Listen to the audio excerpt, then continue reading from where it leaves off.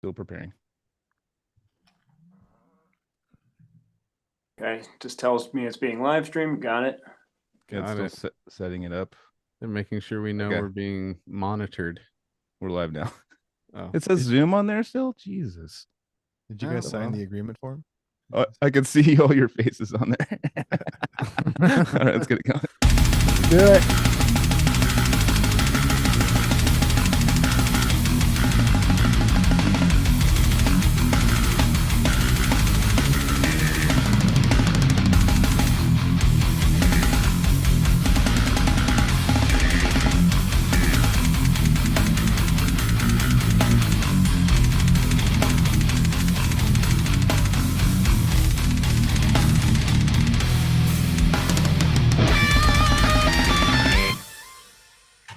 What's going on, everybody? Cali Death Podcast back once again, episode 154.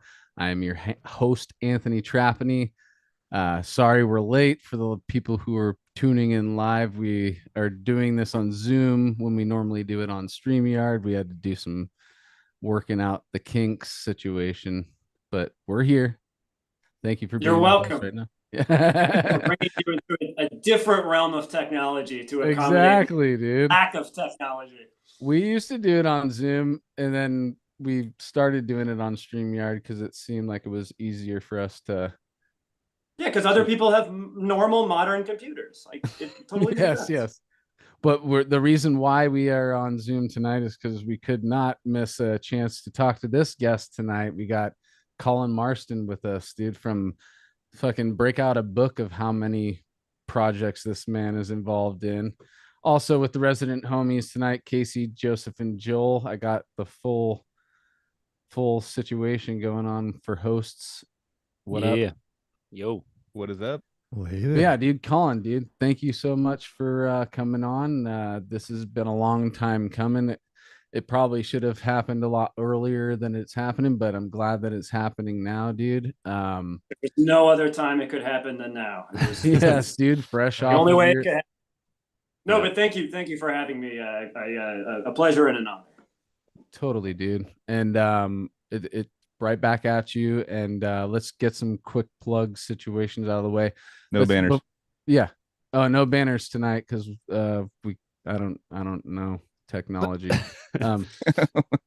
Battleforgecoffee.com is where we want you to go and get your coffee. That's our friends in Deeds of Flesh. They've been doing it for quite some time now. It's quality stuff. Go support them. Support Generator Rehearsal Studios.com. SoCal. Get your jam on at one of their rooms in that fine facility.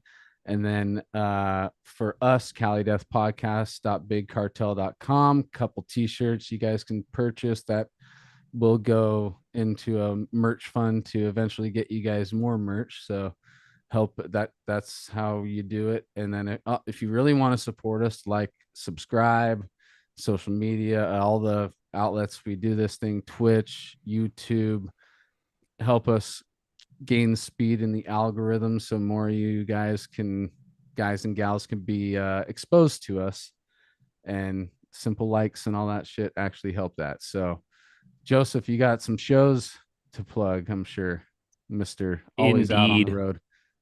Well, I have a very special show to plug, and I'm going to attempt to share the full flyer so y'all can see that right now. I can see it. I don't know. Okay, so I'm going to check on YouTube. I guess we're lagging. But yeah, so was it yesterday, I think, that the Awful Fest headliner was announced, and it was To Violently Vomit, which is Discord USA plus one or two iterations past. And we've got a sick-ass lineup with Vulvectomy, Amputated, and those are all the bands I can read right now. But, Imperial Execration. Yeah. Brain? Dude, there's Brain cool. Enema, yeah. Pus Boil. Pus Boil, Slob. Give you, have fun with the rest. But yeah, this is shout out to Rancid Awful Promotions, shout out Sam Mansfield, and this is in Manchester, UK, 27th July 2024. So This is the first TVV show announced since 2022. So very excited to bring To Violently Vomit back out. And hell yeah, that's what's up, dude. Sick. Awesome. Yep. Sickness. Colin, where do you want people to go support you? Everything that I make goes on my Bandcamp page and my YouTube channel, basically. The Bandcamp page is like a label page, but it aggregates all the different projects that I have. The 4 bands that I have that sort of like have done tours and stuff, which are Behold, Dysrhythmia, Gorguts, and Behold, Dysrhythmia, Gorguts, and Krallice, each have their own Bandcamp page, but all the other projects that I do are on the Colin Marston Omni Sound label page. And then the YouTube channel is kind of nice because that just has everything all in a row, to streaming for free. Well, I'm definitely glad that you do something like that, dude, because it's hard to keep up with you and what you've done over the years since I've come across you. So thank you for gathering it all into these. Yeah, that was bubbles. kind of like a long time coming, but pandemic project where it was sort of like I ended up starting a whole lot more new projects during that time, and it was sort of getting out of hand. I made a friend at Bandcamp, and he was able to help me set up the label page. Consolidate it all. Nice. Yeah. So no, it's been good. So since then, I feel like everything's a little less hard to find if you just want to see what I've been up to. Killer, dude. And if you are not familiar with his work, we will get into why you should be checking this dude out. But first, I want to hear about coming fresh off the Gorguts and Cannibal Mayhem tour, dude. That how was that run? Because I remember the last time we chatted, that was actually your first time getting back out on the road for quite some time, right? Yeah. It was I guess the last tour that I did was, not long before the pandemic. We did a Dysrhythmia Behold the Arctopus tour in late 2019. But still, that was like a solid 3.5 year break. And Right. I really only played like one show a year, one in 2021, one in 22, one in 23, up until this tour in the fall. And Gorguts hadn't toured since 2017. And we hadn't done sort of like a huge tour opening for huge bands since the Carcass tour, which was in 2014. So whatever measure you want to use, it was sort of like, it felt like an experience I hadn't had in a long time.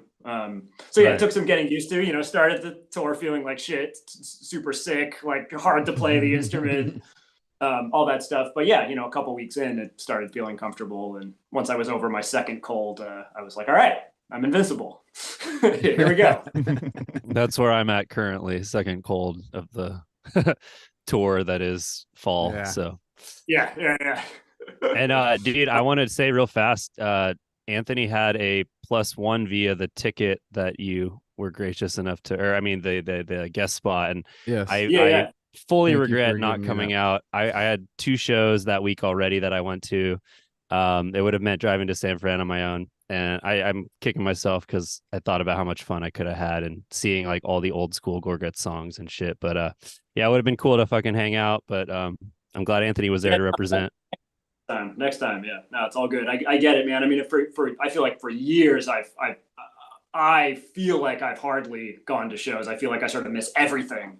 I can totally sympathize with that. I can totally sympathize with just not wanting to deal with traveling and that environment and stuff. But yeah, I gotta say, after being really nervous about how I'd feel on tour, after feeling sort of so alien, it eventually, not even eventually, just kind of right away felt fine. Yeah, dude, I think for me, I'm kind of conflicted a lot about touring. Like I like it, but I also really hate it. And for me, it's just about finding the right balance of doing the right tours, not doing too many, and making sure whatever I'm playing feels fresh. Well, you definitely look comfortable up there. So if you're not, then you're definitely hiding it well. Oh, it's not about not feeling comfortable on stage. Like that's never really been an issue for me. It's more like I just get really sick of playing the same music too much. So it's got to be and this has kind of been a problem with some of my bands in terms of maybe not a problem, but I'm constantly playing shows of music to people that they don't know, because it's always whatever the new stuff we've been working on is. And most of the band's music that I play is, takes a while to work on and get together and stuff. So it's not like we can easily just go into the back catalog and relearn an old song that people might know. So I don't know. That's important to me to have it be the new stuff that I'm working on, or like in the case of this Gorguts tour, it was all old songs, but still they were fresh. It was like a new set for Gorguts because we had the same set of music for so long. So that's what I need. I got it. Sorry, I just wanted to. I'm doing like 20 things right now. I can't. So sorry to cut you off, but we're only on YouTube tonight. So when basically I shared it to YouTube, it's like. It's the only thing that it doesn't give you Twitch or anything now. It just goes like end stream. Do you want to end stream? I'm like, so it's like, well, I can't end stream, and I decided I was thinking about 20 different things, and I was like, I got to make sure it's recording, even though it's recording onto YouTube. But I just wanted to make sure, double check. Anyways, keep going. All that, the intro and everything's still good then, right? Yeah, Joel. Maybe not. Yeah, all right, that's all good. Missed 10 minutes. What's up, everybody? Cali Death Podcast back once again. It's probably fine. Violent J and Shaggy 2 Dope, what up? Whoop whoop or whatever they say, right? Yeah, dude. So shit, I hope all that was in there. If not, then we'll have to figure something out. That's good. No, I think it will, because YouTube saves it, right? Well, Joseph was actually watching YouTube earlier, right? And you were like saying we were lagging. So what did you not see anything when you went on? No, so YouTube what happens is earlier? when you started the live stream, we were when we went live, like everything from when I clicked going live was being put on there. So we were like, it showed like a little screen of us like talking and stuff. Like as I clicked the live button, when it said it was like loading live, that whole time we were live. That was like, so okay, it's kind of janky, but it's all good. All right. Yeah, it's fine. Got all the backstage footage. That's good. Yeah. Exactly. I now don't even remember we were just talking about the Gorguts thing. So yeah, dude, the old stuff being fresh to you, because obviously, you came in way after that material. How old were we in 91? I was 7. I was 9. That can 9. So consider dead. But it was that was actually really fun playing, especially the Considered Dead stuff. Because I think it's the first time most of that music's been played since those days, like since probably 92, 93, maybe not even 93. And for me, it's like the closest thing to rock and roll I've ever played. So it just like that was actually like fun to play live on like a stage to a lot of people. I feel like most of the time I'm playing a show, I really enjoy playing, but I don't, the audience is not moving, there's nothing showing you that they're enjoying it or listening. It's just a mass of people standing there, or just a couple of people standing there. But it's like, I don't ever feel like I'm connecting with anybody. So that was like a cool difference. I'm like, oh, right. This is why people like playing rock and roll. This is like, you feel like you're playing for people and they're appreciating it. Totally, dude. I definitely had a great experience that night. And saw some old friends. We were, Joseph was mentioning that the guest list, it came with 2 tickets. I didn't have anybody else to go with me. So what I did was I ran into Matt Sotelo from Decrepit Birth, and he was up top in the balcony, and I just gave him the other ticket and said, come down to the floor with me. And we sat by the soundboard, and Adam Hooman from Cartilage, he was there with me, and I'm just like, yeah, dude, this is what it's all about, to be watching Gorguts playing the fucking shit we all rocked out to when we were in our 20s, hanging out with each other at parties and shit. And now we're watching these guys perform it for us, dude, at the Warfield, and it was definitely a great experience. And then you guys ended with the Obscura as your last song, and I will say that there were a few people talking that night like, oh, I wish, Guts played some, more Obscura stuff or all this, but you guys were actually on a place in that bill to where you guys only had a set amount of time, you know, being Yeah, before just Mayhem. you It was only, it was, yeah. I felt like the compact Gorguts set was exactly what I would want. What it was what I wanted. You know, maybe a song or two from Colored Sands. But I mean, those songs are all long, and I mean that would take up half the set if we did 2 songs from that record. So yeah, I mean, I think it was the perfect set to do for that tour. And it was actually kind of nice because I think Blood Incantation,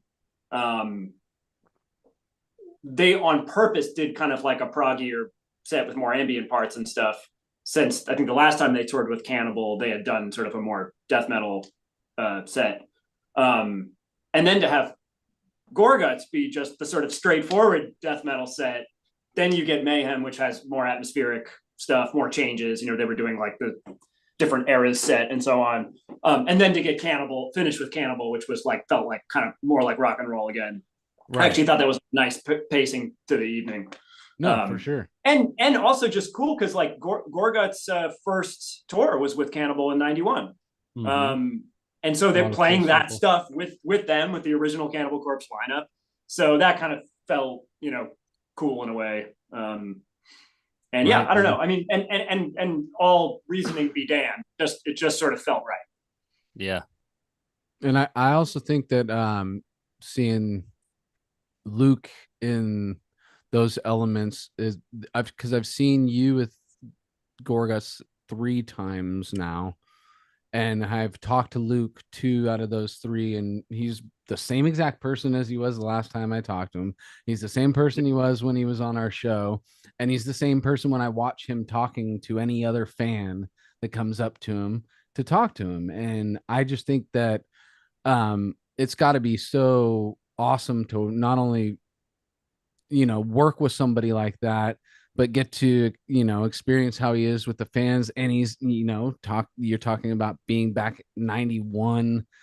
There's Gorguts demos from the late 80s. And so he's been around for so long, and just to see how genuine of a person he is, dude, I really enjoyed having that quick little conversation with him, obviously chatting with you too, but, you know, just having this connection with this person, and then see that he's doing being the same exact person, no matter who he's talking to. And he's always nice and real. And I'm just like, dude, this is what death metal is all about.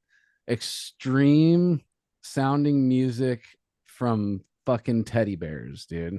Yeah. Like the most extremely friendly, enthusiastic man on the planet. You know? Yeah, no, I mean, he is, you're exactly right. I mean, he's like always Luc all the time. There's no like, you know, way that he is with this kind of person and the way he is with a fan or whatever. You know what I mean? He's respectful and enthusiastic to talk to everybody. And he also seems to have retained that childlike enthusiasm that we have when we're like 10 or whatever, and we hear a metal record for the first time or whatever music that excites us. Right. He still has that feeling about records. Like there's none of the usual, some shade of jadedness. I mean, that's a negative way of looking at it, but you know, just we all calm down as we get older, and you've heard more things, and you know what to expect more from music, and you're surprised less, and you're enthralled less. I mean, that's just everybody. I feel like that's the case, but somehow he's avoided that. I know, dude. That makes or at least he seems that way to me. You know, he comes off that way. You explained it perfectly. I think the excitement is what you're talking about. You know, and with me, I can look at myself as somebody who would, you know, dig for music, and I would dig way deeper and harder and faster when I was younger in this. Now, you know, I may have a handful of releases that I really connect with throughout the year, you know, but I love that is just an inspiration. I know this is the Colin episode, so we'll leave Luc alone in a second, but it's just an Well, inspiration Luke to see. factors heavily into the story, so yeah. Totally. But I mean, just seeing that he man, factored into the story long. He factored into the story long before we played together. You know, so it's totally right, and I can't wait to get to how that happened too. But before, I just want to say he's an inspiration, and I would love to be his age and still have, you know, a creative mentality and an eagerness to constantly progress and stay unique like he has. Well, I think what's cool, he Yeah. has like a really healthy outlook on it too. Like, you know, he disappears for a while. You know, he goes and does his own thing, and he kind of he like resets, and then he has a, you know, a drive, like what Colin was talking about earlier. Like you were saying, you know, playing the same songs over and over again. Sometimes, you know, that takes a beating like on you mentally, and after a while, if you're able to take a break and do something like another craft that you love and just kind of separate yourself from everything, and then let it come back to you. And I feel like he's done it like the smartest way to, like, you know, to find to get that passion back and kind of keep it fresh for him, you know? Yeah, and that totally makes sense because Luke is a one band guy. He just has one, right? So it's like when he wants to take a break from that or get perspective on it or whatever, then yeah, he's gonna do either a whole other kind of music or he's gonna do something like the woodworking or whatever. The woodworking. So like for me, since music is all I do and it's my only interest, basically, my version of that is just to do a different band or to work on a different style of music or to play a different instrument. And a lot of times I'll get all three of those things by just pivoting over to work on this thing instead of that thing. So yeah, no, I totally get that. And I think that's really important for any musician to stay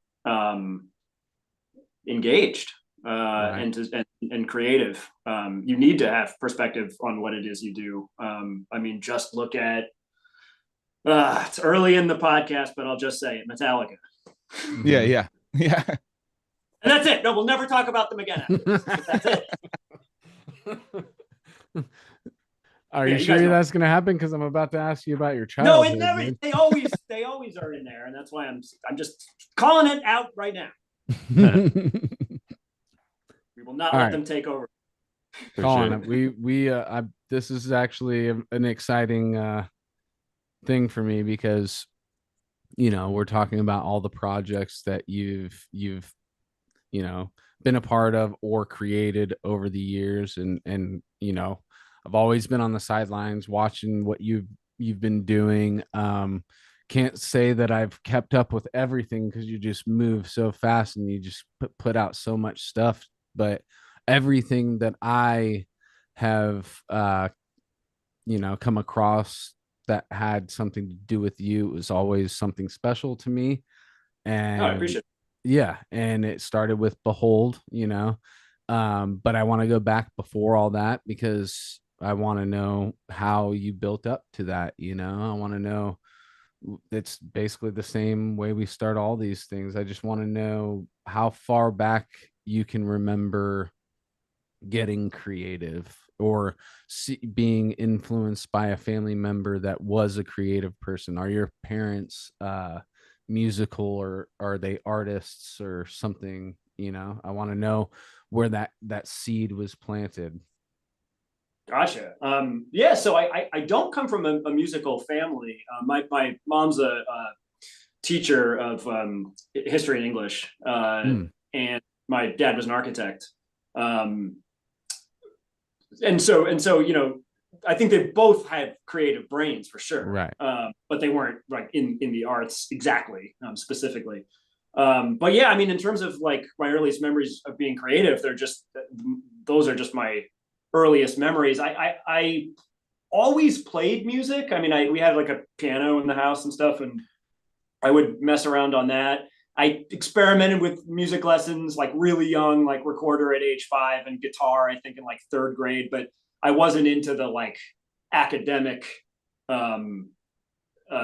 version of that. You know, I liked music always, but yeah, I wasn't really interested in like academically learning an instrument or whatever. What type of stuff were your parents playing around the house? Like my dad had a record collection, and he's pretty open-minded when it comes to music, but I'd say if there's any style of music he gravitates towards, it's sort of like electric blues. And like the heaviest record his collection was maybe like Led Zeppelin 4. And so I found that. And the records in his collection that I found that I really liked were like that. Talking Heads, Stop Making Sense was really, really big for me growing up. And I guess Beatles, I had sort of a phase with his Beatles records, but that didn't really stick.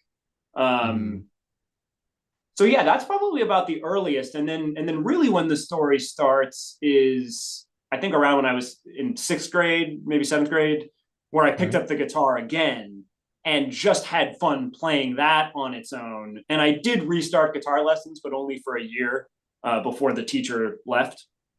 And I had a replacement teacher who I really didn't get along with.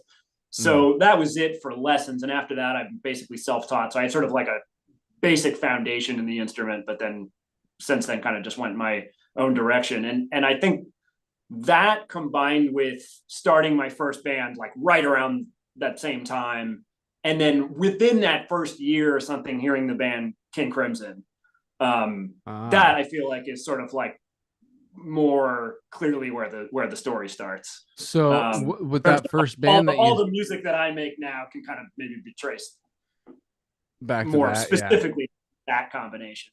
So what was that first band like? Was it covers? Were you already starting to try and write originals at that time? It was both. It was we did a whole lot of different kinds of covers. I mean, sort of like art rock prog stuff like Bowie and King Crimson and Primus and stuff, but also like the Ramones and Pink Floyd, and just all basically like the drummer in my first band's dad was a musician, and driving to band practice and stuff, he would put on things like Bowie and Eno and King Crimson and stuff like that.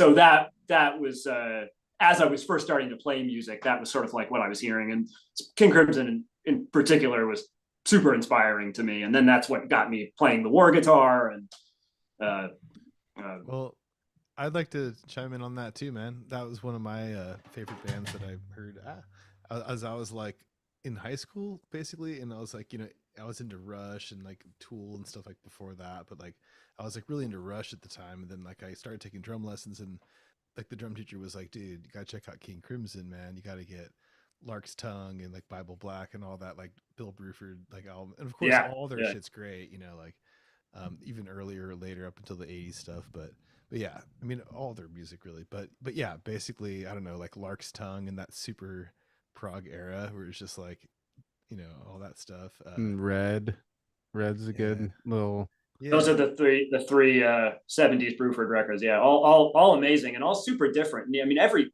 King Crimson record was always very different. I enjoy 3 of a Perfect Pair. Is that what it's called? That album's actually kind of trippy, even though it's like the later stuff. There's some cool. Well, that's like the last one of the 80s, so I guess it's still kind of in the middle of their whole career. Did you listen to like Lark's Tongue and Aspic a lot, Anthony? Oh yeah, no, I mean I know every record like front to that. I've heard every record hundreds of times. It's all with that like drum beat where he's playing like a trash hat. There's like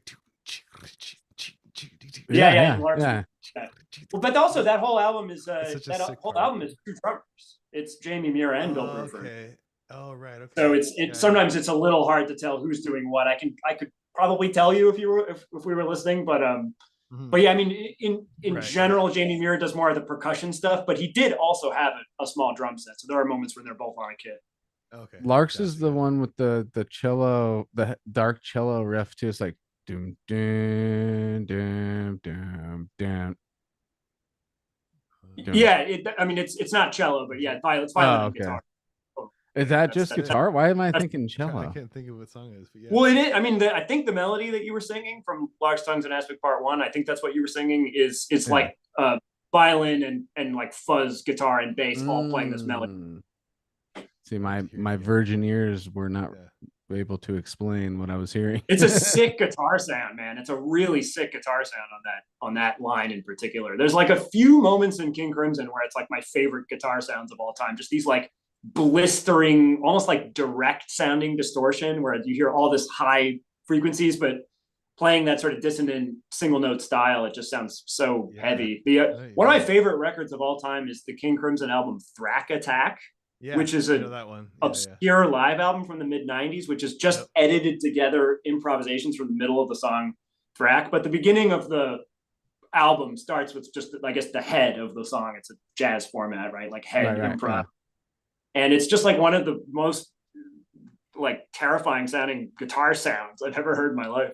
Hell yeah. I remember that one. That was a good one. Yeah. It's been. Did you get a glimpse? I watched the gear, what are they called? The gear rundown of Robert Fripp.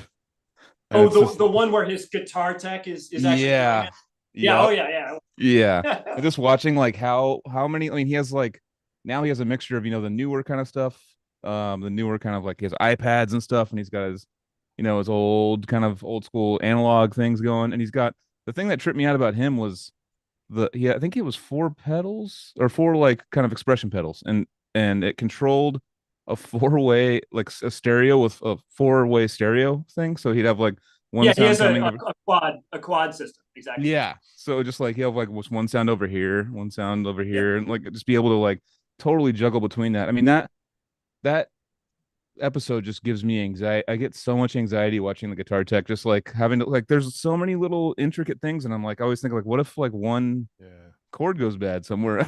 Like, to me, I'm like thinking about the loop or the chain and stuff. I'm like, God, that signal chain is so sketchy. You have to like signal chain, it's a mini recording studio setup every time they do a sound check. I was lucky enough to see, I saw King Crimson in '96, but then I also saw one of Robert Fripp's like solo ambient concerts, like around the same time, maybe the year after, where he's using that quadraphonic rig and doing the 4 different loops at the same time stuff. But it was really cool because you're just in this tiny room with him, so you can actually see all that shit up close. Wow. But yeah, it's fucking wild. I mean, that was really formative stuff for me. For sure. Sick. Yeah. Definitely. So from King Crimson, so you went on from that and started, you said, so kind of more artsy metal or rock, like artsy rock. Is that no metal at the thing. Like the only metal band I listened to for pretty much for until I was like a late teenager was Metallica. I mean, there it is again. There they are again. I know we said we weren't going to mention it. But I guess I should also mention that I was pretty affected by classical music that I heard like before I kind of came back to the guitar. I remember hearing like The Rite of Spring as like a very maybe like age 6 or 7, and it kind of completely knocking my brains out. And a couple other things like that. So I mean, in that same period of playing music again and being really into King Crimson, I was also exploring other sort of prog rock and other classical music a lot of, and it wasn't really until the end of high school that I found extreme metal, and that was making friends with Kevin Huffnagel when I basically my second band, the band I played drums in high school, played a show with Dysrhythmia very early on. It was like maybe Dysrhythmia's second show ever. So I met Kevin and Jeff and Clayton, the original bass player, and at that time, it was sort of like the only reference point I had for what they were doing was King Crimson. I was like, oh, you guys must love them. And they were like, none of the 3 of them were fans. And I was like, well, then what the fuck are you listening to? Like, you show me how you came up with this. So yeah, there was then a year, I guess this was like maybe my last year of high school. So before I moved to New York, there was like maybe a year of hanging out with Kevin and hearing stuff like Voivod, Gorguts, Cynic. Were you playing live at any point before that? Just playing shows with any other people, or? Yeah. I mean, I've been playing shows since I was like 12. The first band I had played shows. So yeah. What was that band called? Wrong Way Out. Nice. So that was I played guitar. We were a trio, bass, drums, guitar, and then that kind of turned into the second band, which was also the same bass player, George Guarin, who's a very interesting musician in his own right. You should Google him if anybody's interested. He makes very interesting avant-garde music now. But so the second band we had, he stayed on bass. I moved to drums, and there was a keyboardist.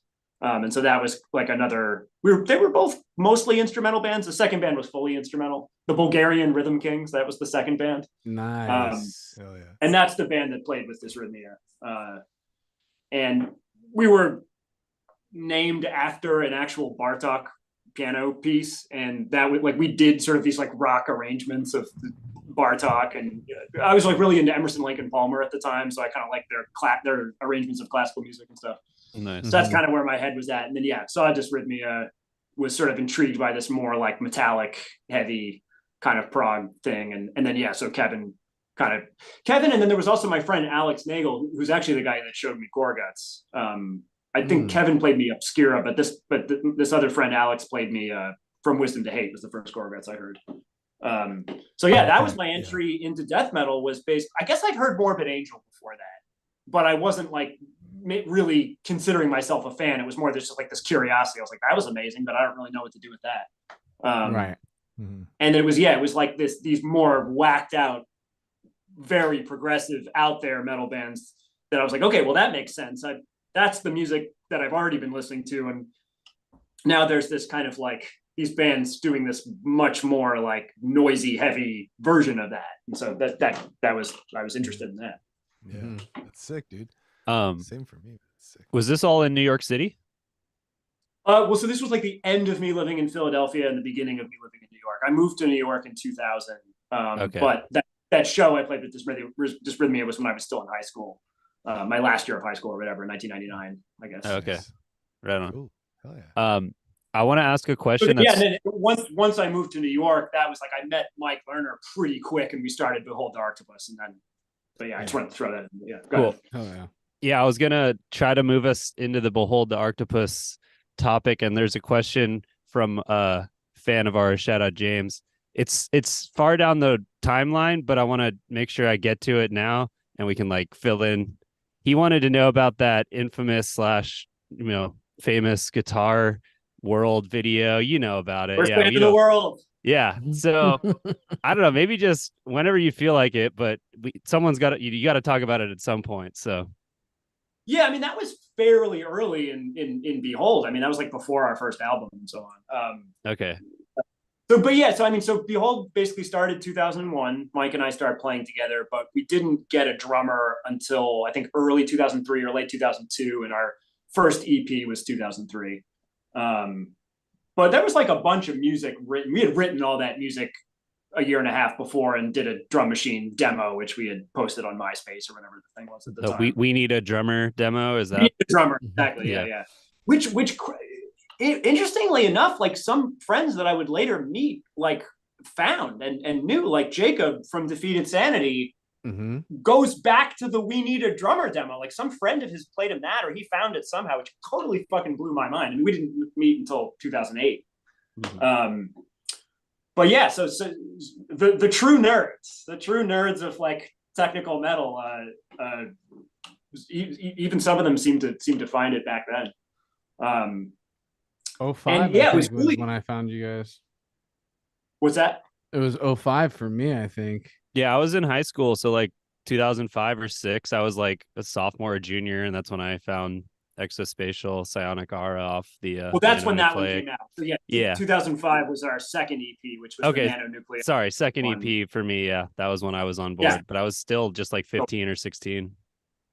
And it makes sense too, because we did that EP, and that was also on a small label, and then we got like signed to Black Market Activities, which was the subsidiary of Metal Blade, and to like knock an album off the contract, they re-released both EPs as confusingly just tight with the same title as the second EP.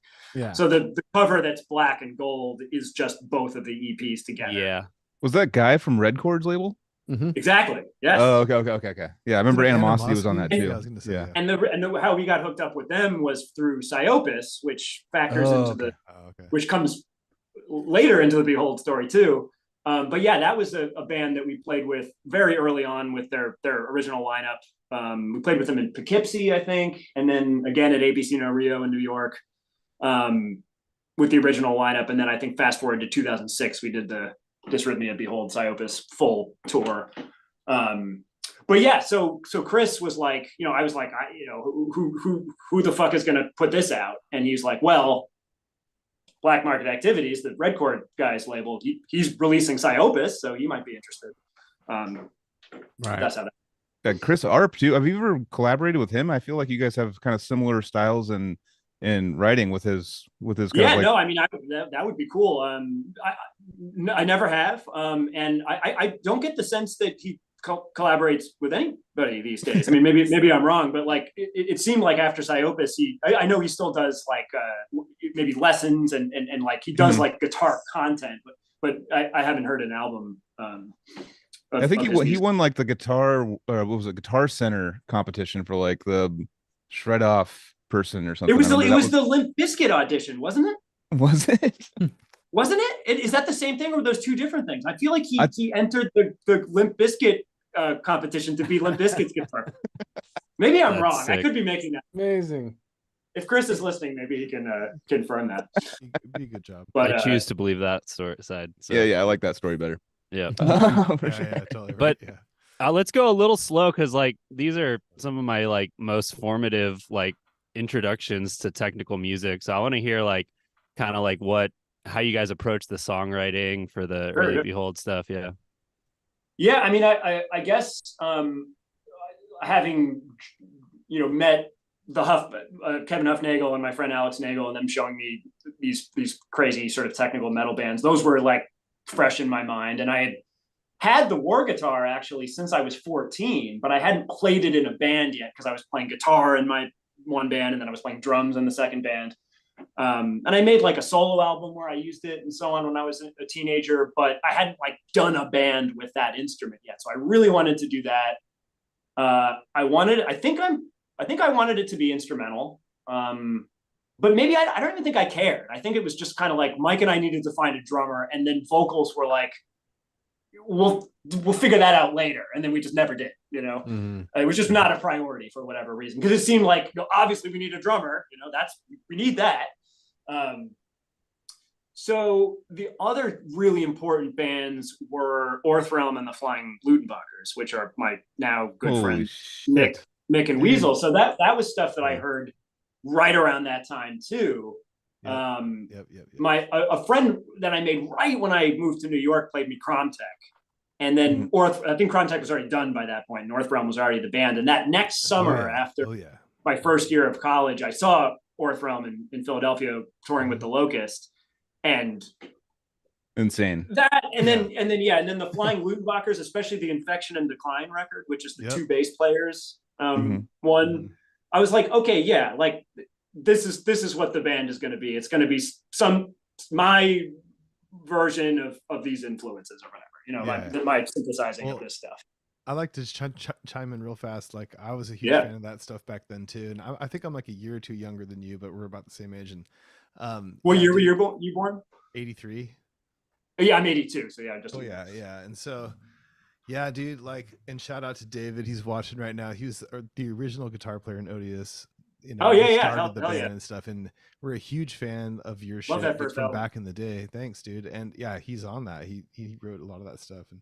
But yeah, dude, like fucking, we used to come see you guys way back with this. I mean, we used to see Dysrhythmia. I mean, I remember from like just what years you were mentioning. I was like, I think we saw you guys that year. Like it was like back in the day. Like that was like early on. We were super into that shit. And yeah, dude, it was super cool, man. Like all that kind of shit, like checking that stuff out and Behold the Arctopus and everything. Like we've like loved that shit forever. So since way back, man. And so all these bands you're talking about with dude, Kromtech and stuff, he was showing me that shit in high school in the late 90s, and we were like, and it was just like this crazy, just most insane shit, like Mick Barr, like the guitar playing stuff, and with Orthrealm and everything you're talking about, man. I think that's like a really cool, like kind of like insane side thing. Like not a lot of people that are into like just metal and death metal like know about this like crazy side world of like, and like with Behold the Arctopus is almost like a bigger, more well-known household name of stuff like that, you know, but there's like bands that are just like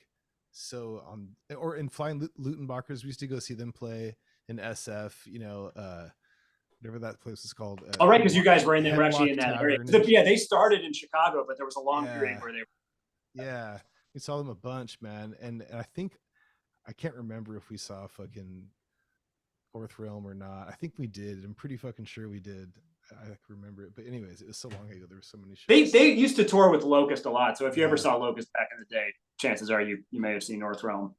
I don't understand Orthrealm at like I mean I love the shit, but I remember listening to it and just being like they would have parts that would be literally like 5 minutes of like and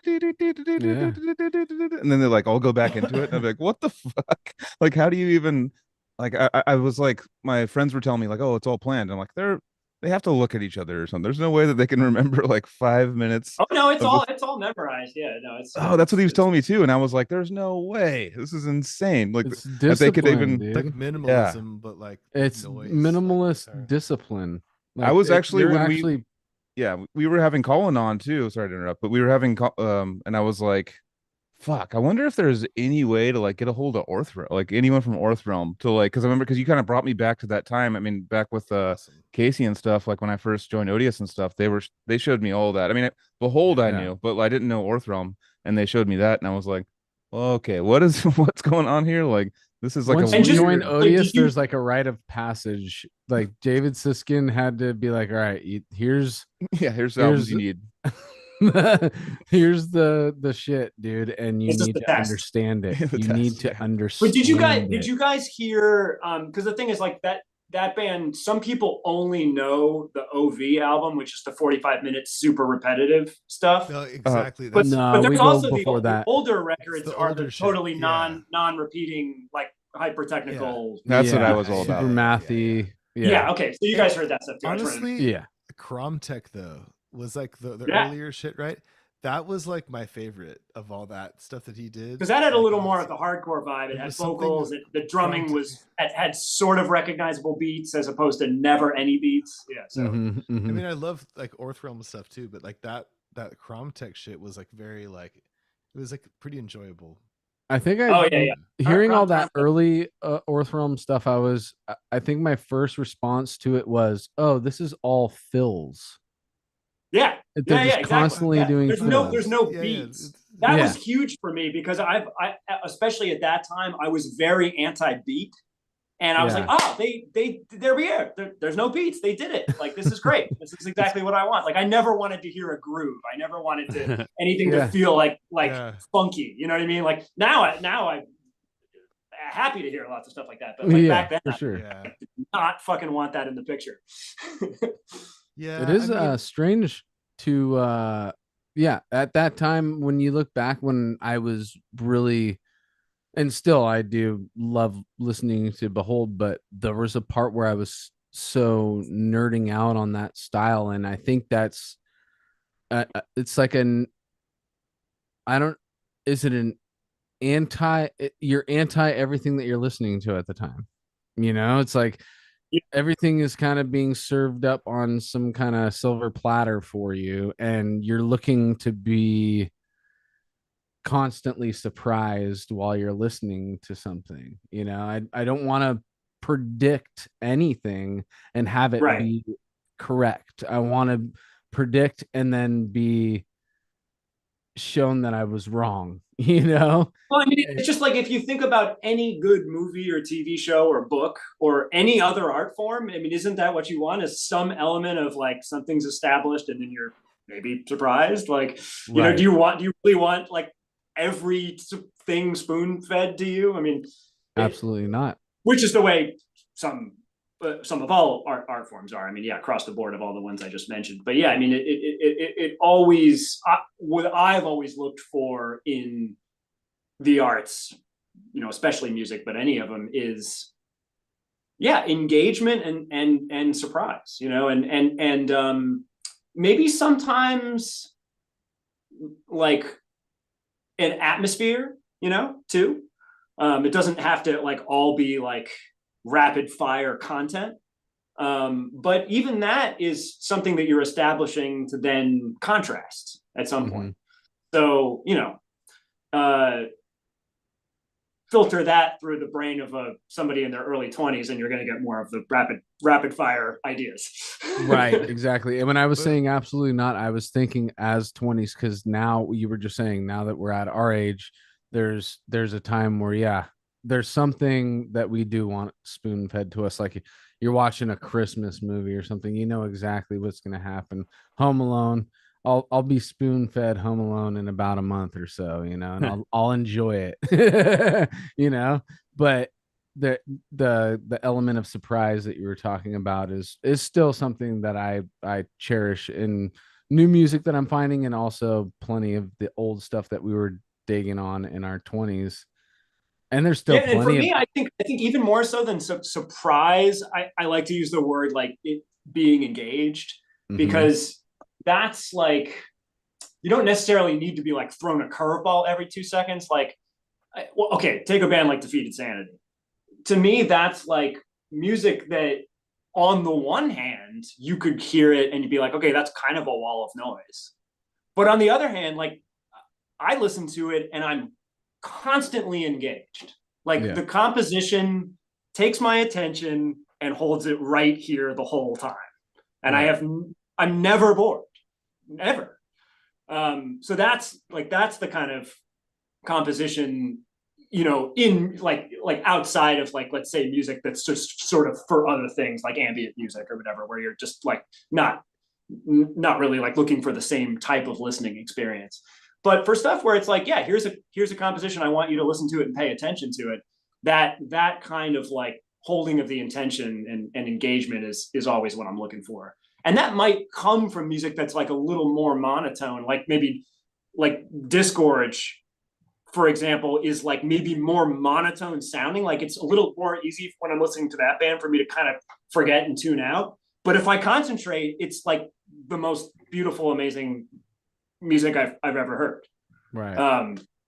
That's always what I'm looking for. And you know, that, like I mentioned a couple brutal death metal bands, because I find that a lot more in brutal death metal than other kinds of metal these days, you know. But you know, it happens in any kind of music that I really like. I want to just go ahead. Sorry, Joseph. Yeah.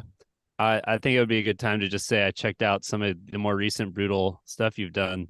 And it's all sick. And I'm very, very stoked that you're still on that kick. And like, dude, this Edenic Past record is fucking awesome, dude. I want to shout that one out. Yeah, Red Armor Chord, a Marcord. Couldn't tell if that many people heard or not, but yeah, awesome. And then Paroxysm Unit as well, right? Yeah, you on guitar on that one. Yeah, so the fact that you're, you know, doing a lot of avant-garde and other stuff, but that you've kept the brutal death thing going and are active in it, that's a very cool thing to see. No, I'm really stoked that in both of those cases, because both of those bands, I'm not really the primary songwriter, but I'm the guitarist for both. So I write all the guitar, but in the case of Edenic Past, like all the songs are constructed by McMaster from Krallice. And in the Paroxysm Unit case, all the songs they're both like led by the bass players. So Paroxysm Unit is Constantine that's like writing the songs, but he then like kind of lets me do whatever I want with the guitar. He might have a riff here and there, but he's not telling me how I have to play it. We're not even in the same tuning anyway.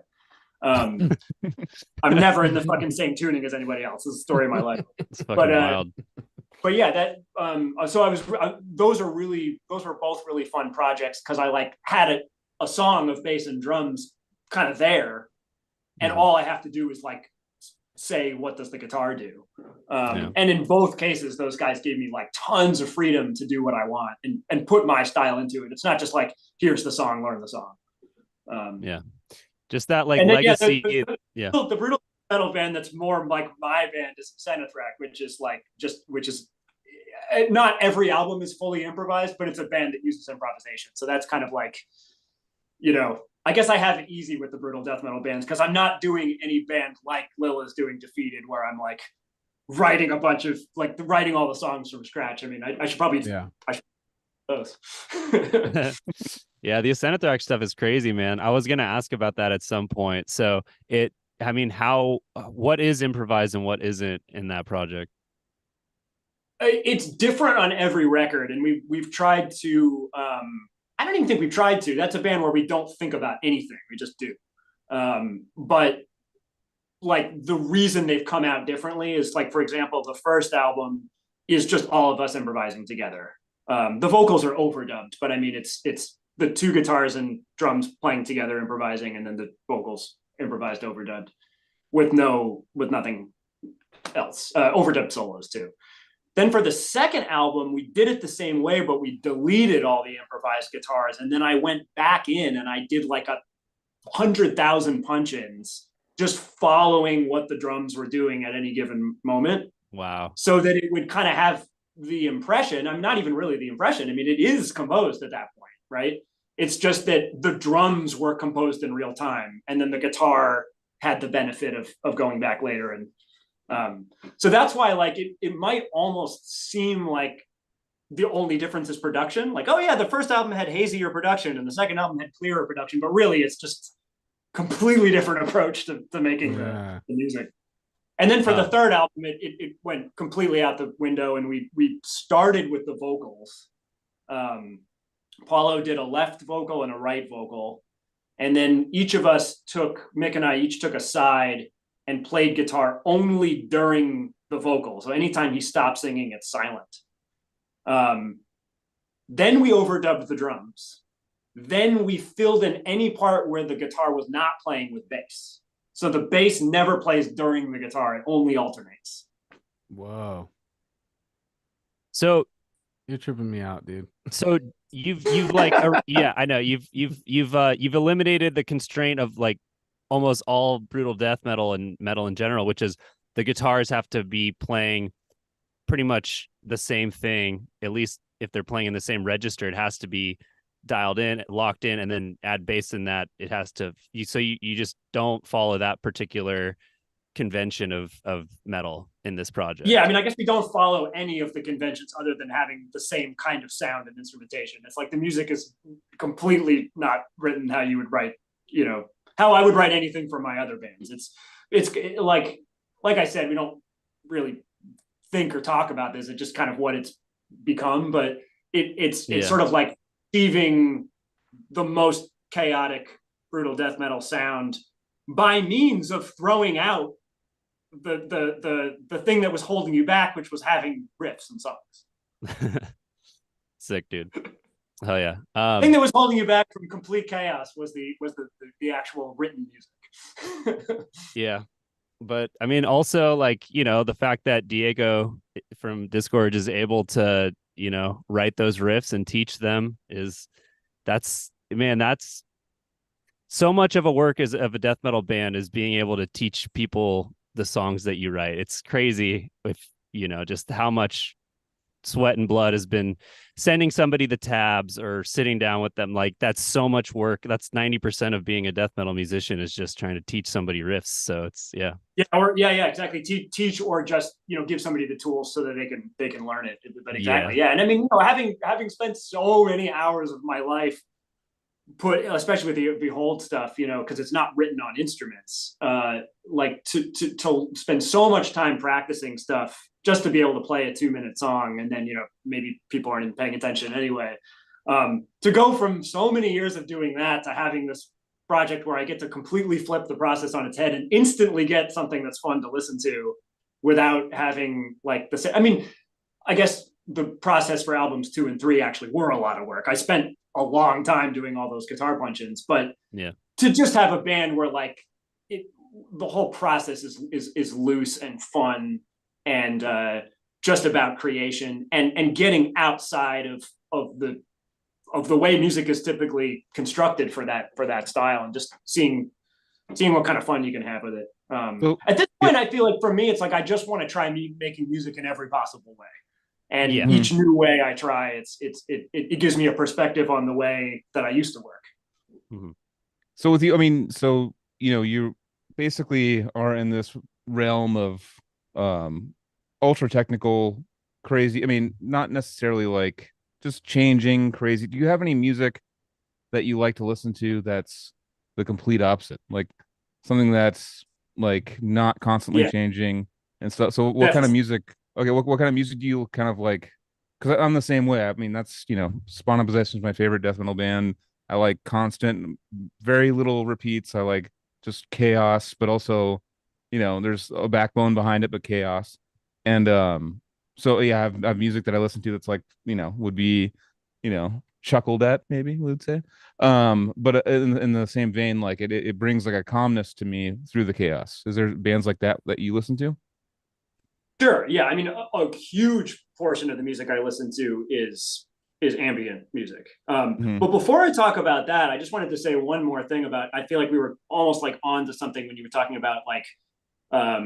I was talking about making the brutal death metal with these other means. Oh yeah. But somebody like Diego can actually write this stuff and teach it to somebody. And I don't mean to diminish that at all. It's like with it you could see us in Incentive making music this way, almost as it being like a joke, or B, like making fun of brutal death metal or something. But it's like, you couldn't find more like passionate fans of the style than the four of us. It's like I love shit that's hyper composed and super specific and you work on for a million years. I mean, obviously, that should be obvious. If anybody knows anything I've done. But at the same time, I also like the opposite of that. Like, I really don't think that's like the pinnacle of music. I really love, and playing with Weasel was a really important thing for me when he was in Behold the Arctopus. The drummer from Incentive was on that album Horror Ascension. The Flying Ludenbacher's guy. And because I had really had kind of almost no relationship with jazz, and especially like I didn't know that much avant-garde free jazz. So he gave me like a master class in that stuff.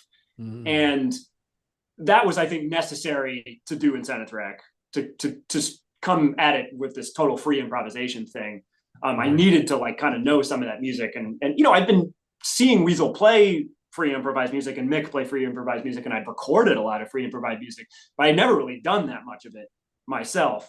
And getting that kind of music lesson from Weasel, and then starting to do improvised music with Mick. We have a project called Hathinter, which is improvised. Those were kind of the seeds of doing this Incentive thing. And like it's I think like a lot of the fun of that music too is just this almost irony of how specific it is and how much work is put into it. And yet it sounds like the way it sounds. And to anyone but the most schooled in that style, it's like illegible. You know what I mean? Like if you play some random person on the street, like Lust of Decay, they're just not gonna, and that's even something that's a little more rock and roll. I mean, especially if you play them like Ecchymosis or, Excoriation or something. I mean, that's just straight up sounds like a leaking pipe to them. You know what I mean? Like, so yeah, no, for sure.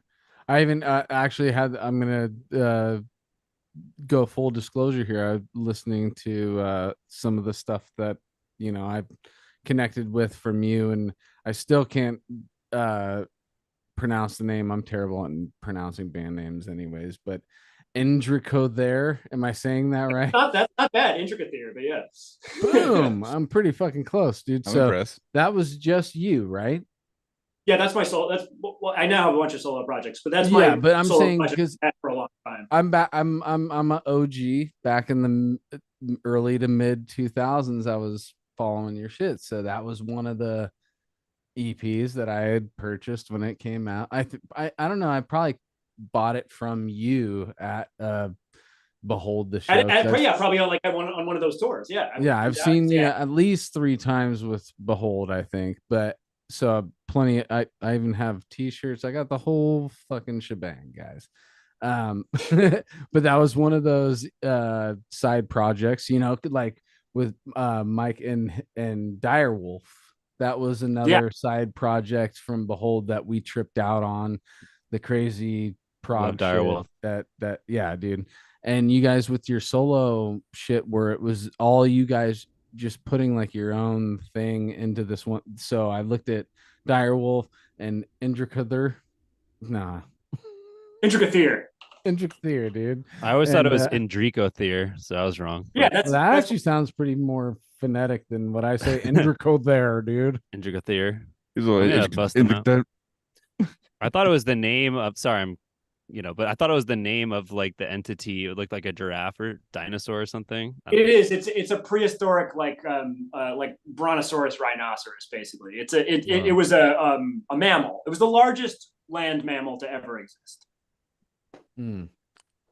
Like So post dinosaurs, but And you know, that's and it's like a fucking or like the brontosaurus is on the cover, right? it looks kind of brontosaurus-ish, but it's this mammal with a long neck that's kind of like a rhinoceros giraffe thing. Yeah. Right. But it's a real animal. It's Mhm. like I didn't make it up. It's you know, Yeah. just Totally. extinct. But either way, so I put that on, and I had a coworker that had the same exact response that we all did when we first heard death metal vocals. Anytime I put on a death metal band, it's like, the vocalist sounds like blah blah blah, you know. Shout out Oscar.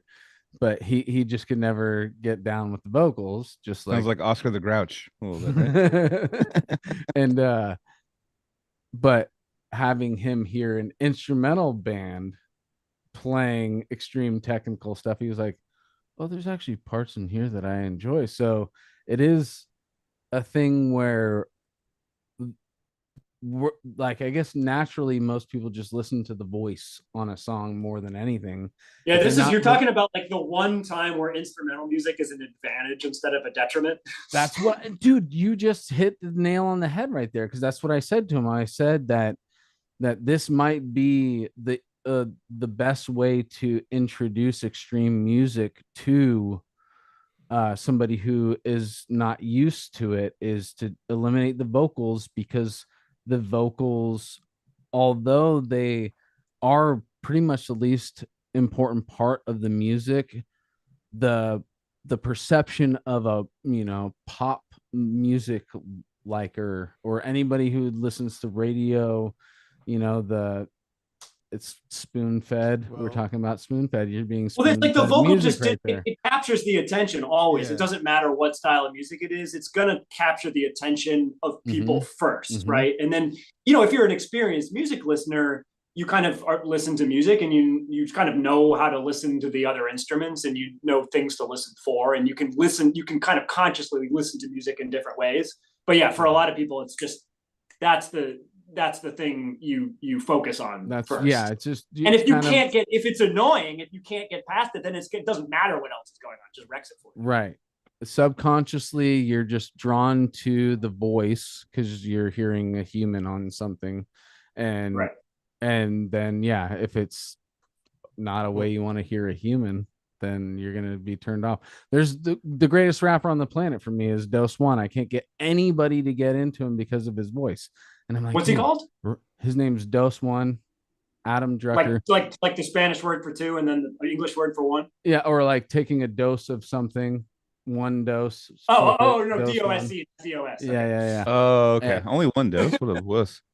But dude, he's the greatest poet on the planet for me when it comes to somebody who puts it on the mic, but his voice is nasally and it's high pitched, so it's harder for people to get into it. He's like Rush of, I have a question. rappers. I got a question for everybody. Can you hear me okay? Yeah. Okay. All right. So just a quick question. So what do you think about albums coming out with like an instrumental version as like a second, or like a release alongside, or whatever it is, like a second release? And I've seen, Cynic has done that and stuff in bands, and I've seen certain bands put out what was that like? Dark Throne, you get the Goat Lord without the vocals. Yeah. And that was a demo anyway. But yeah, so there's a whole bunch of cool bands that like do that. Like I see Haken does it. Haken, every album they do, they have the deluxe version without the And I'm just like, that's cool. Give people like like aspiring singers like a chance to maybe like put their own thing on it and try to learn how, because I remember Travis Ryan from Cannibal Corpse, from Cattle Decapitation was Travis from Cannibal Corpse. I know. Yeah. But he was saying the same thing that you're saying, Casey. He was like, he found something without vocals on it, and he like put vocals on it to like when he was starting out, and it was So anyways, back to that point. I remember when we played with Defeated Sanity, when AJ was the singer, and Dysrhythmia played the show with them. AJ was just like, dude, like, let me know if you want me to put some vocals on this shit. I was like, whoa, dude, Dysrhythmia with AJ? That would be rad. I just like never thought. I would be down. That's crazy.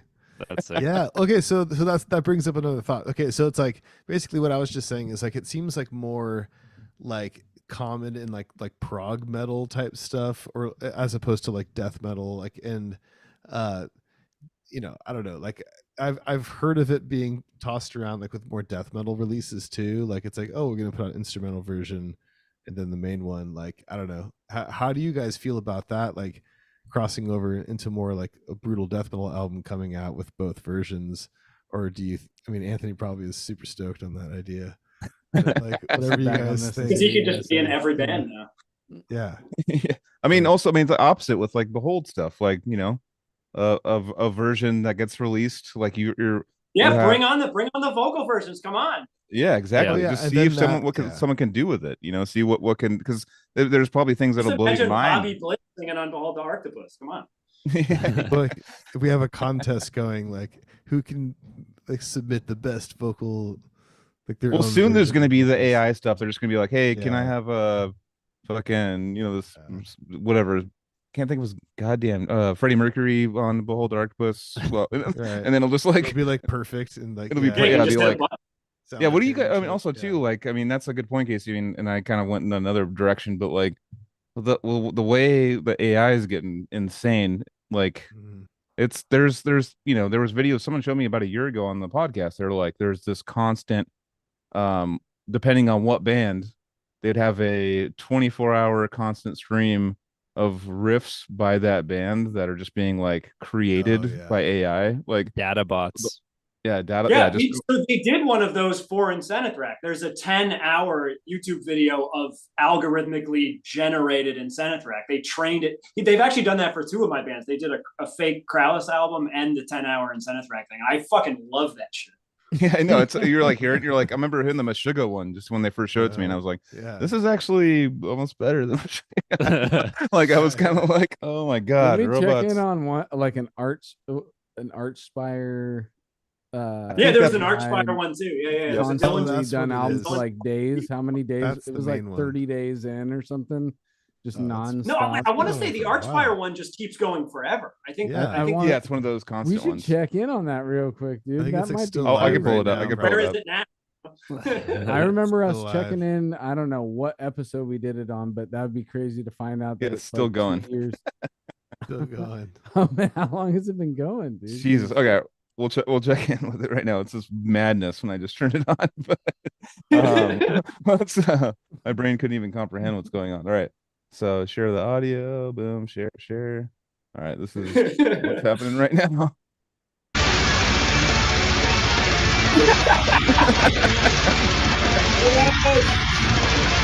What?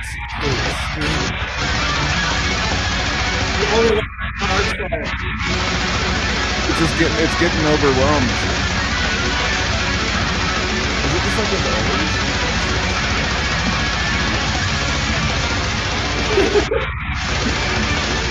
I think what's happening with that is it's kind of just getting like overwhelmed. It's like Is it like it's like I don't know, that sounds one right to thing me. you sent me? Yeah.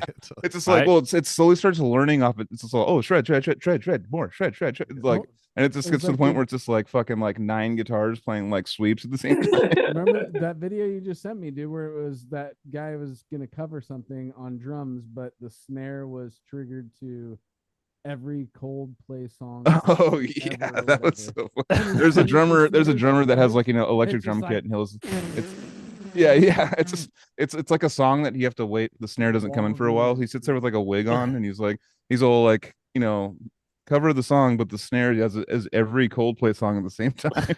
And it just goes like we wait to like come in. It's like the beat, like the opening, the singing opening, and then like kind of builds up a little bit. Then he's just all like, Yeah. it's just like it's just every Coldplay song playing at once. But Excellent. yeah, but no, that you can tell that algorithm we're listening to. I think it's just like it must be I don't know, kind of like It's a Mm. Markov chain, so it has in its data set a bunch of predictions of what would come next in the chain, given what in the training data came afterwards. So it's broken up into these kinds of little like snippets, and so it just generates the next step based on what it would expect to see from its training data. And it works better on math rock and brutal death than bands like the Beatles and course. stuff, because those types of training sets are they're better. random. They're more They- random. Yeah, like that Meshuggah record that They it was benefit trained on. from the randomness. Yeah, Yeah. yeah, exactly. Like it probably wouldn't work with a Beatles jam. Because it's but it not would- like Well, they did do Beatles stuff too, and I mean it's like really surreal Beatles. You know what I mean? It's like you're not going to get normal songs. But what's really interesting is those DataBots guys. They have to stop the algorithm training, like where they stop it in its training procedure defines how the music comes out. And if they let it learn it too well, it's not cool anymore. It sounds kind of more like a remix. So it was like what they said was like at least with the ones that they were talking to me about, it was all about like experimenting with different places of telling it to stop learning so that it's still kind of janky and fucked up and making these weird decisions. God, you can't give it too much, is what you're saying. You have to kind of like cut it off at like a certain point. Yeah, because when it learned it too well, it kind of just sounded like you recognize too much of the source material. Yeah. Gotcha. It knows too well what's coming next. It's like I've literally seen this exact thing before. So it just predicts it generates the exact thing that it was predicted. So there has to be a little uncertainty. It's not making as much of a new thing in the style of it's kind of just giving the thing that it trained. And then just for the Beatles thing, it's like the snippets are so small that these training sets are trained on, and it's audio. It's not like the MIDI data of a song or anything. So it's just trained on waveforms. And it's not like, oh, after this verse, what kind of chorus do you expect? It's like, no, after this, it doesn't have that kind of zoomed out view of structure and so on. Yeah. It's just like after a second of this waveform, what would the next part of the waveform look like? So it's not thinking in terms of music theory or anything. It's just on this data type. Yeah. So. Yeah. Which is why it's like for Incentive it's almost not different because that's improvised music to begin with. Yeah. So what we're saying is that AI is a threat to prog music, not to pop music. That's what we're saying. Good point. Very good point. Well, I mean, but that's the thing is that AI doesn't just mean that method of creating music, right? It can mean anything. It's anything that it's programmed to do. So you could teach something how to write a song, and you could do that whole approach. You could actually give it kind of like composition lessons and then set it loose, and that would you end up with a totally different result. God, we're like so kind of in our infancy with that shit. I mean, in probably 10 years, it does, I'm kind of on back and forth. It has a lot of cool ideas. There's a lot of cool things that probably come from it. There's, you could listen to, if you're like in a gent Meshuggah band, you can listen to that AI Meshuggah thing and maybe come up with some rhythms that you can just build on or whatever that haven't been done yet or whatever. It just seems like if it gets too good though. It's a technology, right? And every technology is neither good or bad. It's just how you apply it.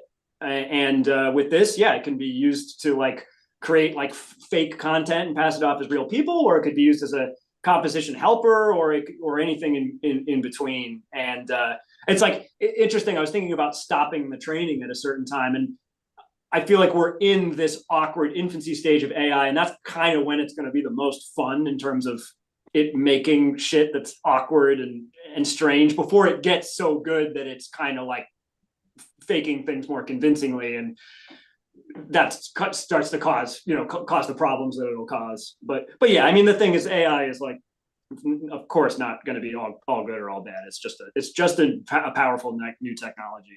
We're going to fuck it up, of course.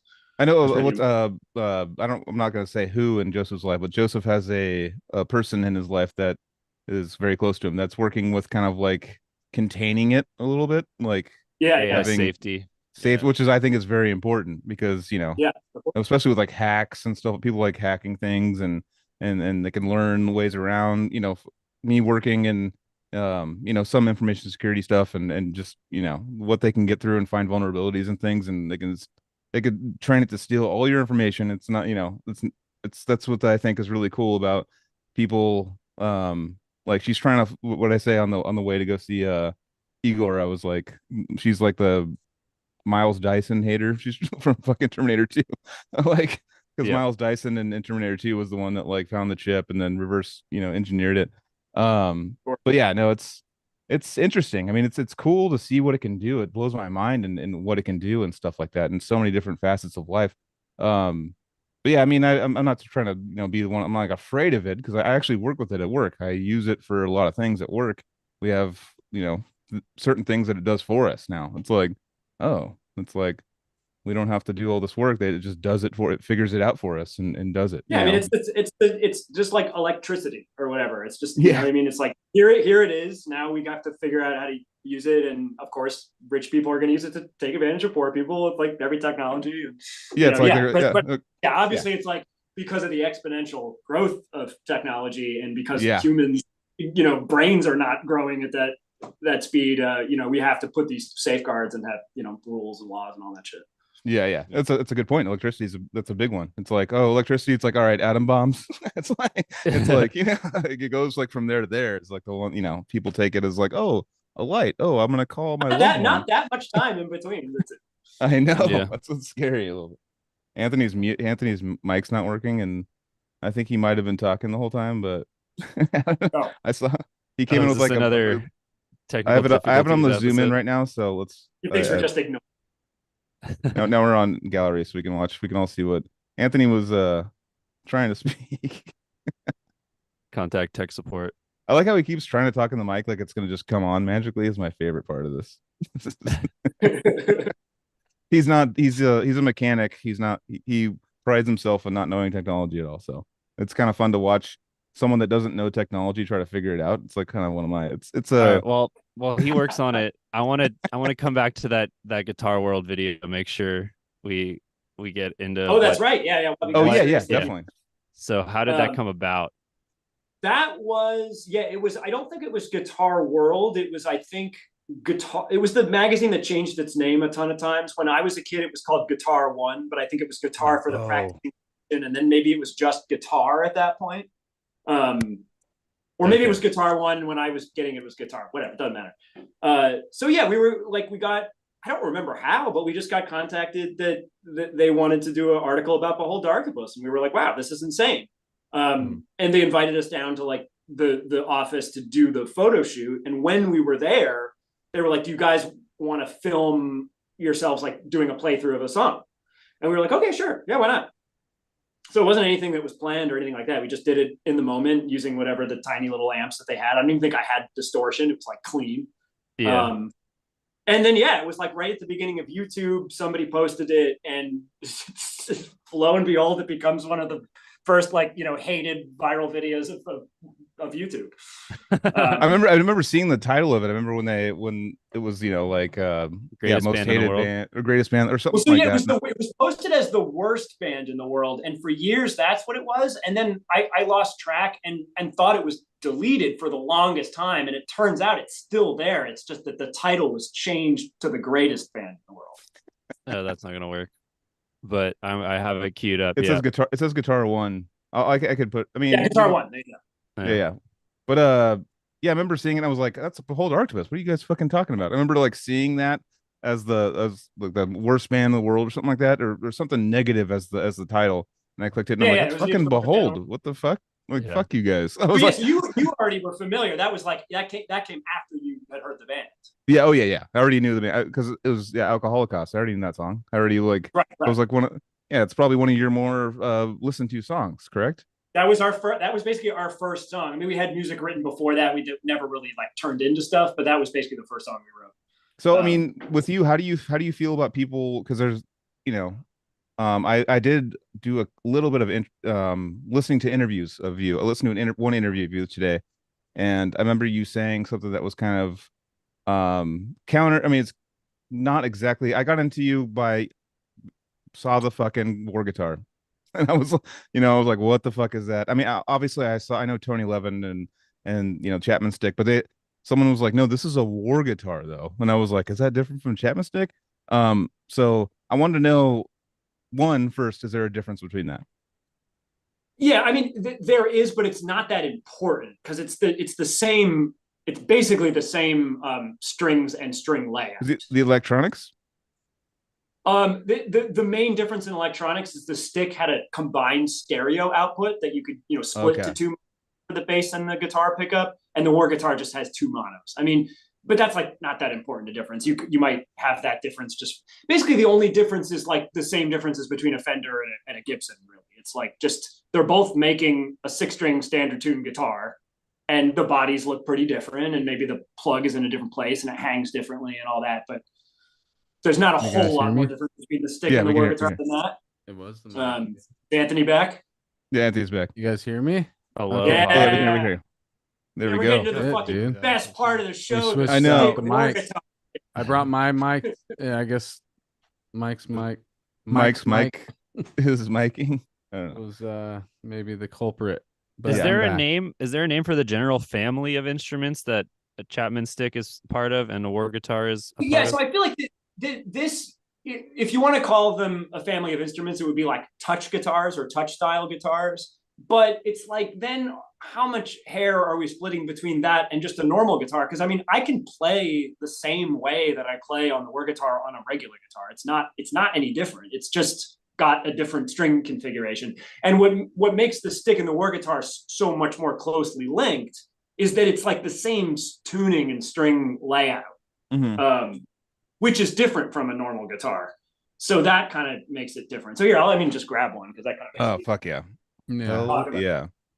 Yeah, one thing I wanted to ask too was about the tunings, because I know that so you can do like a normal guitar configuration on one way down, and the other way is it's a bass and then out to higher notes, correct? It's like bass in the middle, Yeah, out to higher notes.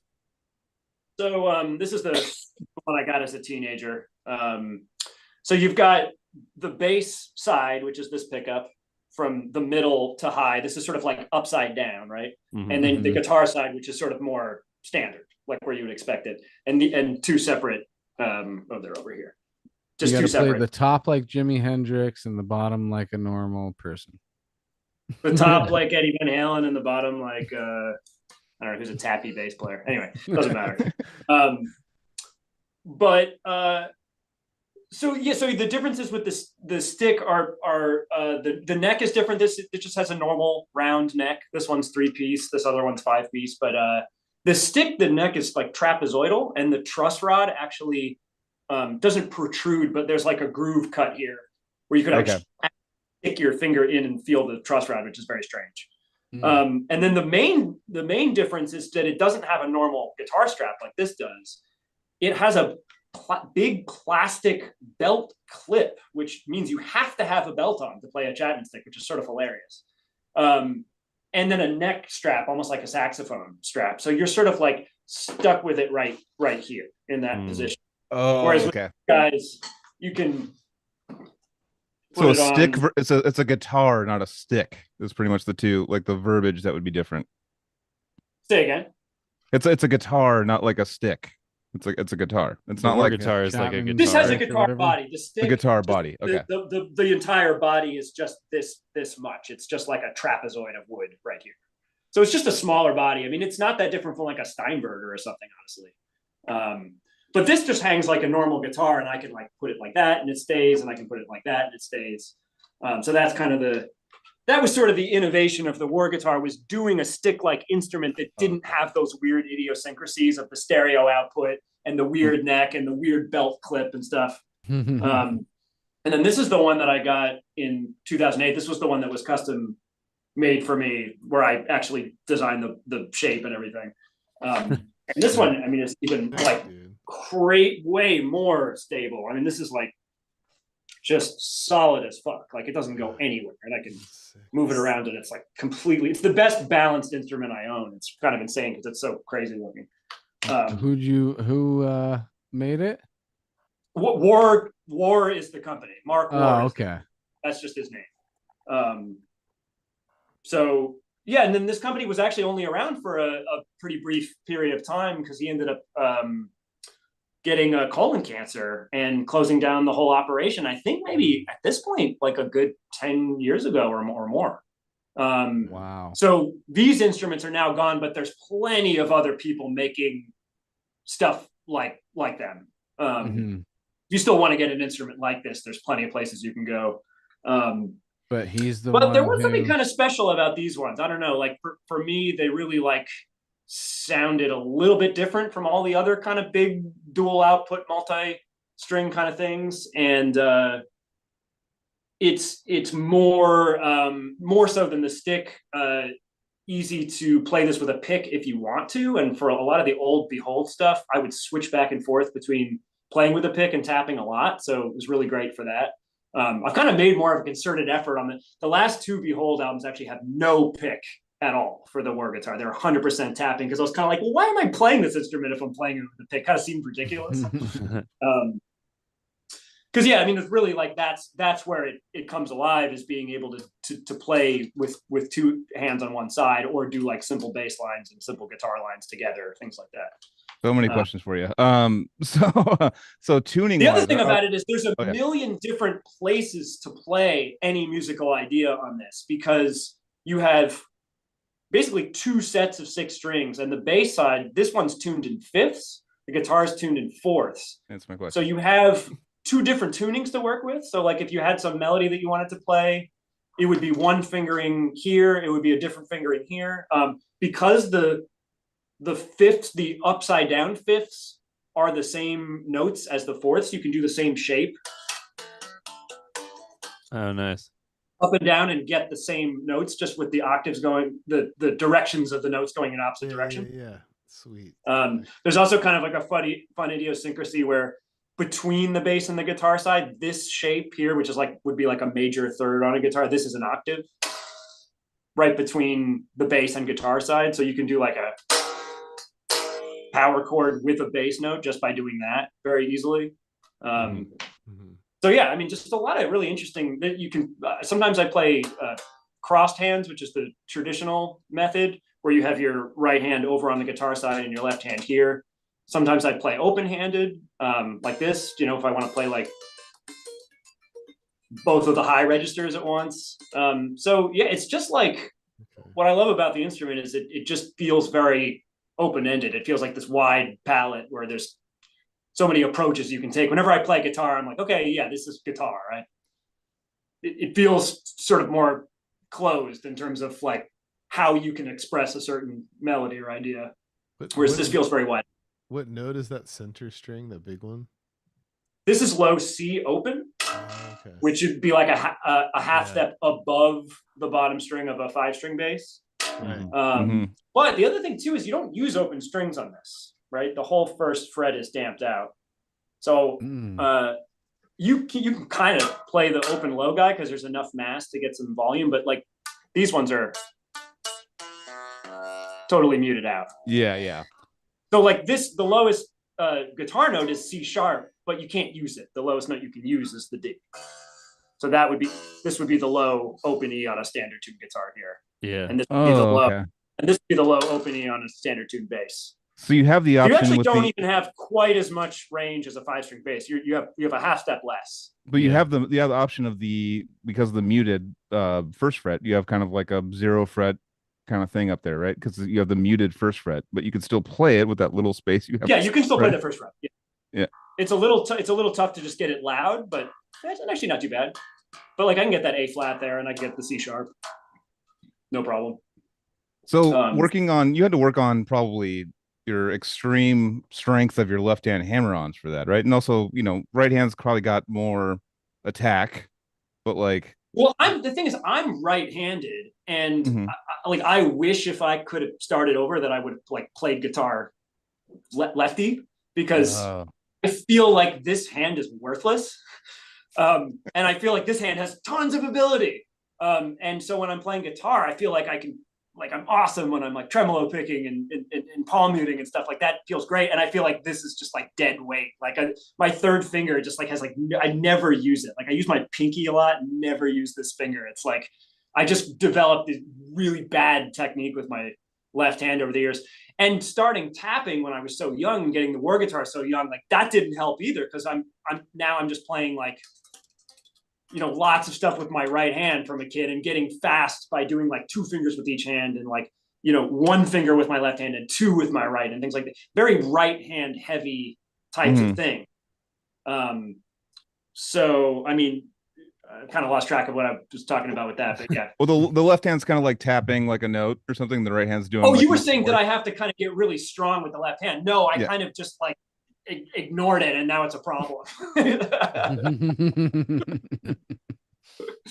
Oh, that's awesome. I guess it's like I did learn to play a different way, sure. But I mean, I was so into this instrument before I had one. I was playing in that style just on my regular 6-string guitar that I got when I was 12 or whatever. Yeah. I guess it was only for 2 years, but those 2 years from 12 to 14, you know, when I first started playing guitar and when I got the Warr Guitar, seems like fucking 20 years because it was the beginning of me becoming a musician and so on. Yeah. So of course you're gonna, you know, you develop 1,000 times faster in that period. And then on the Behold stuff, you're playing through some effects, right? So it's not. Do we ever hear the clean Warr Guitar, or is it?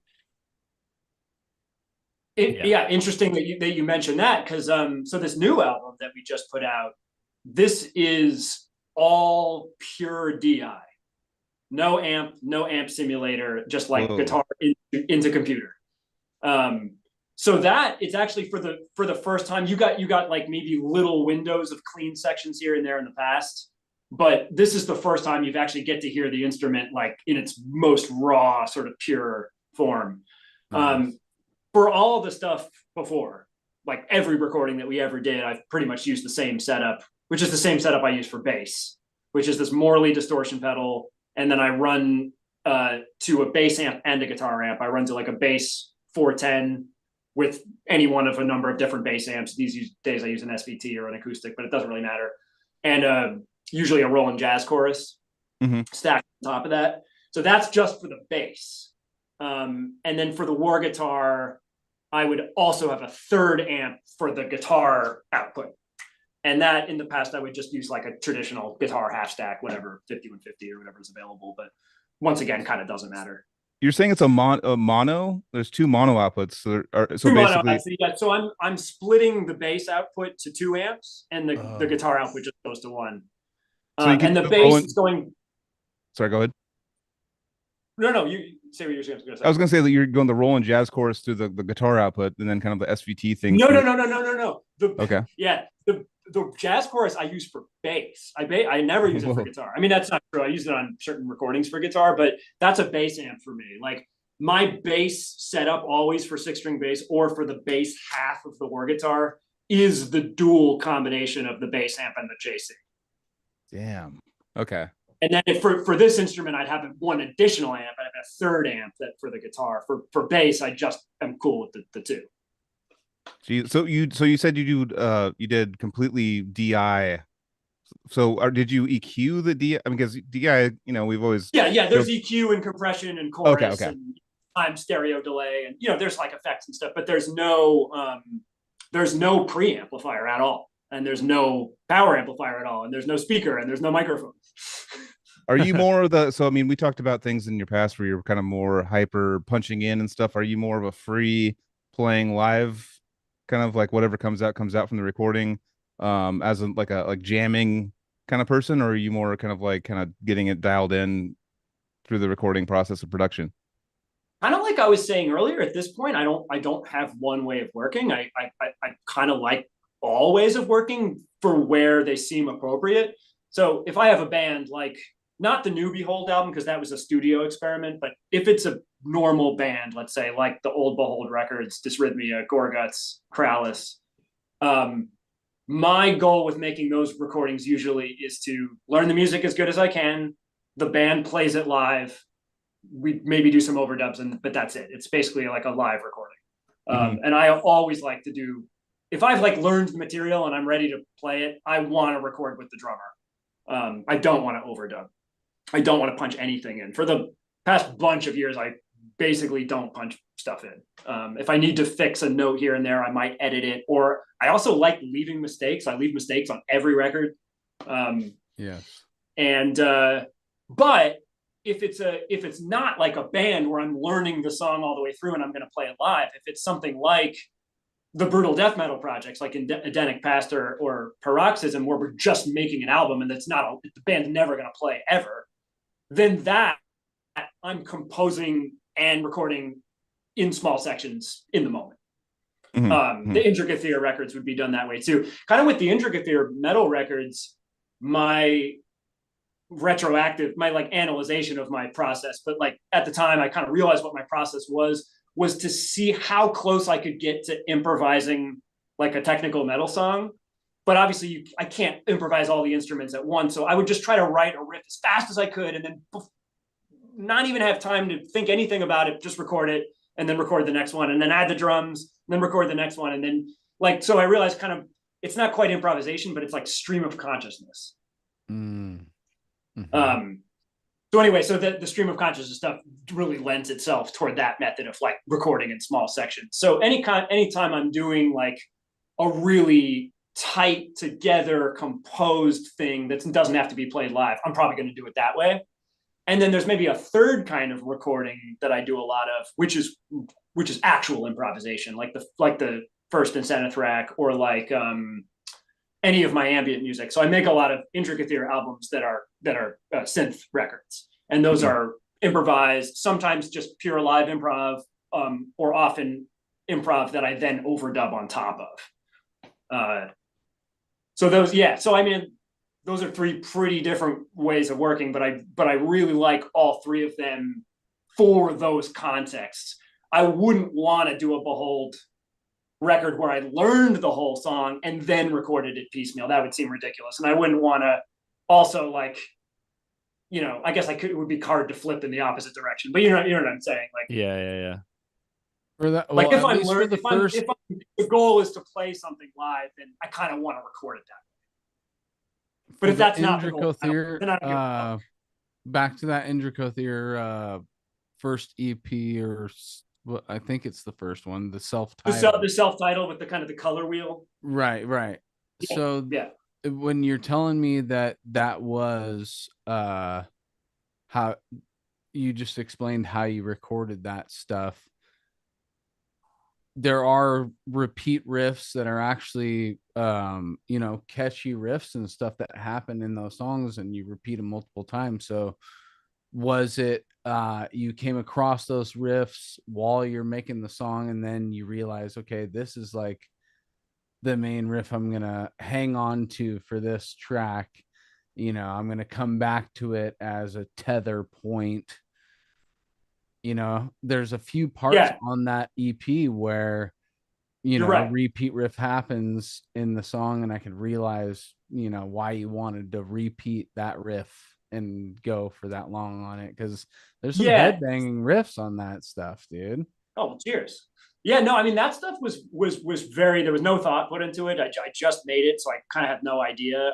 There was definitely not any effort put in to make like repeating song structures or anything like that. I think the stream of consciousness thing kind of came more in on the second album, which is just called 2. And I think maybe in some of those songs on the first one, but also the project started under a different name. I had vocals for the first 2 songs. So those were kind of done when like really early on, 2002 or 3. And then I think like I picked up the project then like 2 years later and did the other 3 songs. Okay. And by that point I decided I wanted to just have it be instrumental. And I was into more of just this like, oh, what happens if I just don't really, like, the Arctopus stuff seemed so sort of like considered, and I wanted to do stuff that was the opposite, where it was more just free, more just flowing, just whatever ideas I had. And the ability to kind of like record a riff, I never really have to learn the whole song, and I can just put drums on it right away. That sort of instant gratification. Actually, well, I mean, it is instant gratification, but that's sort of besides the point. It's more like getting that instant feedback made me able to kind of, it spurred me to like compose the music faster.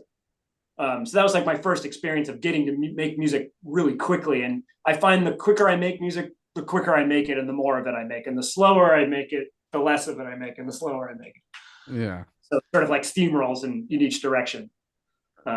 So I want to take it into the weeds for a second on some shit. I had this moment where, and it's happened many a times with bands where I am exposed to their music first, and then I get exposed to some other form of media, film or TV show, and then I go back to what I used to listen to, and then find a reference to some really obscure thing that I came across later, which is On Skull Grid, the last song on that album is called "You Are Number 6." Am I correct? That's not the last song. That is on Okay, the so album. one of the last one. It's towards the end of the album, right? I don't know if the track listing's correct, but I know the came song you're talking about. It's like in the middle of the album. I know. So that's a reference to a very obscure TV show that I fell in love with about 10 years ago called The Prisoner. There it is. And also, but not that obscure because Iron Maiden already had a song about it. Okay, well, I just think that, all right, around the horn, resident homies, who's watched The Prisoner from 1968? But Patrick McGowan, come on, the blob that fucking keeps you imprisoned on the resort island. Yes, dude. I googled. Yeah, it's a great weird psychedelic TV show. Great miniseries, dude. What was it? What was it on? Was it like a national syndicated? BBC, I think. PB what? BBC. BBC. Oh, BBC. Gotcha. No, I never heard of it. He was like the James Bond of the UK, basically, back in the early 60s. I forget the name of the show before he did The Prisoner, but he abandoned that, decided to do this prisoner project where he was kind of, more in control of what was happening. And it's this really, really interesting, like, mind fuck that happens to this guy, this spy who wants to retire, and then he's gassed and taken to this weird island where he is assigned a number, and he has everybody's got a number instead of a name. Yeah, and he's number 6, which is funny because there's hundreds of people on this island, but he shows up, he's number 6, very close to the top. And there's just a lot of stuff that I think that influenced TV much later than that happened on that miniseries. That's all I gotta say. I'm not gonna expand on it other than I love the reference that it's in a band that I love, that I came across the show later and realized that band that I love was also on that same path when it comes to weird television. You want to? Well, do you want to know some Iron Maiden's great, dude. Extra fucking nerdy shit about that song? Yes. Go for it. So you know how the adversary of number 6 is number 2? Yep. So and number 2 is different every episode, basically. Right. Yeah. Different number 2. Yeah. And so I gotta say, like, this is something I don't really do anymore at all, but I was kind of fucking around with it back then, like using more kind of like compositional methods. These days I kind of just make music, but back then the whole song, every interval I used was I was like, I'm going to write an entire song that only uses seconds and sixths in honor of number 2 and number 6. Oh my God, dude. So that started as the rule, and very quickly I was like, well, if I can use the inversions. So then that gave me like sevenths and thirds also. So at that point, it's like you have almost every note except the 4th, the 5th, and the tritone.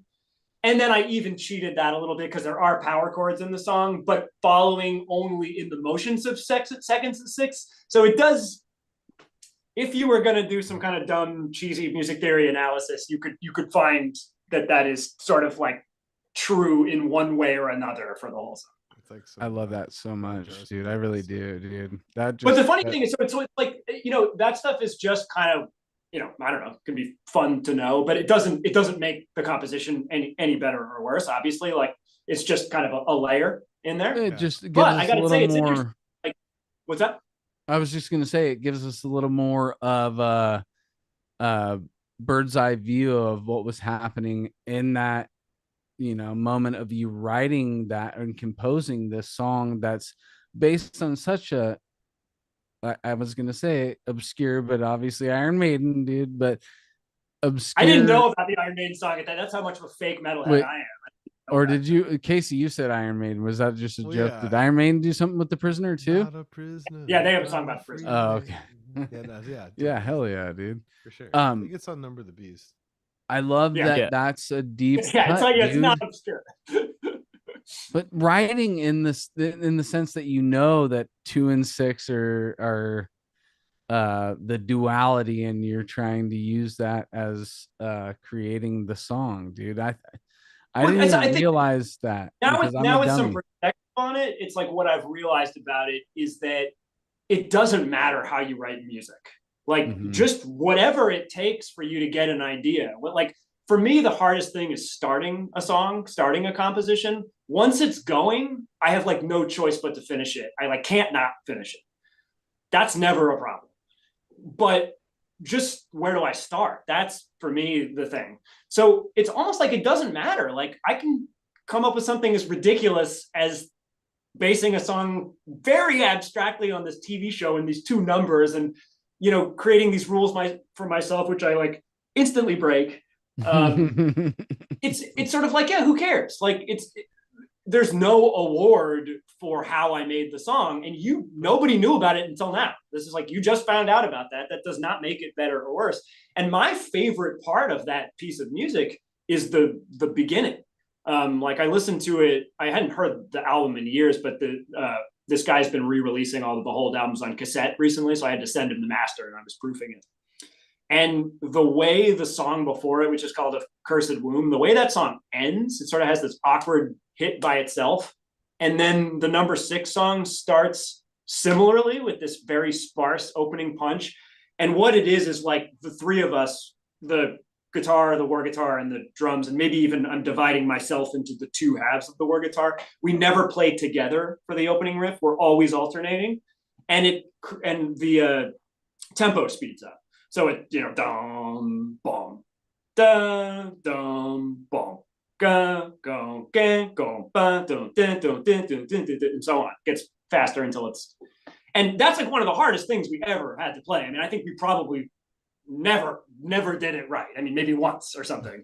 But that musical idea, I was so happy that we did it, and that like we committed to it and actually like put the work into like at least trying to play it. Right. And it's like that was one of the few things on that album that really kind of blew me away after I'd forgotten about it. I mean, there's a lot of stuff on that record where I'm like, well, why did we go to that part? Why did we go to that part? But that was one of those things where I was like, oh, I still really, think this is cool. And the whole song wasn't started with that idea. That wasn't the idea of the song. The song was this prisoner thing with the intervals and stuff, and it just, that's what came out. So that's why I feel like dude. It never matters how you write the song. It could be the stupidest way possible. Yeah. You could like be playing over a Korn song, jamming over it, and then just delete the Korn song. And like, what did you play? And maybe there's some little thing in there you can find that's cool and you can turn into something. It's just, who cares how you made it? I think you That's can called. use. Yeah, go ahead. I was gonna say, I think you can use like a framework almost like as a toy. Sometimes it's like, okay, I'm gonna take, like here's this house. It's all structured like architecture, like blah, and it's all weird, and you're just like, all right, I can use this, and I'm gonna go in and then put your own creative, like, how do I decorate this house? Like, how do I make it like all like, kind of a thing. Like, so like with the music, it's kind of like, it's kind of fun to be able to just be like, oh, I can take whatever. Okay, I'm gonna make a song, like Jarzenbeck style, like, you with the letters of my name and the numbers, and just like do some random pattern or something. But it's like, it's not just about that framework. That's like a fun thing to play with. It's like how you color it in, and what do you right. It's just the jumping off point. Like it's all it's inconsequential, but it's just like whatever it takes to get it going, the spark. Yeah. How about you? Like, because wait, Casey, do you write most of the Odia stuff, or is it pretty collaborative? It's definitely a lot of it's him. A lot of it's him. All the new stuff is, I mean, well, okay, so it's a long story, but yeah, basically we all used to collaborate on riffs, and I always played guitar, so like basically like Dan, David, and I, like with Devouring stuff, we would all like write things and do stuff, but they wrote most of that really early stuff. And then like I would contribute later on, but like I kind of started contributing more once we got like Power Tab Editor, and then later Guitar Pro, so like, yeah, and you could sit there and just write the shit. I got some riffs, maybe we could use those. And so then then when I moved out to the Bay Area in Santa Cruz days, and we were doing all that, and then of course Decrepit and all that kind of stuff, basically like Joel and I were hanging out, and we were just like 2004 2005, and we were using Power Tab Editor, so we would just like be having these parties, we'd be hanging out, friends and stuff, and they just have guitars out. We would just like be inputting riffs all the time on Power Tab, and Mhm. we still have like this ridiculous amount of riffs that have never been used that were just Oh, that's and great. You got just like the riff bank. yeah, and so that's what I use to write Odious stuff like now, or like I'll sit there and I'll just like use Guitar Pro and I'll like take all these old riffs, or then I'll write stuff and kind of morph it, and just like that's basically how we write now and stuff. And I've gone back and like written stuff like with David we were talking about earlier and stuff, and he like even contributed on this last one on synesthesia, like there's like a cave dweller and stuff, something like that. Like I was at his apartment in SF back, this is like 2010s, and we were living in SF at the time, and basically just like cruised over. We're just like, let's just write some shit. He was like writing all kinds of cool shit, and I was just like putting it in the computer. But he's not like in the band because he's like doesn't play with us anymore. But he's like Right, but that's sick that he's still contributing like content. That's awesome. Exactly. And then there's new stuff on. There's like songs on this new one that I sent you, that we haven't put out yet, but it's coming out hopefully next year. Oh yeah, that shit sounded sick. By the way, I listened to like the first four songs. Wait, that's the demo, or that's like going to be the album? That's going to be the album, but like but all the tracks aren't like finished. Like right. But that is the drum tracks. That's not like you're not going to replay it. Yeah, that's the real shit. Okay. Yeah. So no, it sounded like I was like, you'd be crazy if you redid this. Yeah. Thanks, dude. Yeah. No, totally. Yeah. Yeah, so it's gonna be super fun. But yeah, so like during COVID I had like a bunch of time on my hands, and I just went crazy and just sat there, and I was just like mad scientist, like no, he was. I mean, the amount of time that songs were coming out of this guy, because he was, writing his own riffs, taking riffs from the bank of Power Tab, like he was talking about. Yeah. And so you'd be like listening to songs and like you're like, oh shit, that sounds familiar from like a long time ago. Yeah. And then there'd be then he would take it and kind of like make it work with the next riff with the writing on top of it, and then like a completely different riff, and then like another old riff, and then like a brand new riff, and then it was like it was kind of like a weird time capsule with like a new kind of flair on it. It was his arranging skills. His arranging skills blow me away. How he could just take those and be like, okay, we'll do this, and then make an old riff work with this, and then and make it smooth. And shout out Kerry Gear with all his riffs too.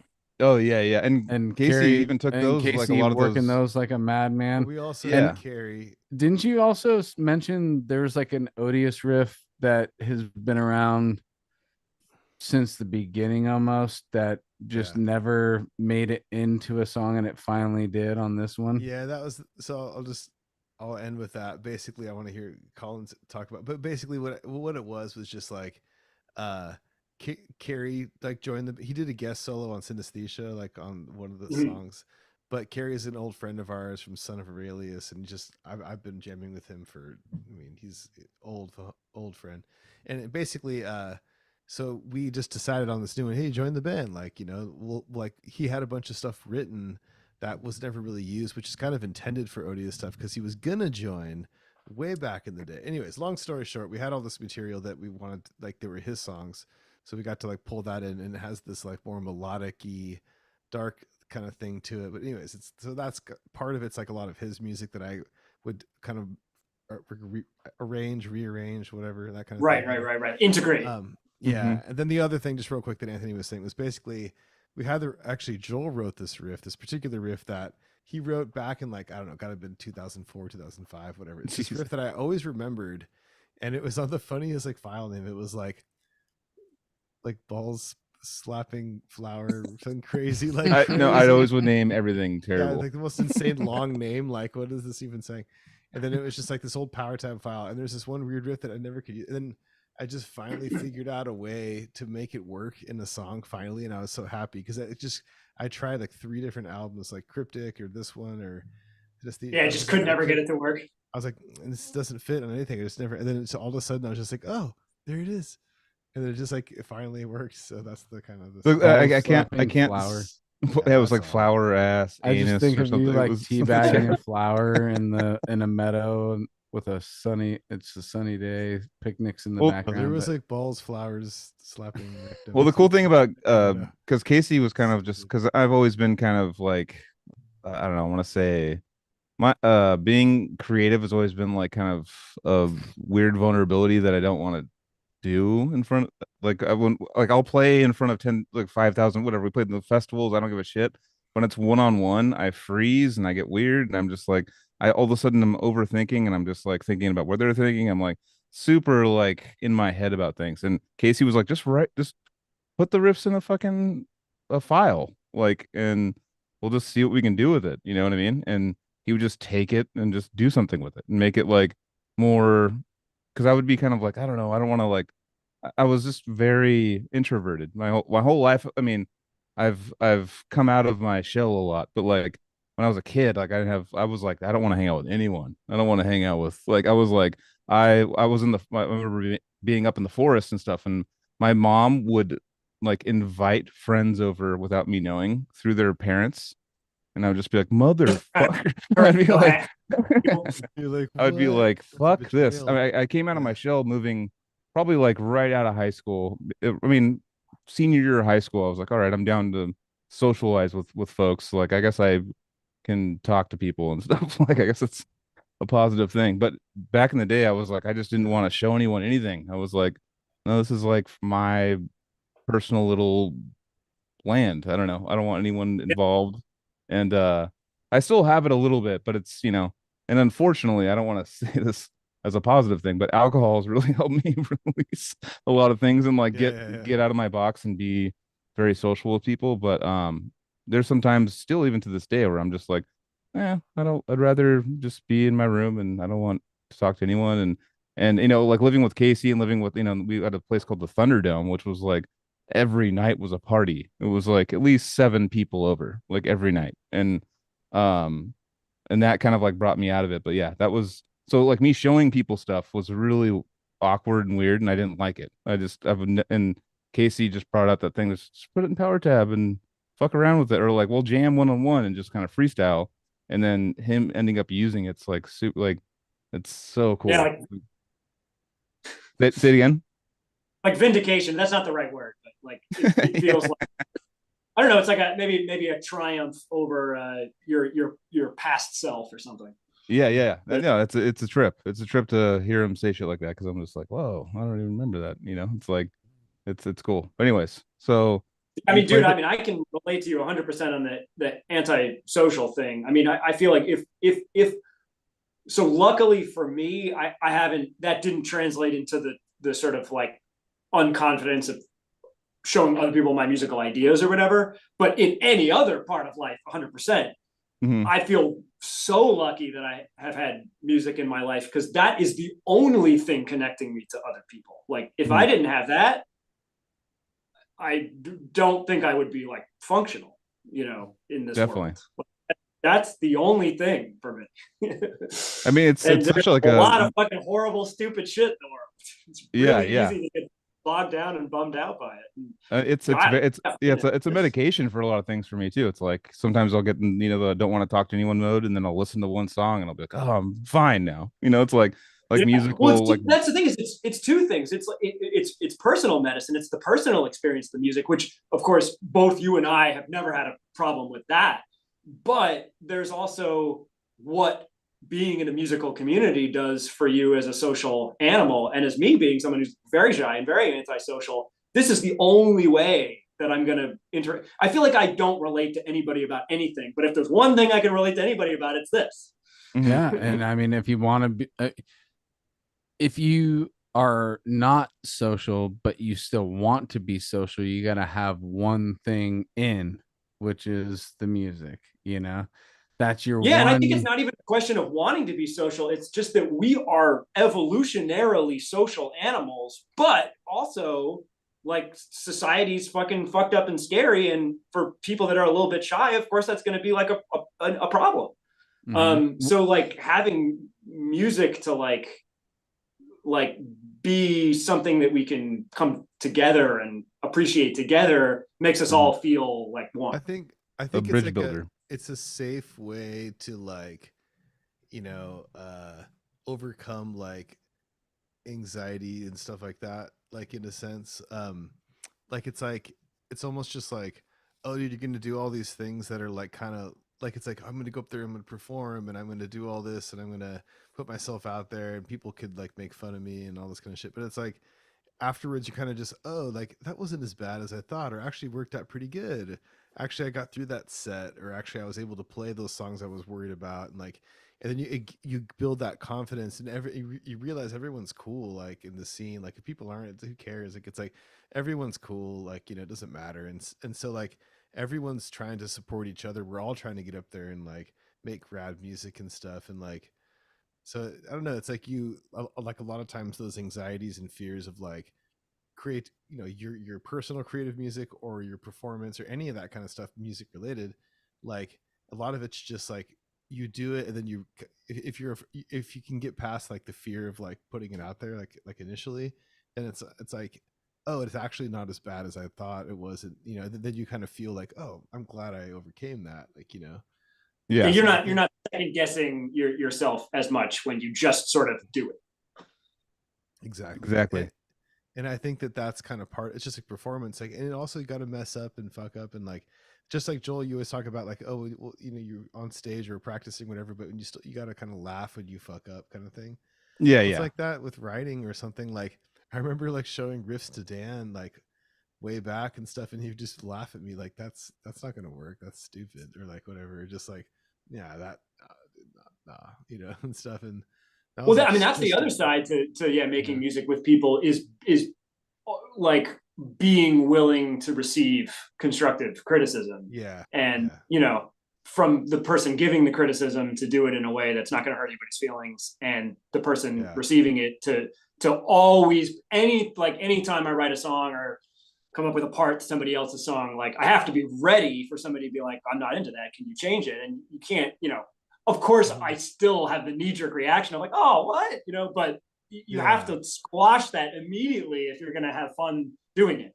Like, and imagine how many you don't like attach yourself to every little detail right away. And I know for myself, I get better at that as I get older.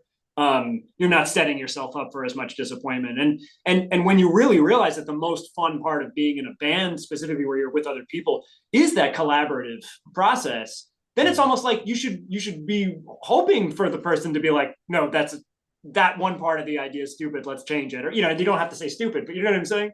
Like, yeah, because then it's the Fine-tuning, collaboration kicks in and you're working on it together. I mean, imagine how many bands would have still have been if like they had that kind of understanding going into things, because people's egos and stuff, when certain bands get, you know, a certain level, and then they're in the creative differences. You always hear creative differences. It's like that's what you're talking about right there. If a lot of people, like, if they had the Metallica fucking therapist with them the whole time and that one movie, Here they are again. that... 4 or 5. Oh, number 5 for Metallica. I think it is. If you stay true to the original idea as a group, then I think the final product is really what you guys are all working for. You know, whoever's. I mean, involved. it gets more technical than that, though. So it's like, let's say that you have a part that you're in love with, and everyone's just like, that sucks. But when say fall in love with the idea, it doesn't mean that the original idea is going to be the final product. But when you have the final product, you look back on the original idea and you feel like you stayed true to it through the process of making this thing. That's when you're satisfied, you know? Yeah. I think that if you start out one way and then things are getting pulled which way by various members, and it gets everybody away from why they originally started making that song, that's where it gets a little chaotic and not cool. So it's like, as long as everybody's like, we set a route and we don't know where it's going to go, but we're going to stay true to it until the end, and we still are happy at the end, boom, we got it. But I guess the thing is, like, what does stay true to it mean? I mean, that's completely open-ended. So you like, that's completely subjective. Mm-hmm. So I would say, and this could be just a personal preference thing too, but I think eliminating the possibility of that happening just from your psyche is where it's at.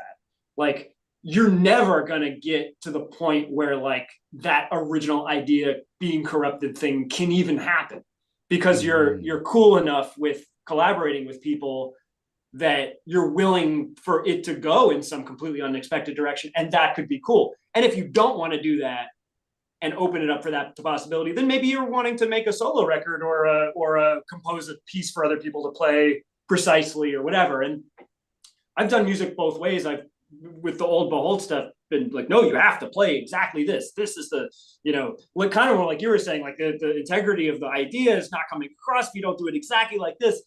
And that's just one way to make music. And I mean, like, definitely with Krallice, we're constantly fucking changing the ideas in the songs and constantly disagreeing about this and that and changing the song over time. And a lot of times it gets completely different from how it originally was. And those have been like really valuable experiences for me as a musician to like be open to giving into it being totally different than it was at the beginning, and like celebrating that as opposed to it having being well, I still think that what you're saying is actually still kind of what I'm trying to say right now, which is when you trace it back to that seed of an idea and you look back at the process and realize that that's what's got you to where you're at in that song. Oh, I see what you're saying. Okay, I think I kind of so as long as you feel like it was a true path to what you end up with, like, yeah, like you weren't selling it short or cutting corners, but it was like whatever happens, it was like, it was natural and positive. It was true. Is it true in a group setting, like, because it all came together with people to making decisions and it's still true. You know what I mean? Yeah. No, I'm totally with that. Yeah. I'm totally with like, and you were talking about mistakes. I love happy accidents or whatever you want to call them, because those are other little small seeds that happen along the way that might blossom into other total things that you're saying that might take you off into a different path. But it's still, you could follow it back to all these points where you feel like you made the right decision to get to that next point, to where you finally get to the end product of a Krallice song, a Behold the Arctopus song, an Odious Mortem song, anything that we're starting and we're finishing in these 3, 4, 5, 7 minute increments of time that we're trying to create something and be artful while we're doing it and blah blah blah. Engaging. Those all start as nothing and then become something. And like imagine he's the madman that puts it all together over in the Odious Mortem department. But I think a good thing of is like it's like a collaborative effort, like to create. I'm just gonna put these guitars back. I'm still listening. Oh hell yeah, dude! Yeah, so like, they gotta go hang back up. I know, right? It's a cool little back. Check out all my guitars, dude. But yeah. Actually, the real thing I should be showing you guys is this. Don't take your wiener out, dude. We're on YouTube. You're live on YouTube right now. Be careful. Whoop.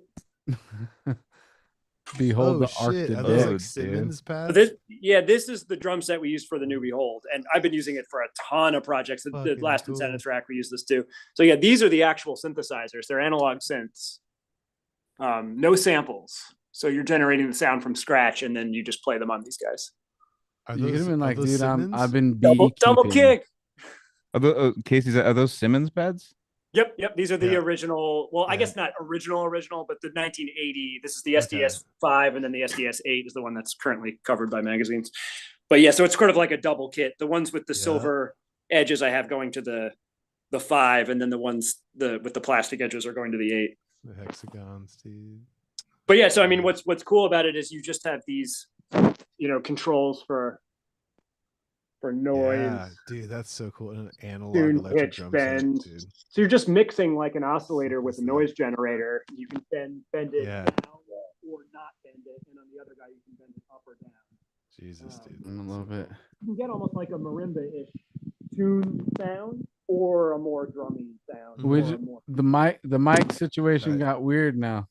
No, I think maybe he was covering it. My hands just over. Okay. That's all good. Here, I'll switch. It's crazy. It's analog, but it's like tech is at the same time.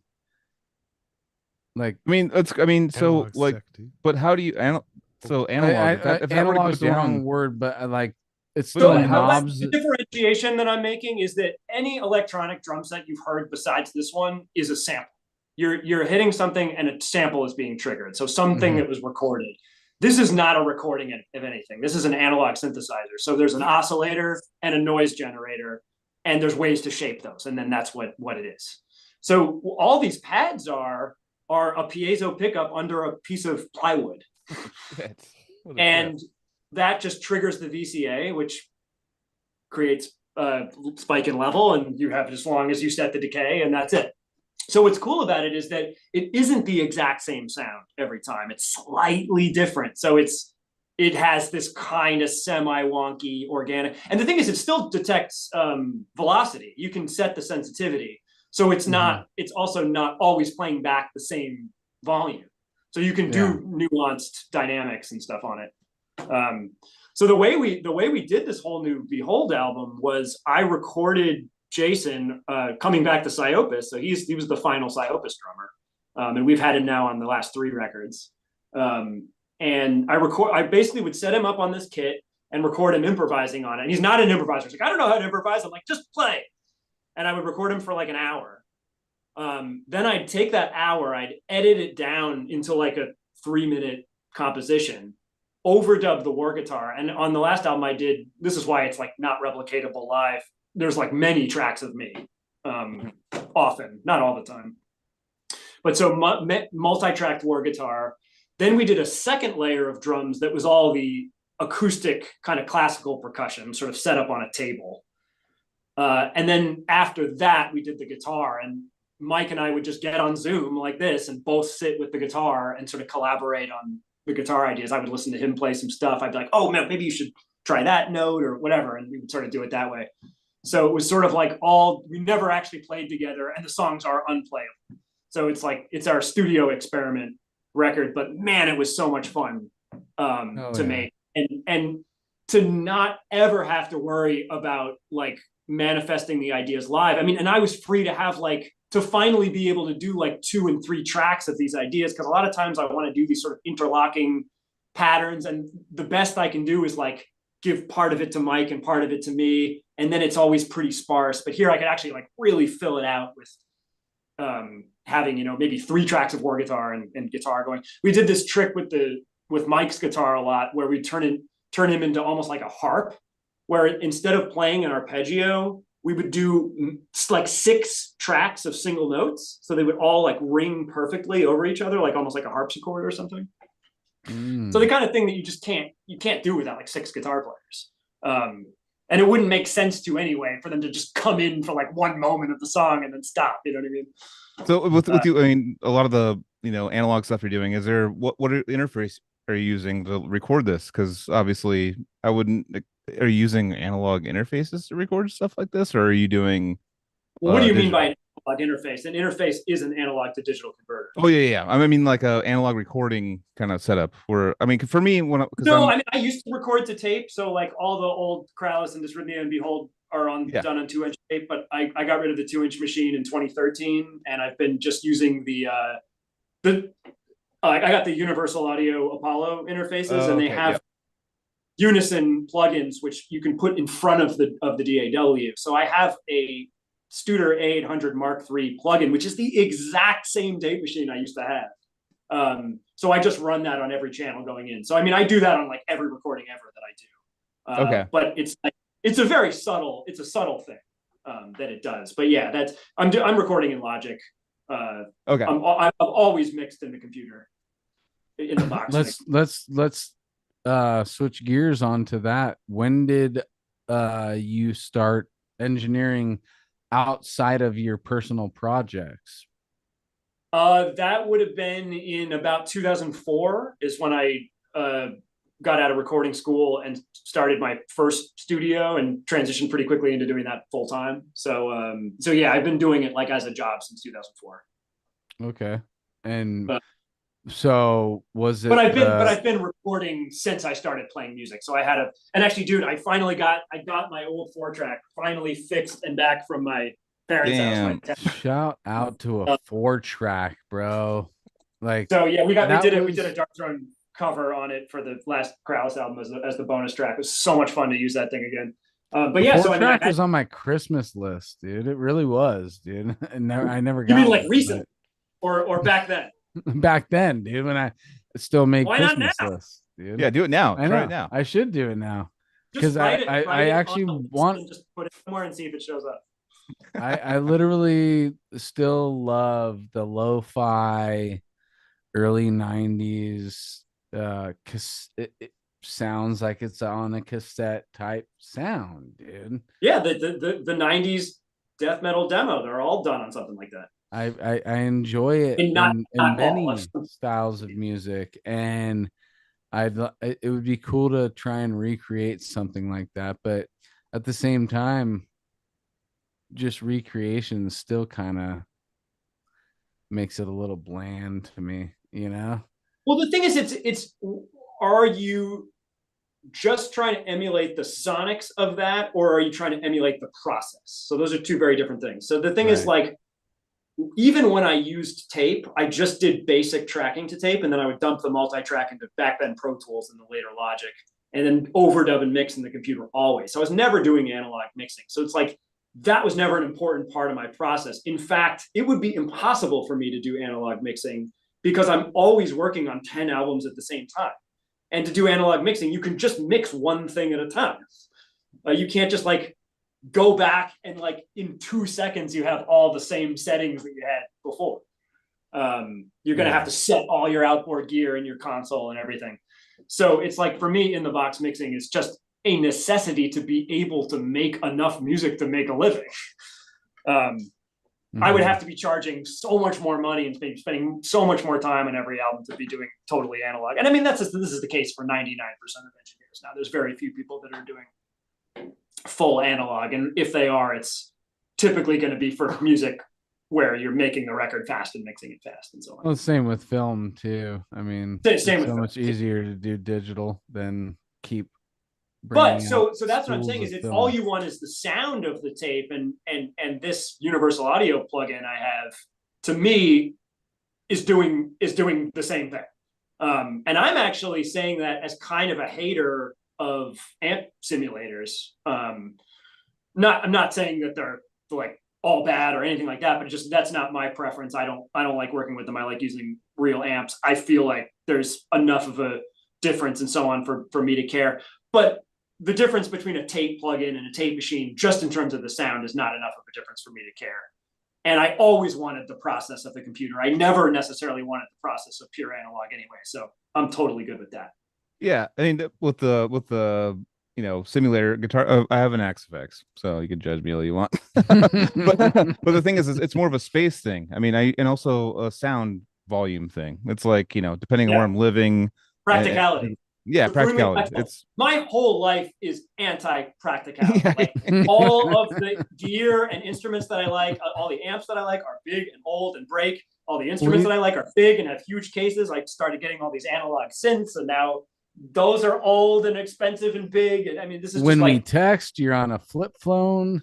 I can't get up to date with technology. I buy the fucking oldest electronic drums that there are. I mean, it's just like, I can't figure this out. Practicality is the opposite of my relationship to music. Like me and you were texting yesterday, a couple days ago, and I was you're like, sorry, I got a flip phone, like I can't do group text, I can't do all the things, and I was like, there's a level of respect I have that you haven't you haven't attached your brain to the phone yet. You haven't gone to that realm yet, because that's people are crossing the street and just there's metal vehicles that are 2,000, 3,000 pounds.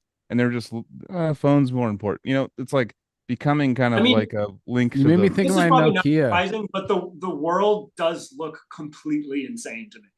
Yeah, like everybody on the phone. I'm the only one. Like it does feel like I'm in a Twilight Zone episode. Yeah, definitely. I mean, we have a Bill from Decrepit Birth still. Like he'll be like, when we do group text with him, it's so funny because. It's happened about 2 or 3 years ago. We were like group text for a barbecue. Actually, it was during the episode. It was during the podcast. We'll send Colin. It was Diego, the first Diego episode. Yeah, and he calls me and he's all, dude, I don't know what the fuck's going on, but like I'm getting like 50 texts because they're all sending like separately. They're all sending us one person each, and he's like, I'm trying to go to bed and I'm getting 50 fucking texts right now. And I put it on Yeah, no, that happened to me because so on my current flip phone, yeah. of a picture message or a group text, I just get this thing that says message couldn't download. But on my old flip phone that I had for like 11 years or whatever before I finally had to replace it, when group texts finally started being a thing, I would get all of them like a week later. So we did this hilarious show where it was Lev, the Krallice drummer. We did a show with all 5 of the bands that he was playing drums in, and the idea was that rather than have just all bands play after each other, we would alternate songs until Lev couldn't play anymore. And unfortunately, it didn't work out as well as it should have because there was kind of too much time in between every song. So he really got like more of a break than he would between songs than he would at a normal show. So it was like easier for him to play longer. Anyway. Yeah. But why was I talking about this?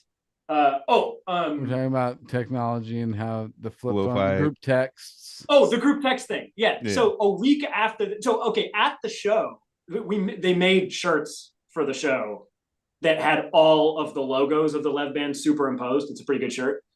And there was this group text apparently before the show about all the bands wearing it on stage. And I show up and I'm like, why are all the bands wearing this shirt? And then like a week later, I got all the texts that were the like, 70 texts of planning it. It was in the group text, dude.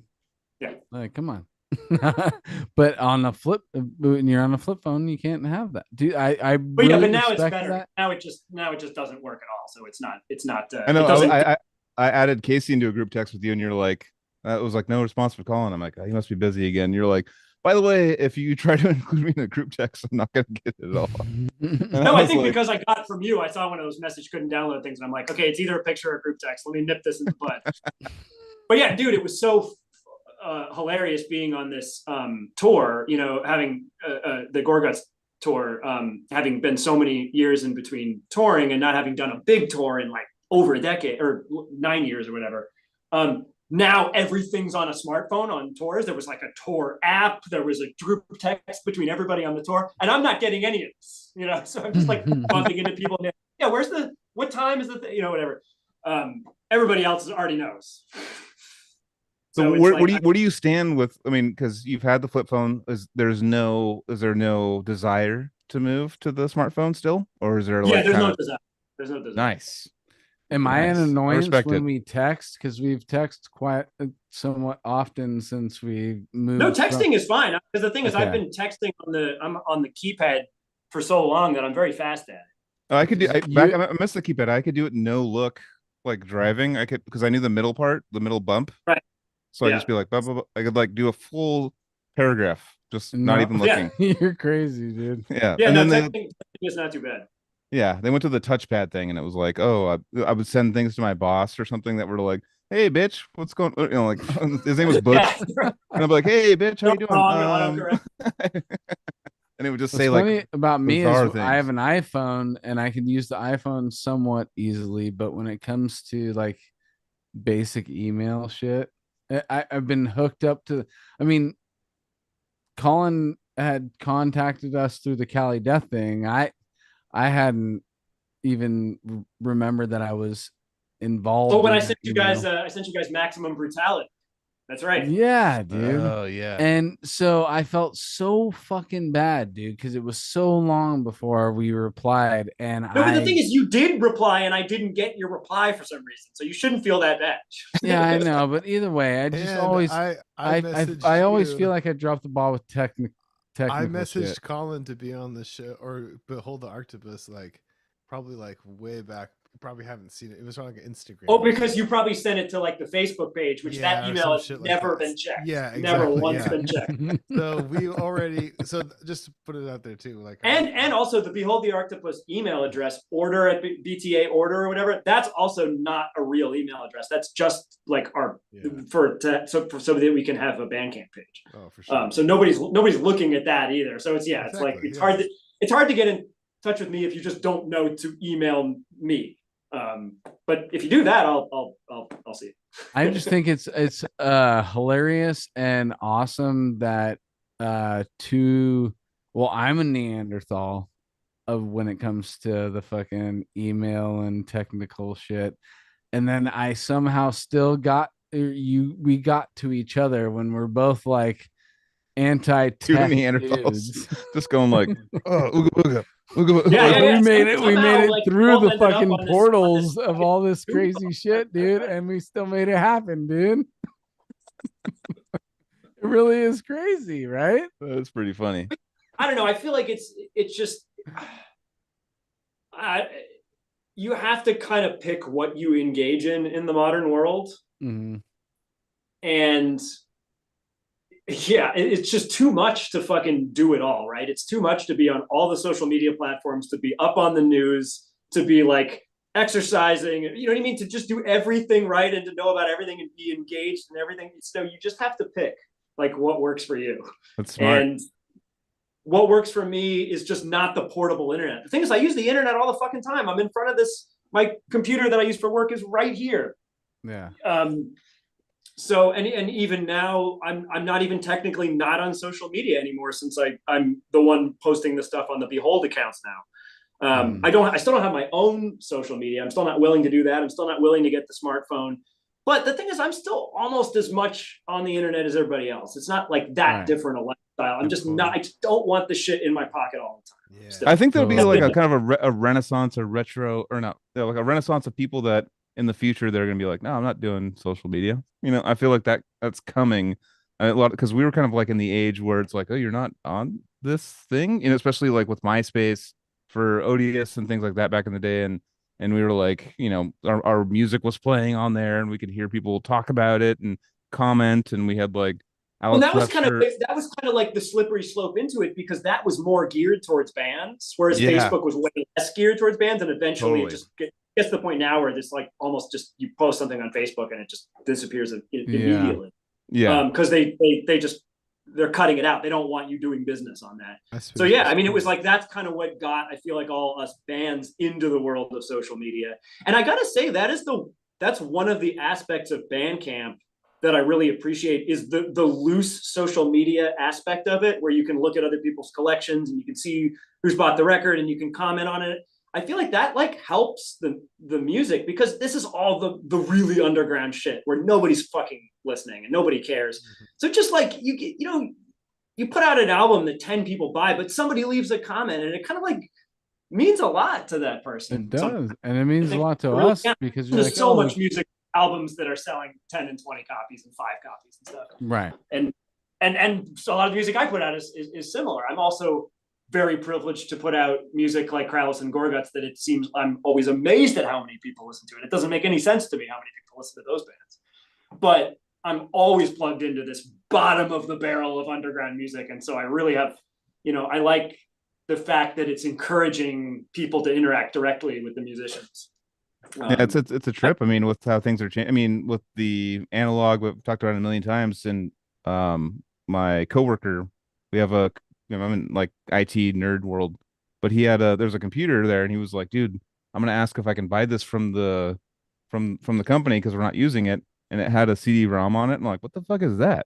What's that CD-ROM? Because nowadays like nothing has CD anything. It's like my car, I got a newer car. It's like no, dude, it's a fucking iPad in the front now, and then it's like you just think it and it plays. No, it's not like that, but there's no like nothing, no media to put into it. It's like, no, just give me the phone media, just give me the thing, and I don't want a physical anything. It's like I want your phone that's connected to your brain. I want it to tell me what but going back, I had a good question actually.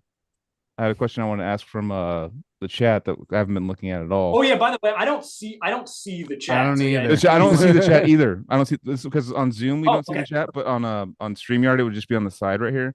But it's right up there, just like Colton Chapman asked. He's curious on how you approach writing. Colton? You know Colton? Yeah. Shout out Colton. He's curious how you approach writing parts in Gorguts.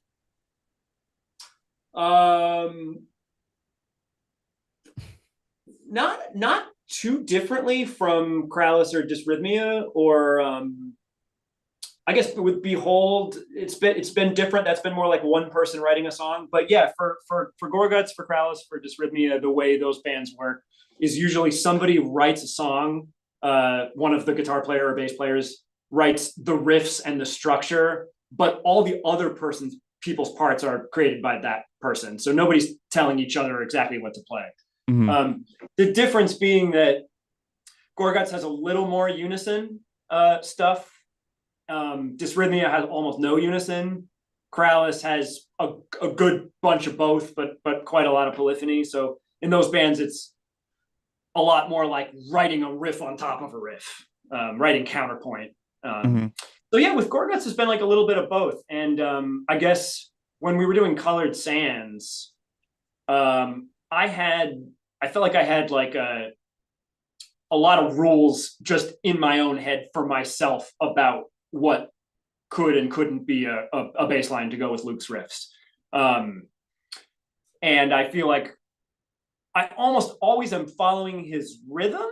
Is that true? No, there's times where I'm not, but yeah, often following the rhythm, but not exactly the same notes. And like I was saying earlier, I'm in pretty much all my bands, I'm never in the same tuning as anybody else. So with Gorguts, we had Luc playing in a 7-string tuned to G. So that would be like the guitar down a major third as a 7-string. Kevin playing in that tuning, but without the 7-string. So his lowest note is C, Luc's lowest note is G, and I'm playing just in standard tuning 6-string bass. So my lowest note is B. So we actually have a pretty insane cluster if we all play our lowest string together. So we use the fuck out of that. Like the song Colored Sands, the reason the kind of like pounder riff that comes in midway through sounds so heavy is because we're all just chunking like the low string together. So it's this kind of like what chord would that be?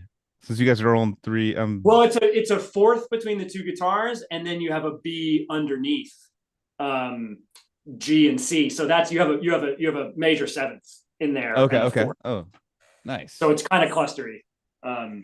It's low, so like it and has low, a vibe. yeah. So it's like it comes off more just like, is it just like maybe we're playing the same note, but it just sounds really dirty, you know? Yeah, similarly in Krallice, like so the guitar tuning, I'll show you my guitar tuning.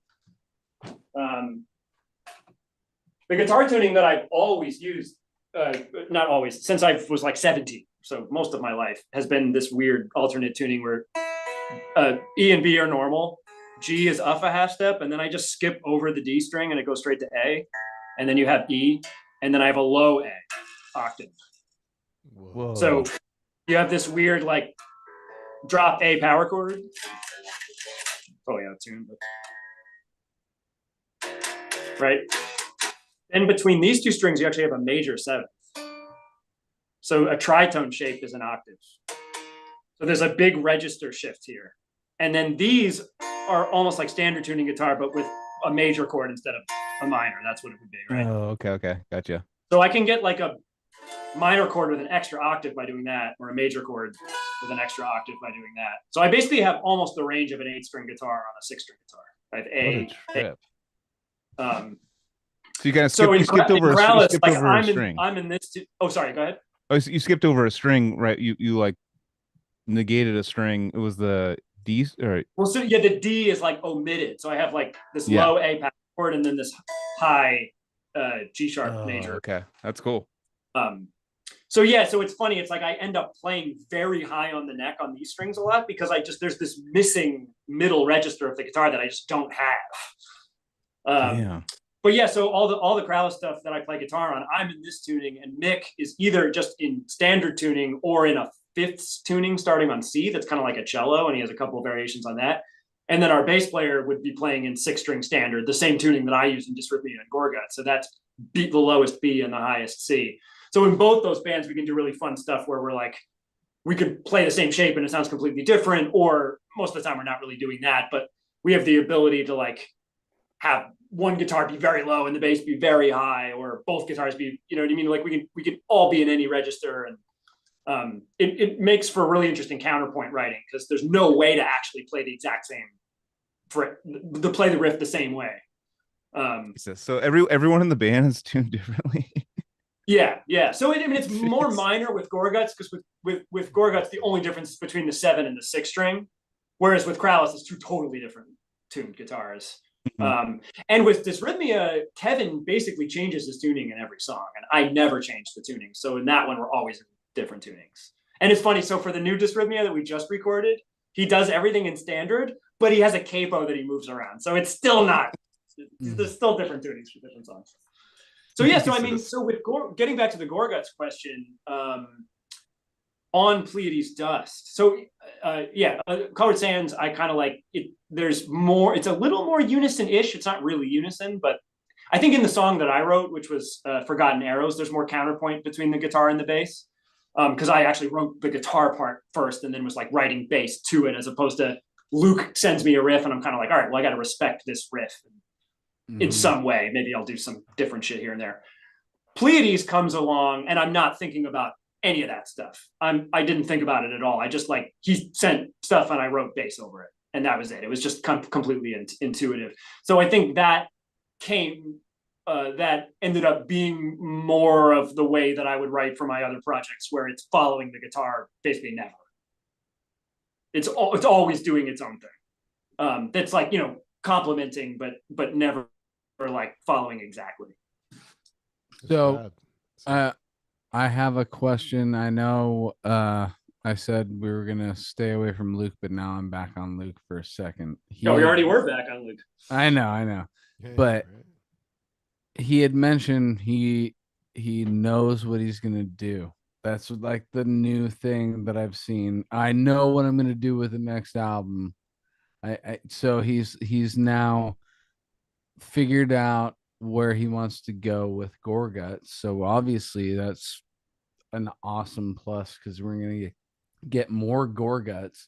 So you, as somebody who's behind the scenes, I want to know how long it's been since you guys started talking about putting the next Gorguts record together, and just give us a little insight about how far along you guys are right now. Yeah. So in terms of it being talked about, it's always being talked about. Yeah. I have yet to receive any music from Luc.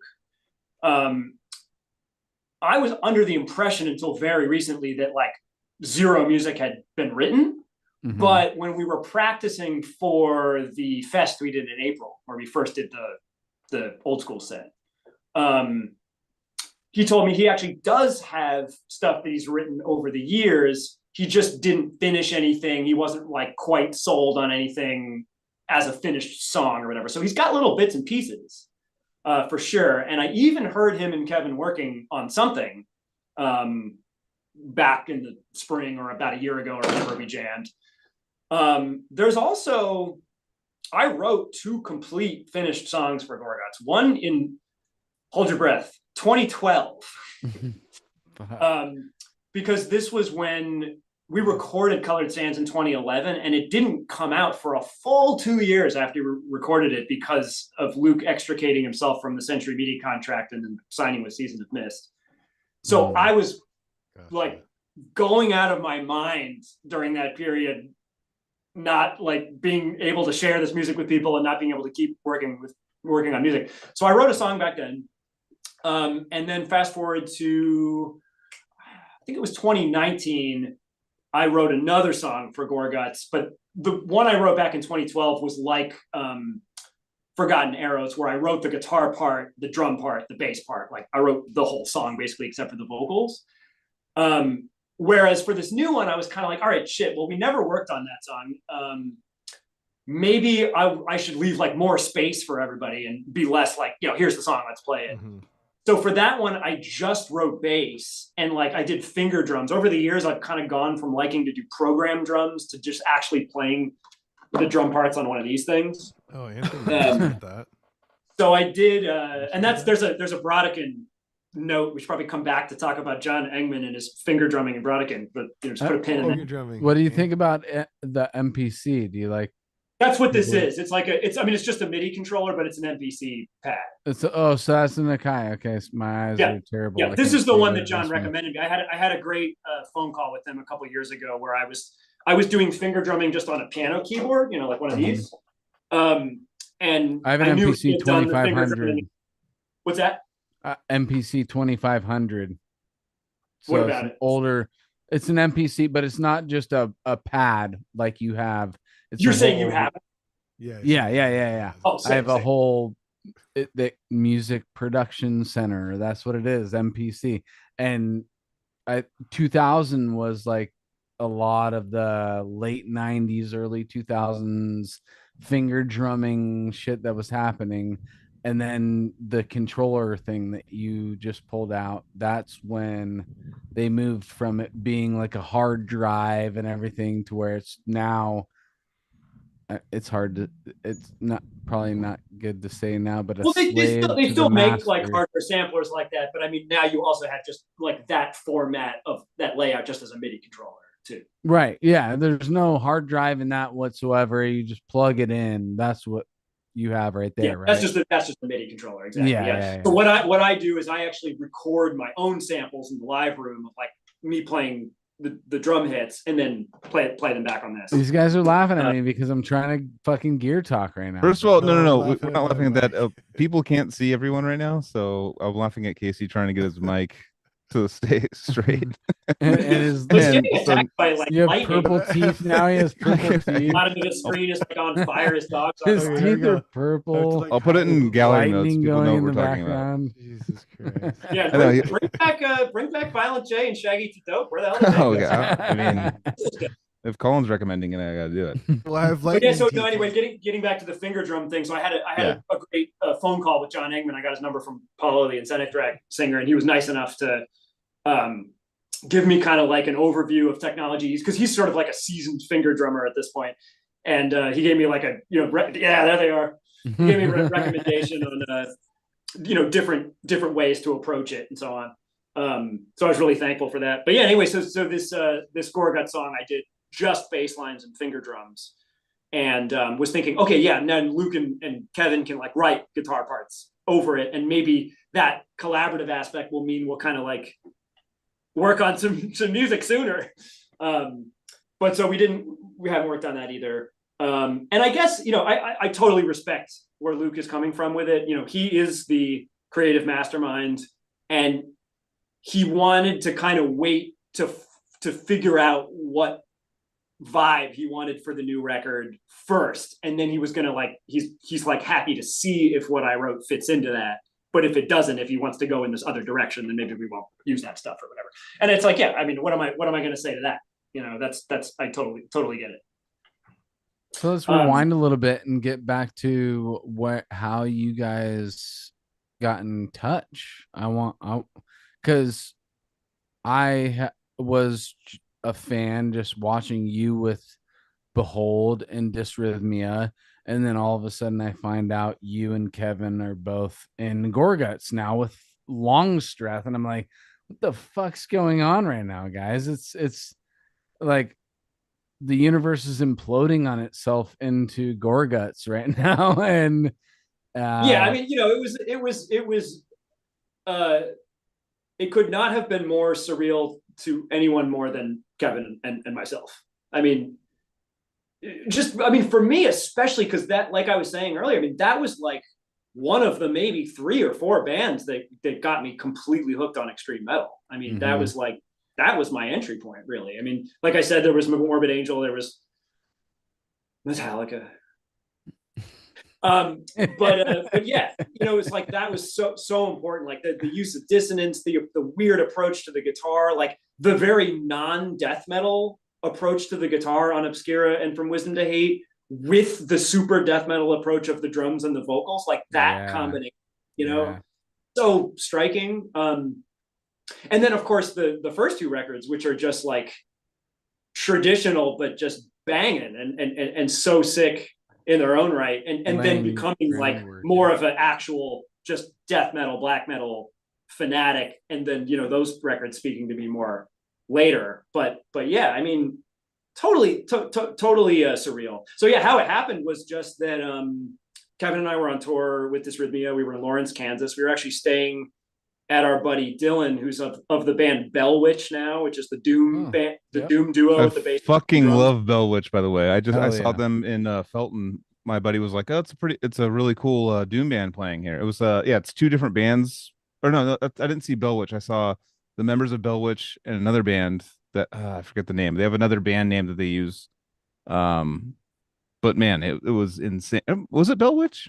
Is Bellwitch Well, that Belwich is band? a duo. It's like he used to play a 6-string, now he plays a 7-string bass, and the Yeah. drummer plays organ with his feet Organ. and drums at the Yes, same I time. saw that. And like all set. Yeah, it's pretty No, nuts. that was I just actually saw walked. it like a week ago, and it was amazing. No, I literally. Dylan and I'm not a oh, sorry, huge. go ahead. I'm sorry. I'm not a huge like fan of that music. I mean, I do like a lot of some doom bands and stuff like that, and I was like, oh, check it out, and I was blown away by Bellwitch. No, I know what you mean. I'm also not like a big funeral doom guy. Like my doom is pretty much like Con 8 and Disembowelment and like Disembowelment. Jesus Christ. Again, Corrupted, Yeah, I love maybe. them. Gotta always There's like a shout out handful of doom bands I Disembowelment. really love, but overall, I don't tend towards that stuff as much. But yeah, no, they were really. I loved watching the drummer play just because, like, watching him just manage doing all those jobs at the same time and doing them so well, and the vibe of like it was so cool because he would do the death metal vocals with the headset mic and he would like retard the end of a fill, you know, like slow down and do the vocals exactly with it. And I was just thinking to myself, like, yeah, it would not sound like that if it was a different guy doing it. You know, this is exactly that hesitation, and then he came in together. So yeah, really impressed by that. But yeah, long story short, Dylan used to be in a band Leth.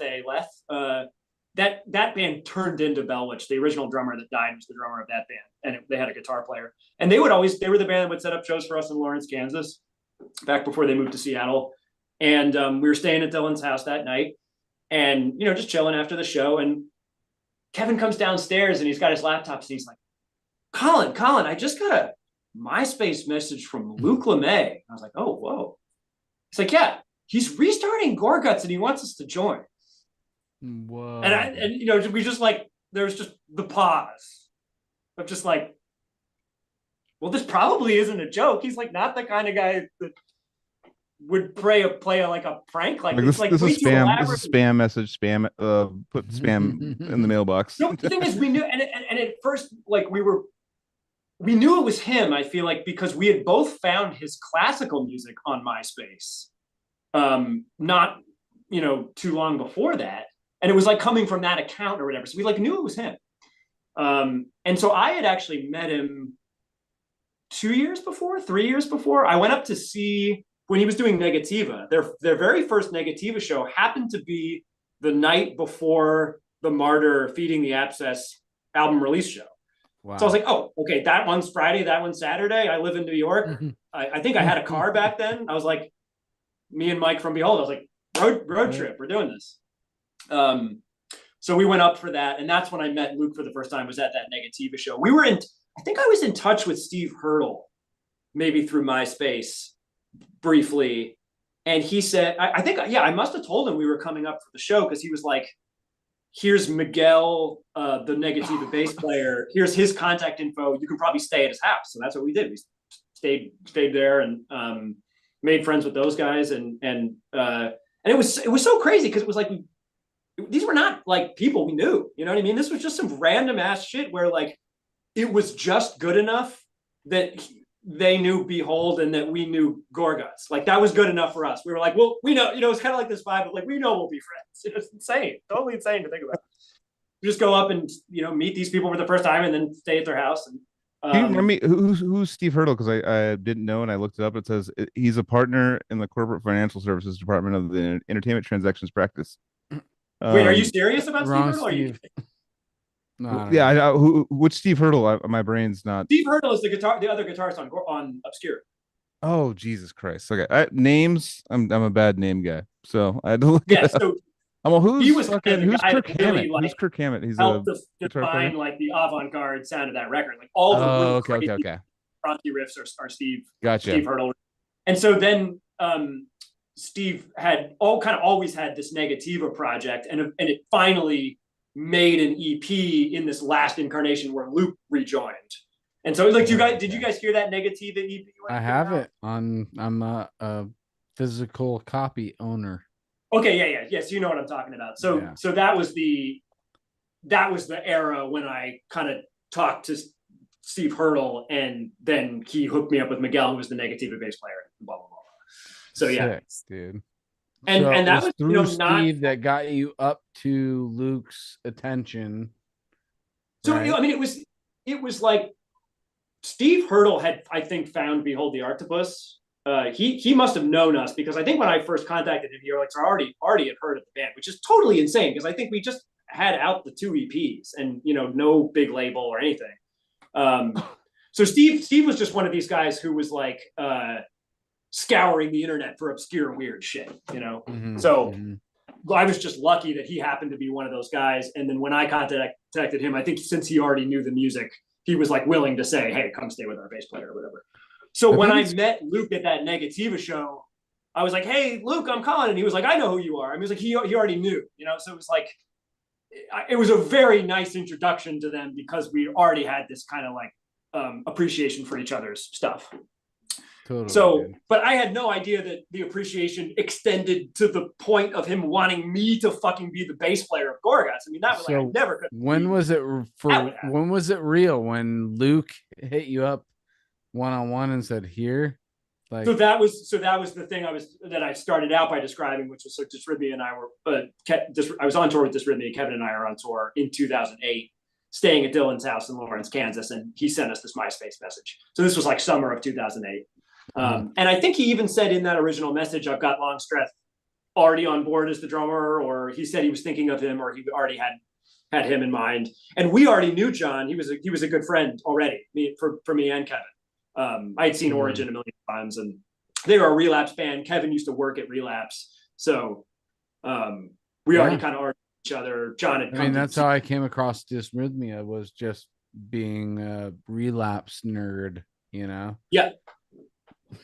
And that's so cool that you guys came across each other. So now tell us about the first time you're in person with Luc, and now I'm going to play music with this man.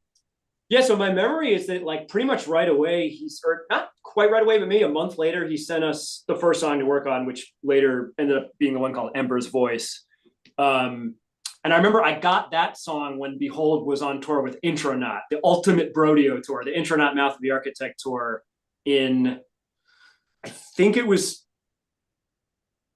it must have been just later that year. It was the same year. Yeah, right. It was just like a month later in 2008.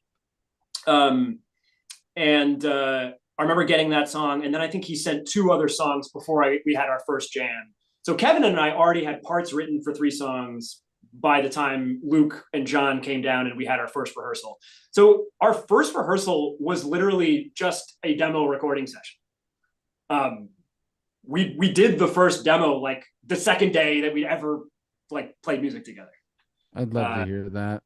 And then we just it's on my YouTube channel. I posted all those early demos. So there's 3 colored sand demos.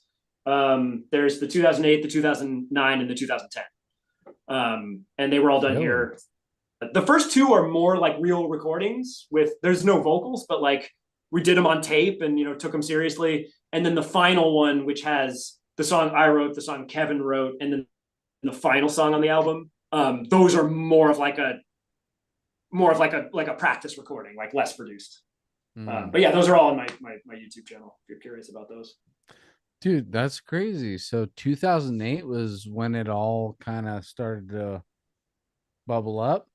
Yeah, that was a pretty crazy year, because that was also the year the first Krallice record came out. We recorded it in 2007, but that wasn't even really supposed to be a band. And then that ended up basically becoming like probably my most successful band, just accidentally. Skull Grid came out in 2007, which probably was recorded a little bit before that. But so yeah, that might have even been recorded the year it came out. I think it was like things were kind of quick those days. So I think we recorded it that year. And Cryptic was in 2007 too. So I'm like, I met you at Slim's the first time face to face. You probably don't even remember me, because I was just there as a fan. And I was like, hey, dude, I'm fucking Anthony from Odious Mortem, dude. Yeah, what year was that? I think we went to a show that was, I was trying to think. I was like, we saw them at Slim's.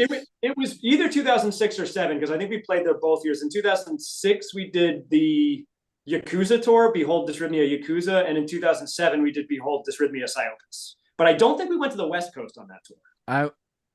Whatever was Slims, it was at Slims that you and I had spoken briefly. Oh wait, Slims, not I'm thinking Elbow Room. Yeah, Slims was BT Band. That was the Between BT the Buried Band. because that was that. Okay. That's that Yeah, big band. yeah. That's what it was. Yeah, so Okay, that okay. was that was, I think also in 2008 or maybe it was the end of 2007. I was can't literally worried that I was making up a memory of meeting you. I and No, hanging out. it almost must have too been when he the- was saying It must have that. been the end of 2007 because in 2008 we did the rodeo tour. We did the Canada tour. We did MDF. I met the Defeated Sanity guys. Oh, okay. Then we got asked. Kevin and I did a tour in the summer. Got asked to join Gorguts that fall. We did the rodeo. Then we went to Europe for the first time. Kicked our drummer out, and yeah. And then and also I had experienced I've told you in person, I've told you a couple times, and I've said it several times on this show, but there was an Elbow Room show with Behold the Arctopus and Dysrhythmia. It was a $6 cover. See, that was, I think that's the one with Yakuza in 2006. I want to say that's that one. Okay. So it was a $6 cover and it was dollar Paps night. So I spent $16. I was fucking shit faced and I bought everything that I could buy at because you still had money left over to buy merch because you only spent $16. Yeah, dude. Well, usually I'm fucking. Let's be a rule of thumb. By the way, rule of thumb: if a band gets you on their list, on their guest list, rule of thumb is you buy 1 to 2 t-shirts. That's the rule of thumb. That's always the rule of thumb because that's how they profit. So if a band, if you're like, oh, this band can get me in because I'm like cool and they know me, whatever. But like because that happens, like bands will let me up just be like, oh, we're in town, let's hang out. And I'm like, I'll buy my ticket. Like I'm gonna buy a ticket to help you out. Or then I was thinking about it. I was like, that's not really helping the band out. Like actually need to go hit the merch. But it also I'm always ready to dump on merch, dude. And the thing is, like, is it a door deal or a guarantee, though? Because if it's a guarantee, door deal, then you're hurting. Door deals, yeah. When you are spending $6 to walk upstairs at the Elbow Room and then Behold the Arctopus and Dysrhythmia happens, you go drink at the bar and then you go spend all your money at those merch booths. This is what you do. Exactly what you do. And you keep those t-shirts and you keep those CDs. Oh, wait. Oh, Infidel Castro? Yeah, dude, I'm fucking buying it right now. It's a double disc, dude, for $10 or whatever. You know, that's mine now, still in my possession. And Elbow Room, by the way, is a great little intimate. I think it's gone. I think it's gone, isn't it? I know, but dude, think about this. It moved. They opened a location in Oakland that Behold played like in 2018. We played a Elbow Room Oakland. Well, no, I think COVID took out Elbow Room. Okay, not even that one. Yeah. I think that's one of the sad. I'm just having memories then, which I had this great experience that I'm mentioning right now, and then a Stratosphere as well. Oh yeah, very cheap cover upstairs, the whole band literally taking your whole mind and body apart as they're playing, you know, and you're just in this intimate room where not even 150 people can fit into, you know. What do you think, Colin? You haven't mentioned the Stratosphere at all, like, or that style. What was it? I was gonna say I saw them. I saw Dysrhythmia open for them before I was in Dysrhythmia, probably in like 2001 to 3. I joined Dysrhythmia in 2000.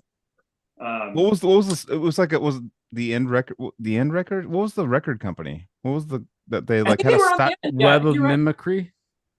Web of Mimicry is Trey Spruant's label. Yeah, maybe they're on. Oh, okay. So they had like a whole style, like, right? Didn't they have like kind of like a style behind their label that was kind of like a Stratosphere, kind of avant-garde? Well, I mean, it's only a style in the sense that it's Trey who does Secret Chiefs, and I think he primarily releases the Secret Chief stuff, and he doesn't release that many things of other people's music, but he did, I think, do a Stratosphere, and he did the band Cleric that I recorded. We had them on. We had them on. We had Yeah. Matt. Oh yeah, the cleric from here with Matt Hollenberg. Matt Hollenberg. Shout out Matt, dude. I love you, brother. Oh, that's fucking sick that you had cleric on, man. That's awesome. Yeah. Well, we just had Matt, but I'd love to have every one of those guys on. Shout out to all you guys. Matt is like we've known each other since we were like in first grade. Like my brother used to babysit. Jesus. You and Matt? What the fuck? Yeah. We went to the same grade school. My mom was both of our history teachers. What? So this is blowing my mind right now. You guys, your guys' musical paths are Jesus Christ. This is like a serious full circle thing going on right now. Matt, as a kid, was this virtuosic piano player. Like it would be like time for school recital, and he'd be just like ripping some insane classical piece on piano. And then I remember hearing later, I think it was like maybe I had gone into high school and he was still in middle school or something, that he was like playing guitar. And I was like, guitar? What is he wasting his time with that for? He's like so good at piano, and then reconnecting with him later as adults and then getting to record his band. And I'm just like, oh yeah, no, of course he's amazing guitar player. That's blowing my mind. The just connection. Loving this so much, dude, because the fact that you mentioned your mom being a history teacher and then a past guest of the show being a student of your mom. Yes. What's going on with this fucking show, guys?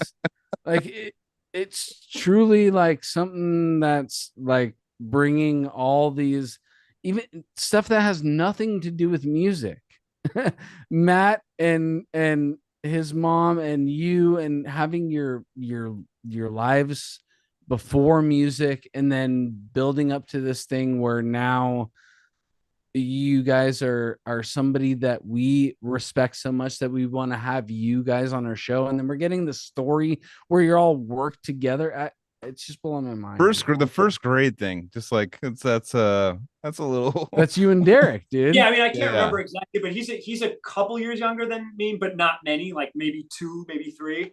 That's crazy. And you guys, same genre. I wouldn't say same genre. Feel like but very far apart in age, but now it feels. But very avant-garde people. Yeah, I was gonna say, you guys take a lot of chances. We were both always very avant-garde people. Yes. You guys like to take chances. That's what it is, dude. And you guys have built yourselves up to being somebody that, although we have these small little bubbles, I mean, same thing with Odie. I was thinking like we really have this commonality of we're like, I'm not a musician, but our bands are musicians for musicians type situation, Yeah.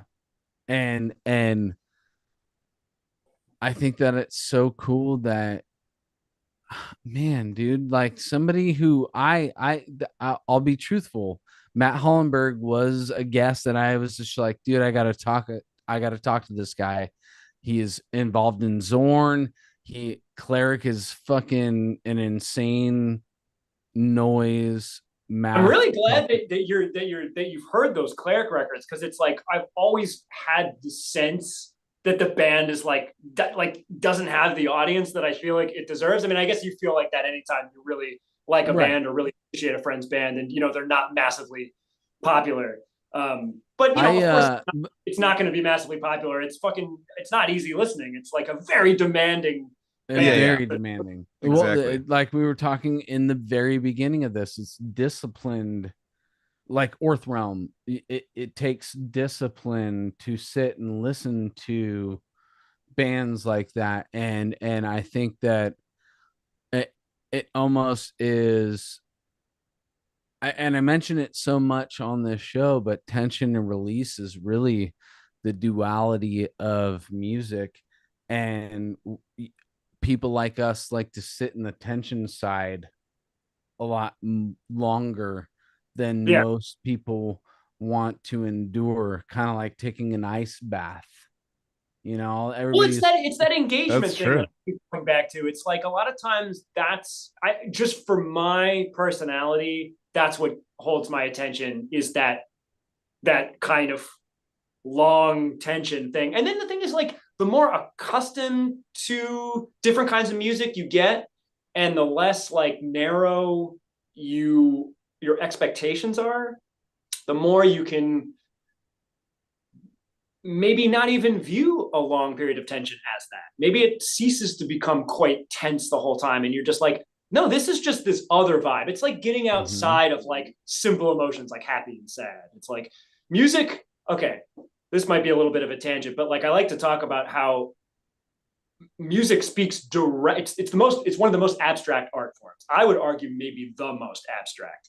And what's cool about that is it goes directly from sound to emotional reaction. And there isn't this period of synthesizing it into anything concrete that means anything, that has to have any kind of logical anything. It's just sound. And you're just relating this sound to that sound that came before. That's it. That's all music is. There's no story that you have to create from it. Like there's no plot. There's no point. So it really like is a great tool at putting you in these not straightforward emotional states, right?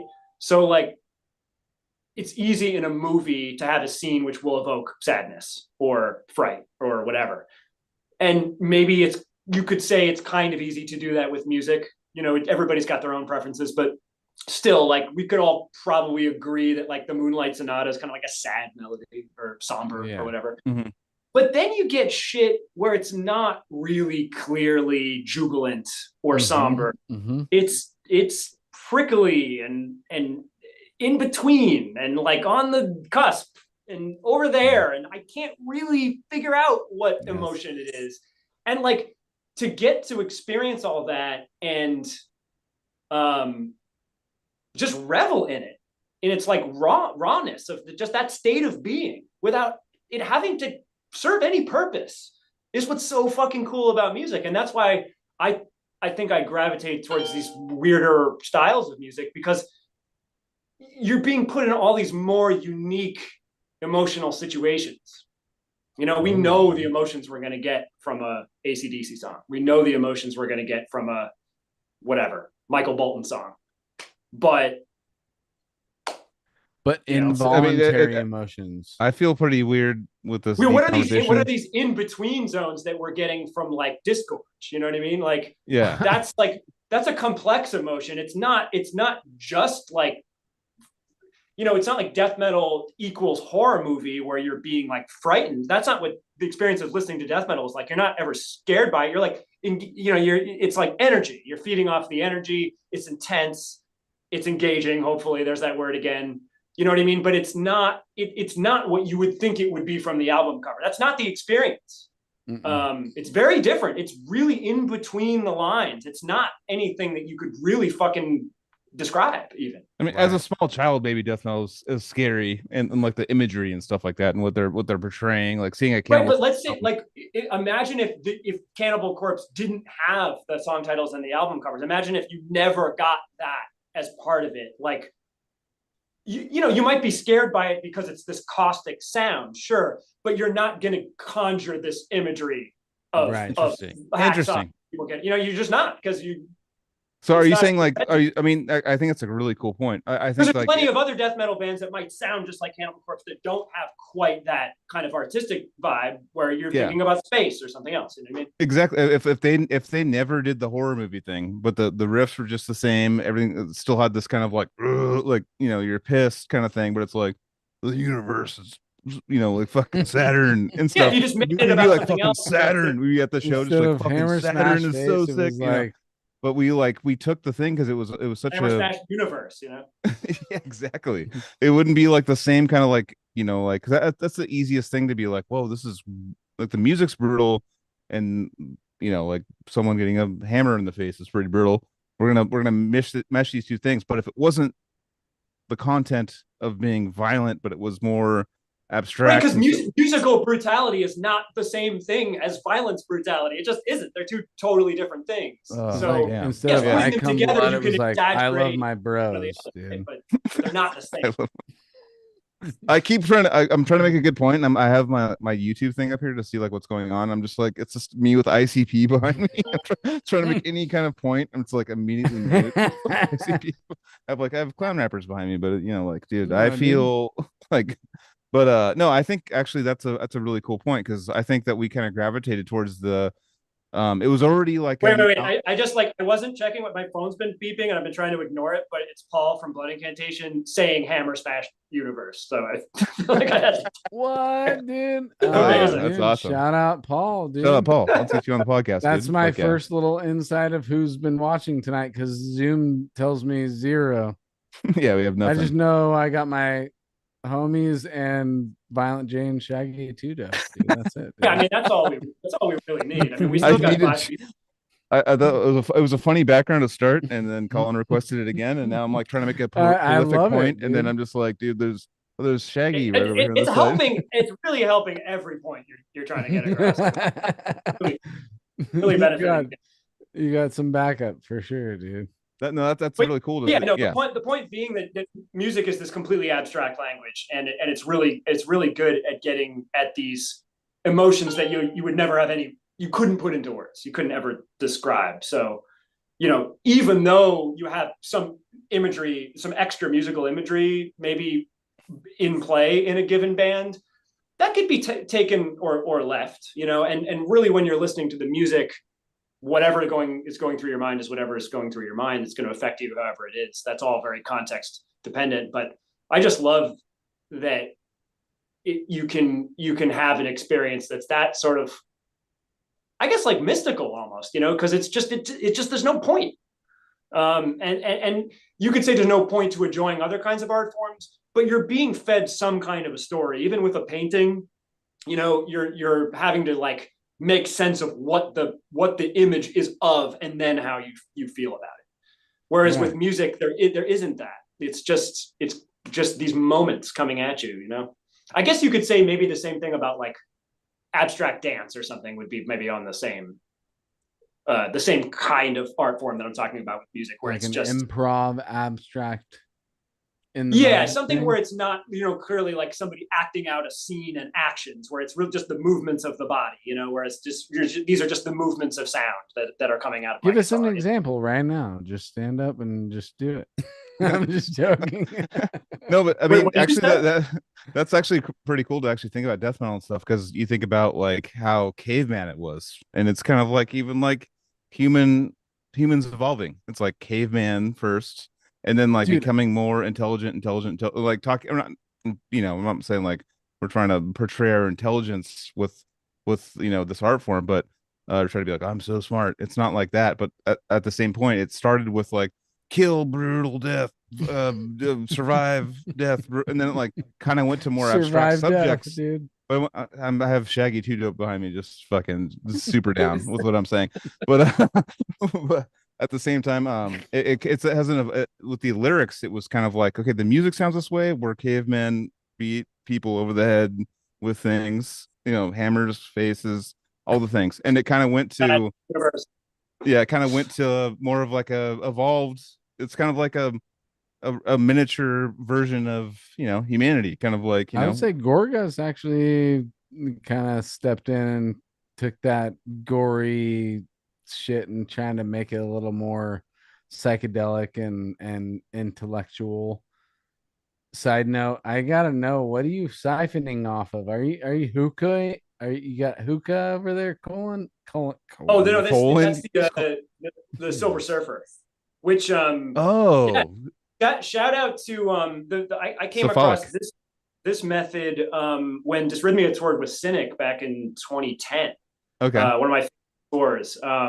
They actually had a vaporizer on the tour bus, and I was like, "This is the greatest tour of all time." Yes. I was on a commercial for Silver Surfer with Cephalic. We were on tour with them, and they were like one of the first like endorsed people. I remember. Yeah. Leonard would always have the Silver Surfer.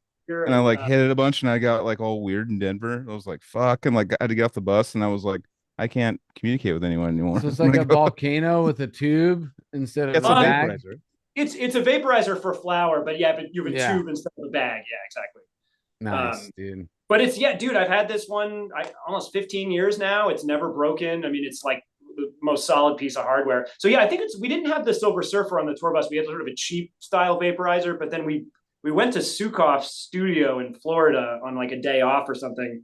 And I remember I got to hear the Atheist record like before it was out, like in a swimming pool. Hell yeah, dude.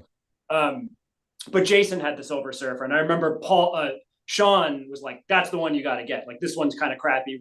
We just have this because it's a cheap one for touring, but like that's the one." So first thing I did when I got home was get the Silver Surfer, and yeah, are they still around? Are they still around? Silver Surfer? As far as I know, but I mean, I haven't had to buy a new one. Yeah. Awesome. Oh, that even tells what a you how terrible good the business product model, is. dude. You have to buy a new one. Yeah, you make your product too good. Yeah, I've got only computers can learn something from vaporizers. How easy is it to find quality pot out there now, dude? Well, it's been legal here for what is it now? 2 years? God, I can't even fucking remember. But it's legal now. There's now dispensaries everywhere, and so yeah, I mean, it was never hard before that, but now it's just everywhere. That's killer, dude. And in New York, even all the bodegas that are not, all the bodegas and the head shops that are not legally allowed to sell weed, they all sell weed too. Tell us about the most sketchiest time in your life when weed was like dude, we got like a bowl's worth and it's good, you know? Yeah, so we're a long time since that. Now it's like, okay, I smoked most of a joint. All right, let's throw down. It's like there's that sense of having to hold on to every little bit, and in a way that's bad that we've lost that, because now we're all more wasteful and there's all this packaging, and it is kind of that way now, right? I'm very happy at legalization. Obviously, there's no reason for that to be illegal anywhere ever, but like exactly that the part that comes with it is capitalism and productization. So right. Just get that. But nothing is free from that, right? It doesn't matter what it is, what substance or product or idea or anything. It's going to be fed through capitalism and ruined. If the masses want to consume it, dude, they'll find a way to make money off of it. And I 2017 when it became legal in California, I remember just standing in line, just like I don't even like smoke weed that much anymore, but I need to buy it in a store. I need to have the process. Before it being so disappointing when we I had a salesman that just like, he took me along. He's like, okay, well, this is our blah, blah, blah. And I was like, what the fuck? This is the weirdest thing. Like, I've been like handing it under a table for like my whole life. And I'm just like, you definitely I had anxiety like a motherfucker. I was panicking in that line. Like, take your fucking ID. They're like, all right. They're like, I just want to make sure that I do everything properly. Yes, dude, it's extremely relaxed in New York. There's like, I don't think I've ever been carded at the dispensaries. There's no security guards. I mean, it's like very different from other states that I've been in. Denver, I remember when I was there right after it was legalized, and it was kind of like it is here. I mean, maybe even like less strict, like because they just have big jars of weed and so on. In New York, it's like some places it's all packaged, some places you can like open and smell it and stuff. But I mean, in California, it's like usually like, armed guard at the door and security guard. And it's a place that doesn't look like it's even a legit business a lot of the time. Here, it's like half of them look like Apple stores and the other half kind of look like a hedge. I mean, I live in like one of the most should be like an Apple store. I live in Aptos, California. It's like a fucking, I shouldn't be living here. It's insanely expensive. It's the most expensive place probably in the United States to live. And there is 4 dispensaries within walking distance from me. Mm-hmm. It's like, and they used one used to Taco Bell, and I was like, fucking put another food thing, dude. I remember like on the I was on the forums. It's like, we don't need the weed to food business like the ratio is off. That's how it was in a few years I ago want good too. food. I was like, more weed than food. That's literally what I called Portland. There's more weed than food. Yeah. It's like you're making me want to eat food and there's no food. I was like, dude, they're right. Setting it up as a sort of a torture experiment. You know what I mean? Yeah. How can we like drive stoners over the edge? You know, get them high in the start. They should have like, I feel like as a thing should be required as like a taco truck in front of every weed or something, like some sort of food thing outside of every to like, all right, there's multiple businesses being satisfied here, and obviously stoner Stoners want Oh, maybe food. we can start getting like I had to have like the combined Baskin Robbins Dunkin' Donuts. Maybe we get the like Just give me a scoop green on top leaf. of a fucking apple cinnamon filled donut. Boom. Yeah. Super You ever have those? I mean, dessert. I don't really smoke that much anymore, but when I smoke those concoction random things you put together of like ice cream, I don't even know. I would do. I mean, obviously I'm a more heavier set man. I can't put the cow avatar on me right now. It's not fast enough. But It's but November, dude. Just throw a pumpkin pie right behind you, dude.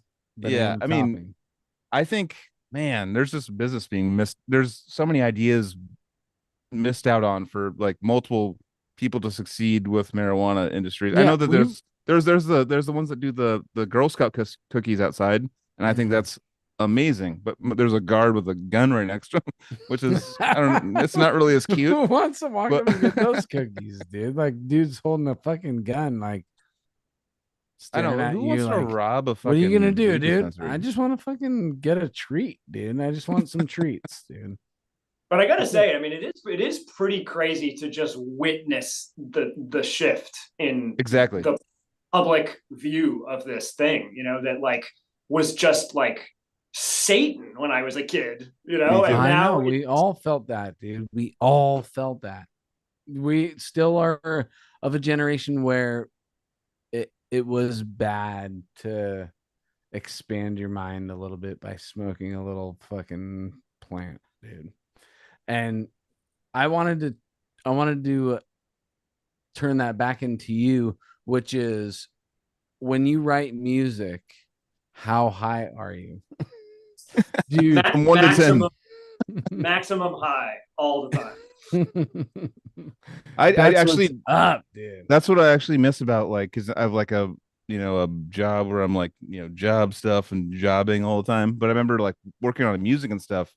Marijuana was my favorite way to perform, to create, Music to do is anything. the best with weed, dude. Like if you don't like for me like the ideas that would come from marijuana were it's not like alcohol is like the opposite of it. That alcohol is basically the taking you back and clouding your ideas. Like marijuana was like, oh no, what about just having an instrument and just trying Remember that something fucking different? weird Like, idea you had the other day, dude.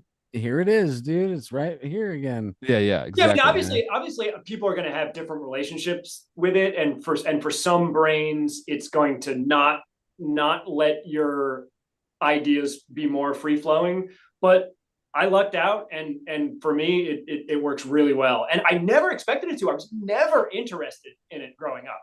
You don't seem stoned at all, by the way, Colin. Colin, you seem that's- completely like you seem completely like more. What about me, dude? I mean, you seem stoned as fuck. Like you seem like I was expecting like Colin to act like I was like he's not hitting weed because you just look like Anthony after a while. But you get more like kind of you get more heightened and you get more like oh dude blah blah blah. Like you get like kind of like it has a different effect for everyone, like you said. It's different for everyone. Yeah. For me, it's not fundamentally changing how I interact with people or whatever. It's just like, yeah, sure, I feel different. Also, I'm a seasoned veteran at this point. It's not like as much of a change as it used to be. But I kind of also enjoy how it's sort of has this more subtle mellow effect these days for me. And I'm also I'm a non-drinker. Like I haven't touched alcohol in over 10 years. And I've been vegetarian since I was a teenager. Like I'm very sort of like very picky about what goes in my body. Yeah. And this never was something I expected to like. And only ever even tried smoking weed because I was kind of curious about LSD as a teenager. And I figured I shouldn't go straight there. Yeah. And yeah, no, that and then just ended up being something that works really well with my relationship with music and with just my sort of relationship with my daily life and so on. And it's just been a really positive thing for me. What do you think about the commonality between cannabis and hops? I mean those are the two like alcohol's the the number one thing that gets. I mean, watch Cops for one episode. It's not a bunch of stoned guys going like fuck you. I'll say it's it's always hammered people like making terrible decisions that can't handle their hops consumption. But The but they're from the same family though. Yeah, the taste and the smell for sure, but the effects is totally different. Well, I know, but I'm saying, they're related, like through, I don't know, the They're a plant good word. combo for sure. What's the But plant word? when it comes to See, this is creative, alcohol. This is alcohol. I can't remember words. Well, I mean that just goes to show you can have life forms that are very close together on the tree of life, but the chemicals they secrete are very different, have very different effects on human brain chemistry. Definitely, for sure. definitely. I think we should start a band called like the I was saying before. I mean, this is all like, Odious. What was that? What's that? Odious. What was that calling? Oh, I was just I mean, just the same thing I said before, that it's just everybody has different relationship with different chemicals, and there's plenty of people out there that have very functional, good relationships with alcohol, and that it does it for me. It's not like I had a problem with it or it wasn't working, but I stopped for a while and then just got to really like not having it in my life. Yeah. And the longer I go without it, the less I want it, and so on. But yeah, I mean, it's like, that clearly is ruining way more people's life than, oh yeah, 100%. Most other drugs that there are, besides maybe painkillers. 100%.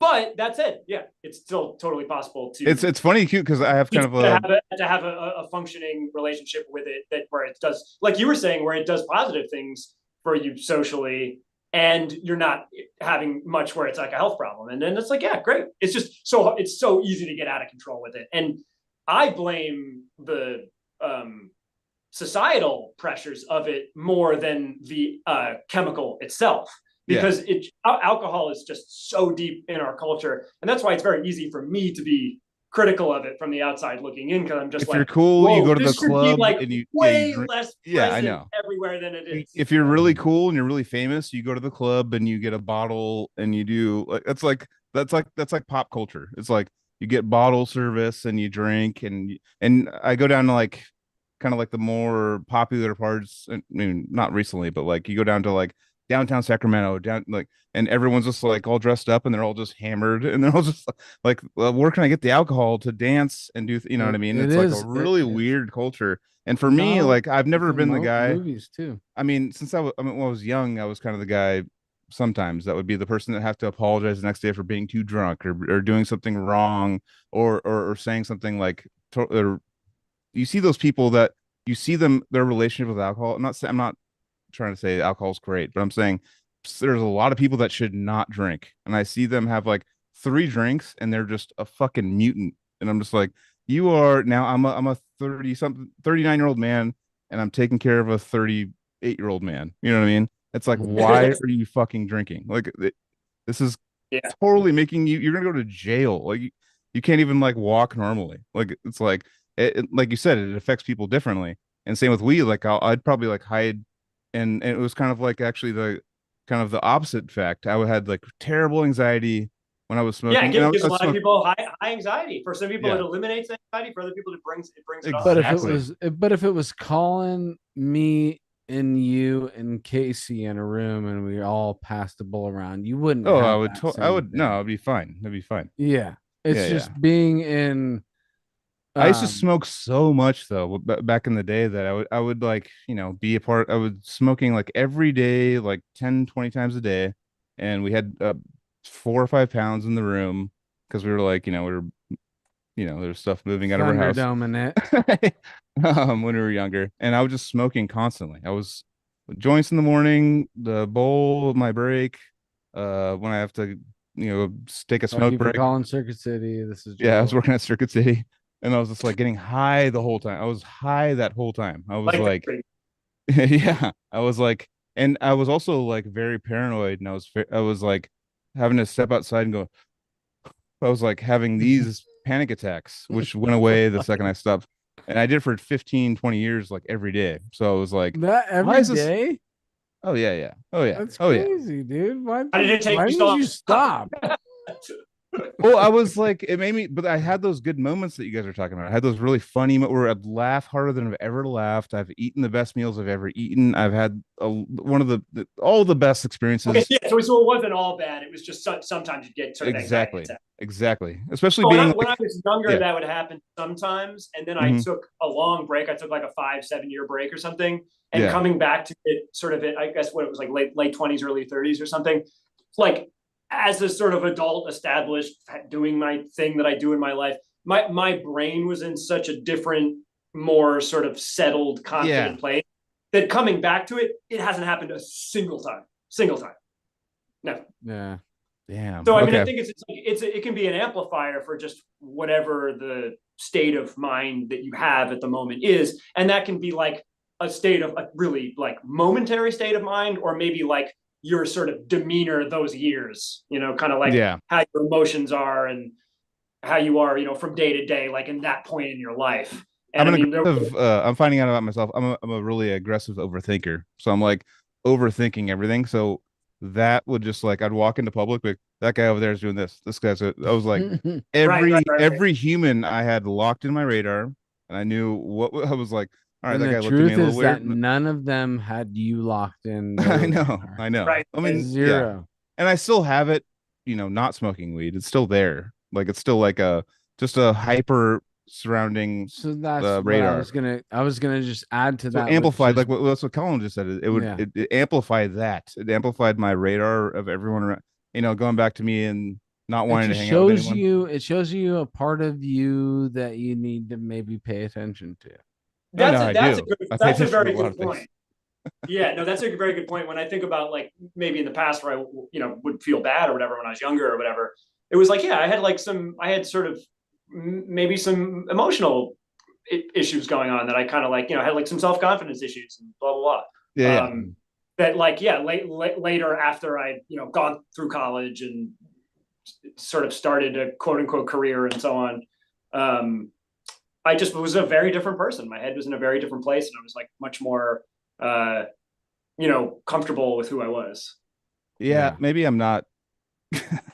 Well, that's fine, dude. I mean, that's okay. That's one. That's I mean, cool. No, I'm not saying that's a none of us bad are gonna thing. be I'm not none saying of us are I'm gonna not be saying it's a bad thing. This is actually I like this. I like talking. I mean, not. I don't like talking like this on like live. I'm going to though. But yeah, no, I do think that like Where are you? I think high school actually molds a bigger part of your life than we kind of think. We kind of like give it credit for, because a lot of things in high school, I'll think about high school sometimes and like, oh, that time that this happened, well, like, and they're like really magnified crazy times. Whereas nowadays, if that happened, I'd be like, I don't, I'm not worried about it. But it goes back to a kind of a high school thing, and a lot of people I've talked to, your brain is still forming. default, yeah, I mean? exactly. It's like the number one time, and high school is super important for a kid. I feel like to what you're going to become. I think that's what you're going to become is in high school. I think because your brain's like you're figuring things out for your own. You're finally able to make your own decisions. Go like this band's good. This band's I like this. I don't like this. Like your This brain's chick's kind of like hot. making its own decisions where it's not like this is. You're still going like a little bit with people like that you respect, going like this is cool, this is not cool, and you're like, but you can also You're distinguish. sort of like figuring out your taste. Exactly. Everything. I think high school is a very underrated, like non really talked about as much as it should be kind of part of like human development. I think that's like the number one time. I think your that's social, like everything social happens then. yeah. You exactly. really understand what the world's going to be socially in high school. Exactly. I think that's why I like hid in music. yeah. I came out like my last year of high school. Really social connection. I hid the whole time, and then I came out my last year of high school. I was like, hey guys, what's going on? Nice to meet you. I was like, but the whole time I had hidden until like, watching the whole, I was like terrified of the whole popular kid culture, even though I grew up with them and they were all nice to me, for the most part, but there were some that weren't. And I was like, just kind of like still had like a terrified like vibe from them, like, fuck, they're all buff surfer guys. Like, I don't want to fuck with them, but like all my friends were part of their groups too. So I just kind of like stayed out. Okay, I'll just stay. Why am I getting into this? Jesus, this is for my therapist. No, what you're saying is actually why are you getting into this? Therapist. Wow, he's gone. Wait. Violent just Jane fucking Shaggy Tito. to dope. What do you? I know, and I have Shaggy fucking to dope the whole time. God. Worst No, I fucking well, you guys background. are. What if you just I'm like took off a sympathizing gel with mask you. and underneath you were just I'm another like, hey, I'm all woo woo. What's up? I'm sympathizing with both of you guys because um I had a taste of both because I was a football player for the first 2 years of high school. So I got in with the jocks.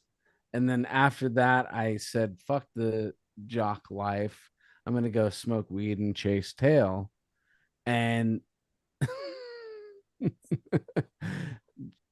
sick change up there, Joel. They probably won't see that until you talk, but Sorry. um That's distracting. I apologize. no, that so I kind of got the taste of both, and I think that socially I didn't have those feelings like you did, either one of you guys. I Mhm. was I learned how to chameleon myself Oh no, me too. socially A million times.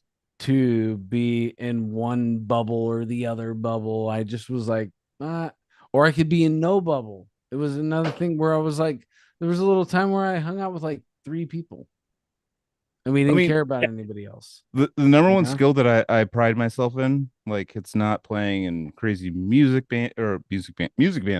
Music It's not dude. playing crazy music bands, but it's more like understanding if I trust someone or I think they're bullshit, like within talking to them for like 5 minutes. I'm like, all right, nope, fuck, I don't and usually I'm fucking right. And that's what sucks. We kind of I know have how to like tune in to people.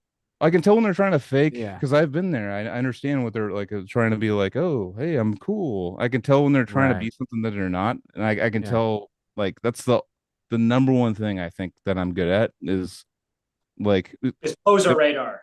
yeah. So yeah, poster radar. Exactly. When they speak, I'm just like I can tell like if they're like being genuine or they're not immediately. I can tell immediately if they're nervous, I can tell, and they're not trying to be not genuine, but they're nervous. I can tell immediately. And I also watch psychology videos all day. But What if Well, I just like it's, busted out that I hated you right now? Like, Joel, I've been holding it well, out, you'd dude. fuck me up so bad. Like I can tell that you like I can tell who You can you tell are. that I love you more than fucking No, most. I can tell you So are the first day I met you. That's why like I can tell like this is gonna sound like it's a all love story. love, baby. But no, what were you gonna say, Colin? Colin, you had a good point. oh no, I was going to say, I mean, probably the some of the challenges that you've been speaking of are a reason that you're more tuned into that with other people. You know, being somebody who's maybe an overthinker or over noticing other people or anything like that is going to, well, I mean, I guess I just said it right there. I mean, you're just paying attention maybe a little bit more than someone who's a little more relaxed. Yeah, exactly. And yeah, I mean, that's dude. I mean, these are And like weed helps. yeah, and these are the things which I did, like for me as a kid, music was the thing, and then like later as an adult, weed and music combining,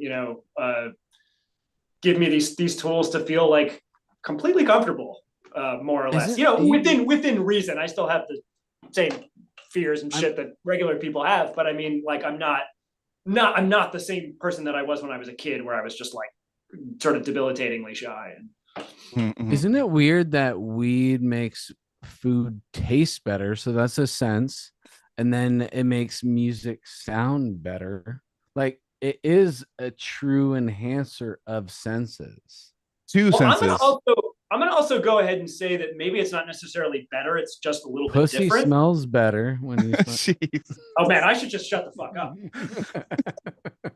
Let you talk.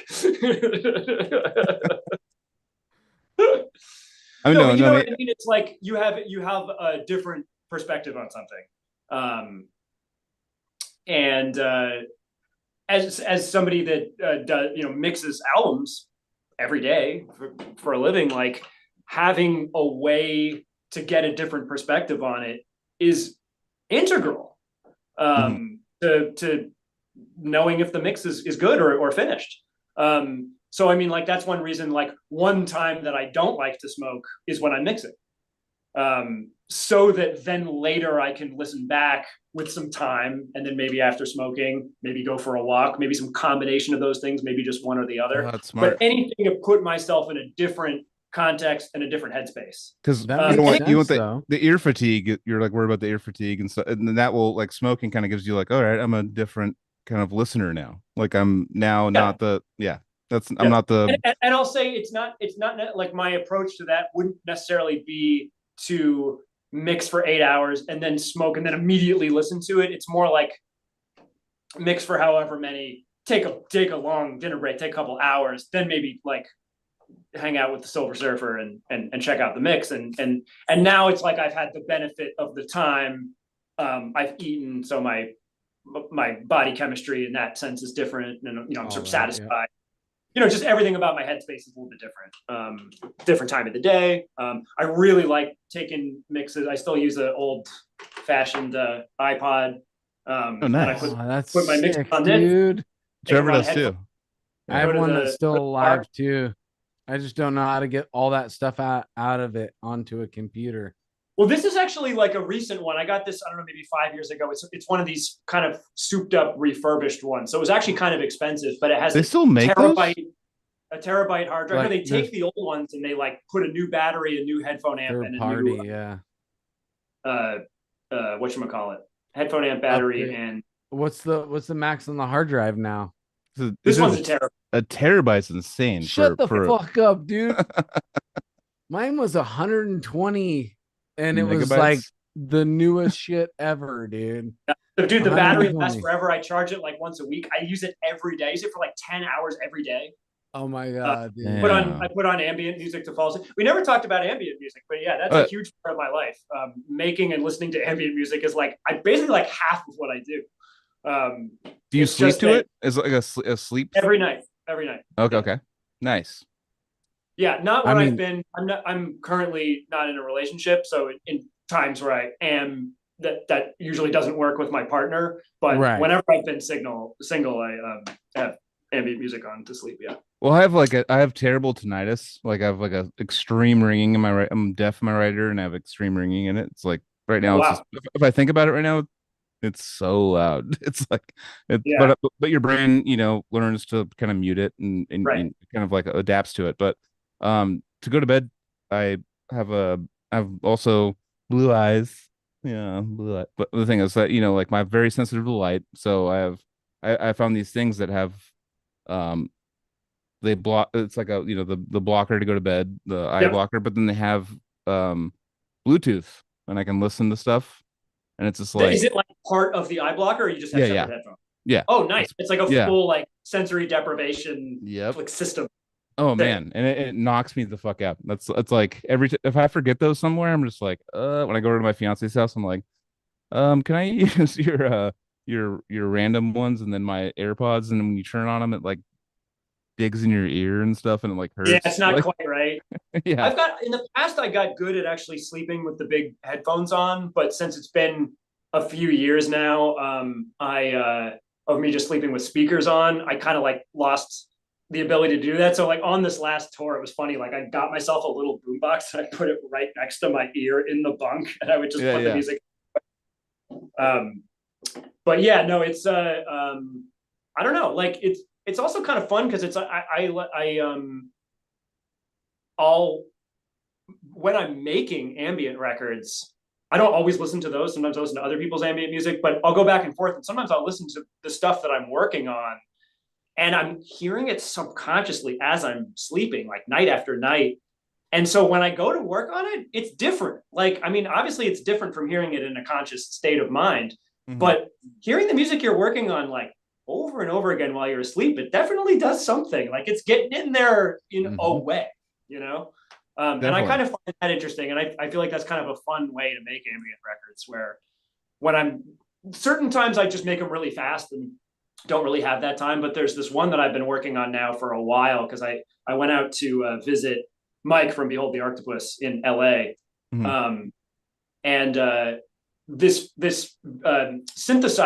analog synthesizer studio called the Vintage Synth Museum, which used to be in Oakland, during the pandemic moved to LA and is in the neighborhood Mike lives in walking distance from his house. So I booked a couple days there, recording sessions, and did like 7 hours of recording. And then since then, I've been just slowly doing overdubs with my synths here. So it's kind of been fun to like spend a really long time working on the record and sort of like experience it subconsciously, like many times before I actually complete working on it. Because ambient music, it's such a different style of music. Do you wake up in the morning? Because I wake up in the morning with like a different song or sound going in my head and stuff like that. Like, where do you draw influence from that? Like, whereas, like, obviously, Behold's trying to be like dissonant, trying to do avant-garde, and ambient's kind of like could be. I mean, it can be dissonant too, but I'm saying that it's probably more mellow. Like, where do you get the influence? Where do you draw influence from ambient? Yeah, I always think of my ambient music as being totally consonant with no dissonance, but that's absolutely not true. And I think I just have a skewed perspective because I make so much dissonant music.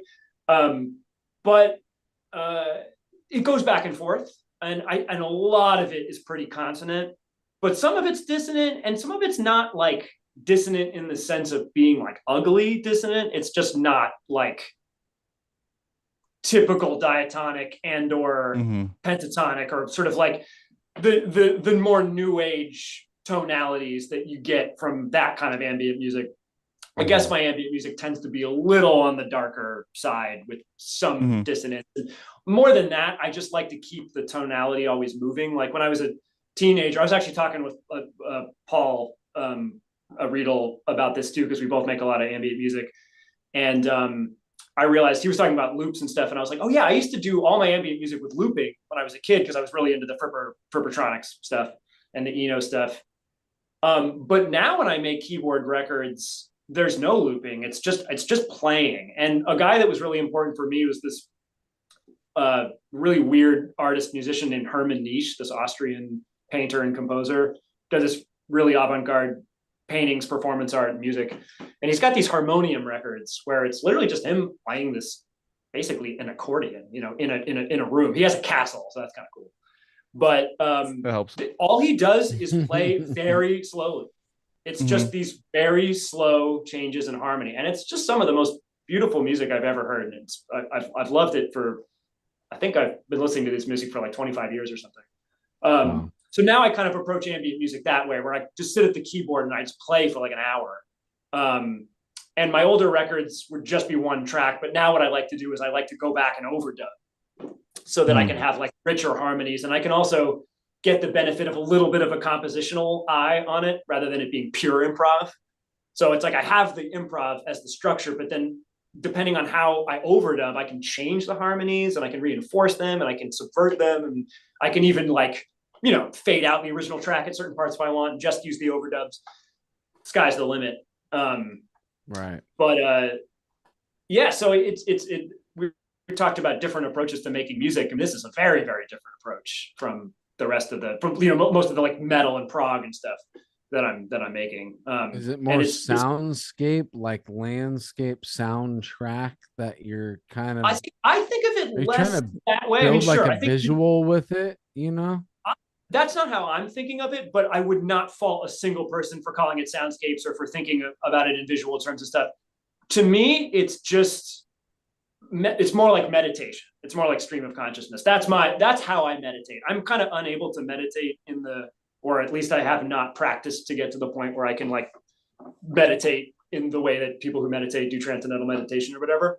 But I realized when I'm improvising, especially that stuff, and when I'm listening back to stuff that I've worked on and I'm focusing it on 100%, it's no different from meditating. My conscious mind is not there. It's gone. I'm somewhere else. I'm not in that constant stream of thoughts and input and stuff that you were talking about struggling with, and I struggle with too. Is waking up in the morning and hearing something immediately, that is a phenomenon that I have as well. And there's certain times where maybe I have more of a vacation than you guys when it comes to creating versus just what I take in. But if I fall in love with an album, I will have this phenomenon where I'll wake up in the middle of the night and part of that album is playing immediately. You mean in your head? in my head. Yeah. Okay. And there has been, you know, sleepless nights where I'll wake up and I'll be on a different part of that same album, and I Oh, really interesting. feel the sensation of this album, because I used to beat myself up about all the fucking cough medicine and weed that I've smoked in my life. You know, You smoke cough He medicine? smoked cough no, I medicine, like smoked the it. most Okay, cough medicine weed you ever smoked. smoking and the cough medicine that I took at a young age. Yes, I'm admitting it right now. I definitely was part of that fucking Robitussin fucking Robo craze tripping. that was Robo tripping, happening. yeah. Yeah. Never, I was never part of tried that. that one. I haven't I was either. part of that craze, dude. So and then I look back on that, you know, we were talking about brain not fully developed. You get to 25, 26 as a male, your shit's fucking finally calloused over, and you're like, okay, now I got a real brain. Oh shit, dude, what the fuck did I do in my teens? You know? and Yeah. that was one of PSA: the wait to do drugs until you're an adult. Yes. yes, For any drug, any alcohol, any drug. for all No, my kids that are gonna watch I'm not this, since kidding. we're I mean, it's like, recording yeah, it for the little internet. bits are okay, but I mean, yeah, that is real. I mean, yeah. Yeah, marijuana, anything, marijuana, alcohol, anything. Like wait until like Wait 20. until I your mean shit's fully developed. 23, 24, 25, something like that. But Yeah. like wait, because like Basically, the longer you wait, the better. yeah, To be yeah, and it's all gonna be it's way all better for fun, you. It's but gonna be way do more your- fun. if Be you're way- not doing your homework. It's yeah. So anyways, I look back on that time and I'm like, where the fuck did my memory go? I can't remember any of my high school teachers other than like a handful of them. But then there's times where I can have Voice of the Soul by Death played note by note in my head. Yep. And I was like, I had this very positive, awesome moment where I was like, oh no, dude, I didn't lose my memory. It was you clouded just, it, you covered it up. it was not covered up. It was just at like what I really wanted to stay with me, stayed with me, you know? Yeah. And the thing is, we're talking about different kinds of memory here, but you're also talking about, I mean, because remembering events is different from remembering music. But that aside, the thing is, having a positive life event or a traumatic life event associated with something is what makes memory work. It's what makes things stick. So if you were like bored throughout high school, then you're not going to remember that, because you weren't, there was nothing, there were no markers, there was nothing making you like pin that moment to that thing or that song or that thing you learned in class or whatever. So yeah, I mean, I can kind of relate, because in high school, like my high school was sort of so difficult. It was like kind of like going to college in high school, and I was so focused on school that it was kind of traumatizing in the way where like I remember a lot of it, but I also forget a lot of it because it was never fun. Whereas the school that I went to that my mom taught at, like that was this really like fun school. Yeah. And it was kind of alternative and a little bit hippie. And I remember more shit that I actually just learned in class from that, because I was like just having a better time, and I wasn't like like the SATs, right. You know what I mean? So and those handful of teachers that I'm talking about gave me that same experience, gave me the fun through art and poetry and even history and all these other things that you can actually connect with if you have the right person at the helm. You're not really going to get deeply into something unless you are interested in it, unless it is engaging to you. And so it's like that is the challenge. And your shaman, who's make the shit engaging for the kids, especially nowadays with Yeah. everyone stuck on their phone. Like that's the engaging thing now. So now you have to come up with a new style to detach the brain from the phone, which is, man, you're telling me that all my kids are gonna connect with AI. That's what you're telling me right now. And they're gonna be way smarter. There's gonna be no teachers that I'm talking about right now. The handful of teachers that I have they're gonna be gone. It's all gonna be AI for my I mean, kids, there dude. was a comic. I think it was either Bill Burr or Louis C.K. It was like, remember when like you used to sit in the waiting room and you just be like, yeah, Yeah.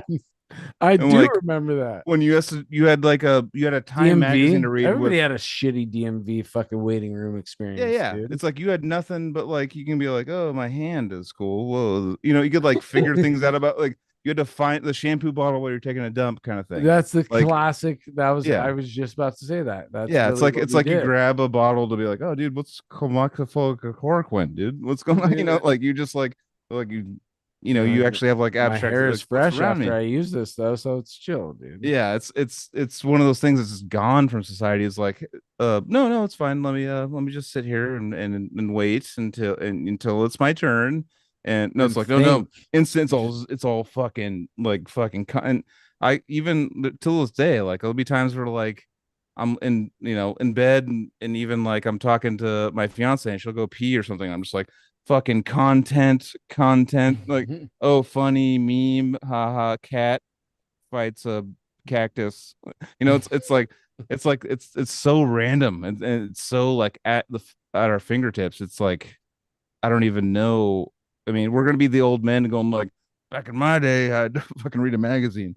It's like now they're gonna be like, fucking back in my day, I fucking used AI to fucking like to write my papers for me. It's like it's turning into a completely Yep. different world. But I mean, you know, I feel like Imagine the people who were alive before the cell phone and then the cell phone happens. We're just going through that same thing, but it's on an exponential level. So we're getting hit with a bigger Nokia blast right now, well, but for it's still me, the like same thing. one thing that I noticed that's it's crazy is my cutoff. Like I graduated 2002, so my cutoff was no social media, and then in high school there's social media. I don't even know what that would look like nowadays. Like with social media as a student in high school or in junior high school or Well, middle apparently school. it's just destroying the lives of all teenagers. Yeah, And exactly, Yeah. exactly. I feel like Apparently, it's that is the truth. and I feel but I like mean, yeah, the irony is that everything you were just describing about the waiting room and stuff, that still is my life. yeah, That's the yeah. life I'm That I living. mean, I actually no, I'll sit in waiting rooms and be like, I'll be like, nope, like just try to exist. Right. What Yeah, did you used to but you do? kind of you have to have that awareness that you're doing it. And Yeah, that's kind of why I don't want to have the phone, because I see that in 100% of people, they can't fight that 99% of the time. yeah, So exactly. Like most I people know meeting that each I'm other going to used to be in be doing person. that. Yeah, used to be like, hello, how are you doing? Hi. Now it's like swipe, swipe. It's like we've turned like relationships into swiping, like to match. What's even more shitty is that what you're just talking about has made it even harder for people like Colin, because Colin is just used to interacting with people normally, but now he has to interact with people who don't know how to be people because they're too sucked into their internet persona that they are, that Yeah, they have human their phone in front interaction of in them. person Yeah, is like a Well, hard thing. So Colin's just trying to get some bread, and then some weirdo behind the counter is ringing him up, and she doesn't know how to socially interact with them. He's just like, just want some I mean, the bread. thing is, like, you're totally right that I would think that would be the way things are, but I gotta say, like, that's not my experience of the world. It's like my Oh, experience of the okay. world is just that it's funny that every time nobody's having a conversation, everybody's on the phone. I mean, it's like there's the Twilight Zone aspect of it for me, hmm but I don't feel like it's ruined my ability to have conversations with it's probably people. heightened it. And I don't feel like I noticed like younger bands coming in and I can't work with them because they're too much on the phone. You know what I mean? Like it's like everybody's kind of on the phone all the time, but still like I'm still able to make records with people and write albums with my bandmates and go on tour. And it's all. And the thing is, I guess maybe still a lot of the people I'm interacting with are my age or are older, remember a time before that, and so they're not going to have their personality just like instantly flipped because technology is kind of gradually going in this way and society is gradually going in this way. But yeah, I mean, even like I'm saying, even like the younger bands that I record, like haven't quite noticed that. I'm not recording super young people. I mean, I guess the youngest would be like in their early 20s or something. But But I still, guess that's I'm just that's being, young enough. And that was that's me half being my pessimist on that. But I actually do think that that isn't necessarily true, because I also agree with, if you just engage with somebody in person and you look them in the eyes and you just be real with them, That's a powerful thing still. that is That is actually still powerful. the You're right. real You're right. way to get to somebody in the moment, dude. You like, even if you're at the store and they're just ringing up your groceries, just make it somewhat personable and be truthful. Like, they're actually it's gonna affect them, because they normally don't get that, dude. Well, Most I've had people, I had those jobs. If anything, if that is kind of going away in any amount, then it's going to be nothing but more appreciated when it happens, right? the True. most Very anti true. that you're gonna find in a fucking Taco Bell drive-through, dude.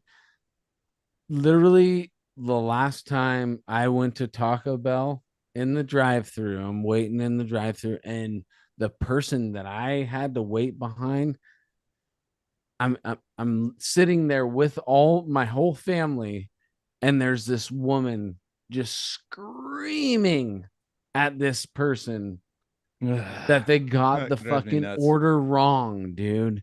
And it was all this wait to like make sure that this woman got her order correct and all this shit. And I'm like, I don't have time for this, you know?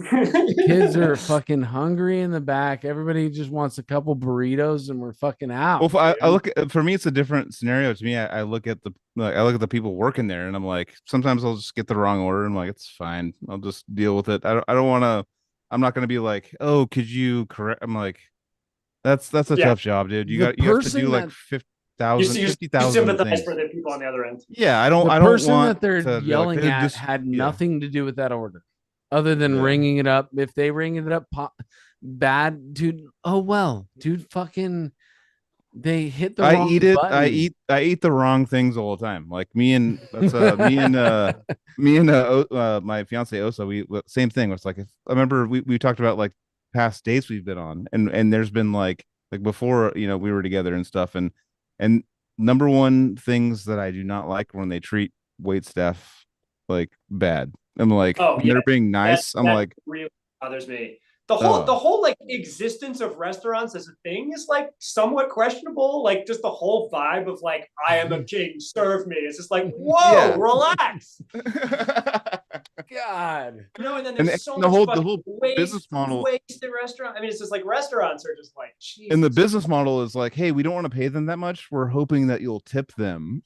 Like, Right. Oh yeah, and then don't even start on that. And then Yeah. then even people making the food, everybody's underpaid except the person that owns the restaurant, and it's Exactly. such a business. I mean, yeah, Jesus Christ. When I see people getting yelled at like that, I get this empathy that comes through. Like, I'm just like, I get like, I was telling, you know, we were talking about the story about like people treating wait staff bad. That's like, how could you even like when if your brain can just overcome this, like whatever, like you're like me only and not others. Just You're like flash me. into that person's life, You for a know? second. Just Yeah. 1 second. Yeah, That's all just you look need. at that. That sucks. Like, look at how many tables are fucking waiting. That sucks. Like, I don't want and actually, not to be rude to them, but that's like my nightmare to do their job. That's my nightmare. So, but if like nothing works out, I'm gonna have to do that job. So I'm like, and nothing has ever come bad in my life to me by treating them amazingly. Like, it's always been, I've always gotten hooked up. I've always gotten free things. I've always been by like being like, you're awesome, but I always like be as nice as I can. Like, no, it's no problem. Do not worry about it. Like, go worry about your other tables. Don't like, do not trip on us. We're totally like, you know, you have enough to deal with. Be the bottom of your list. They're like, oh my God, I'm so sorry. Bottom of your list. I noticed there's been times where they like hand me something and I go, oh my God, I'm so sorry. You didn't order that. I'm like, it's fine. Don't worry about it. It's all good. I'll eat whatever you put in my fucking face. Right. Almost like overcompensating because they're used to everybody being jerks. But yeah, no, man, it's just basic respect for human courtesy. Yeah. You know, exactly. Like we're all separate people, but we're also all one. We're all on this journey together. We're all trying to find a happiness together. Like, let's fucking encourage people. Like, you know, like they're waiting on you, dude. like you're Yeah, sitting there like, feed me. Cause you I literally go whenever I go to a restaurant, I'm like, I'm going to have an awesome experience. And I'm still gonna have an awesome experience, even if like some shit gets twisted. It wasn't cooked this way. I don't even send things back, dude. No, I never do. It's literally like I'm out here trying to be on vacation for 45 minutes. Yeah, You yeah. know? And it's That's such a literally luxury what it is, experience, dude. period, just to go in and have somebody make you a whole meal really quickly and serve it to you. You know what I mean? Yeah, Like, I'm exactly. here That to is just play luxury. tic-tac-toe Even with the my Taco Bell. kids with Yeah, the even the Taco Bell. crayons, you know? Yeah, it's crazy to see people yell at people. I mean, my dad, I love him to death, but he'll get they when you get older, I think this is the thing that you care. Your service is like all you care about. Like, I need to make sure I get my service correct because they're like old school from like the 50s, and like they're like old school. So it's like service needs to be good, and like my dad will just be like, get bad service. He's like, hey, the tip starts at 0, right? And I'm like, calm the fuck down. My Hey, dad's like, just let like, me just sneak out of here. it's like I'm I just don't know like, who Dad, this guy is. I know. Well, no, we make fun of him so because he has this like kind of like, dude, like what he's not like rude to people that don't deserve it. He's when their people are rude, he's kind of like he's not gonna just be like, oh, it's fine. He'll be like, I'm gonna bring this up, and then we're like, no, please don't, because we'll have like they follow him around. I feel like there's people I'm like, Jesus, that's terrible. That's like rude ass service. And my dad's Do you like, guys think? Do you guys think that, like, because I don't know if this is just because most of the people I talk to are musicians, Mhm. but do you feel like musicians tend to have more of this sympathy for wait staff service oh, stuff than other people? I feel like they do because we're always treated like such shit that we just like yeah. for I think so. yeah. I don't think there's gonna be musicians at a Denny's going like, dude, my eggs are over easy, not medium. I don't ever see that happening. I feel like they're struggling and struggling. I feel like the struggle and the You're struggle. saying so, yeah. Sympathy Like for the struggle, sympathy for the struggle, right? Exactly. Sympathy for crowd for the is disrespect, all the fucking disrespect. I know. It's like the venue going like, dude, we're gonna take 20% of your shit too after the struggle. our crowd's asking for like Yeah. a medium rare know. steak, and we're trying to cook it perfect for them. That's really what it is. I mean, you're a vegan since you were a teenager, but I'm saying like cooking something, having the perfect meal. We're trying to serve the perfect meal to our crowd, right? Yeah, And Yeah. and we're trying to not And have you came in here and asked for this. You asked for the meal. That's true. That's also true. We're And just trying to sometimes do our it. meals get chaotic. We might throw a little more spice on this area at this time. No, but Yeah. I mean, I can see a lot of parallels with the the live music and the restaurant situation. Because you might have people coming in to see the show, they don't really understand. Most people that aren't in a band have no understanding of the way a show works and the way it's run. And like the tour I just did, where like you show up at 11:30 a.m. and you leave at 1 a.m. and all day people were doing something. Like somebody was working Right. in the tour crew, and you might come in and see the show and be disappointed by this or that about the experience, not realizing that every night everybody's just like busting their ass past Constantly. what is reasonable just to do this thing, and just doing the best they can. And everything about doing a live show, especially with like music like extreme metal, which is like sonically very difficult, is just an uphill battle. Yeah, do you have actually have a question for you? Probably get close to wrapping this up soon because we're at 4 hours. Well, bring back ICP. We're gonna start rapping. 4 hours right now. We're at 4 hours and 10 minutes. Yeah, like the next 4 hours is just us rapping to each other. Freestyle rapping about how much we think the wait staff needs to be fucking compensated restaurant correctly. industry needs their fucking. So my fries were fine. I don't have the Y'all time. don't even know about My that. mom. No, we shouldn't be doing this. No, stop, abort. No, but as a person that you work in production and engineering and stuff, for me, I've always noticed, especially when the speeds of metal get faster. And I'm deaf and linear, blah blah blah. But like as far as getting the sonics, Is it slower in that ear? well, well, Jesus. But no, like like when it's like an Archspire or like a fast band or a band that has a lot of riffs. What's the To me? Okay, I'll preface it with this. So for me, I was like the only way to get that to sound good in a big room is having like speakers on the side every like 4 rows to have like because when you start bouncing on the roof and you start like it turns into white noise. So it's like no matter how amazing your amps are, you could have a Soldano SLO 100, you could have a diesel, whatever you can think, but the sound's gonna bounce. Sounds bounce. So like no matter what, it's still gonna be sloppy sounding. Like, do you have a like have you ever thought of a way to combat that?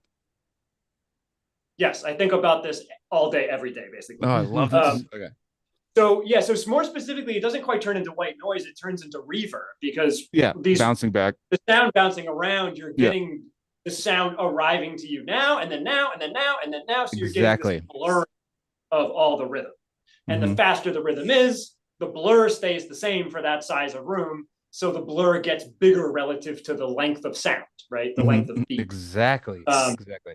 So yeah, you're exactly right that the way to combat that is to get the direct sound straight from the speaker. So the answer is headphones. They should be handing out headphones. I knew, yeah. It's like a silent disco kind of thing. You're thinking like a silent disco kind of thing. And the thing is, you see, you have the same challenge on stage, where like the only way you can hear is if you're right in front of the monitor, right? The monitor's really clear and blah blah blah. So you see guys move to in-ears, which is exactly for that reason.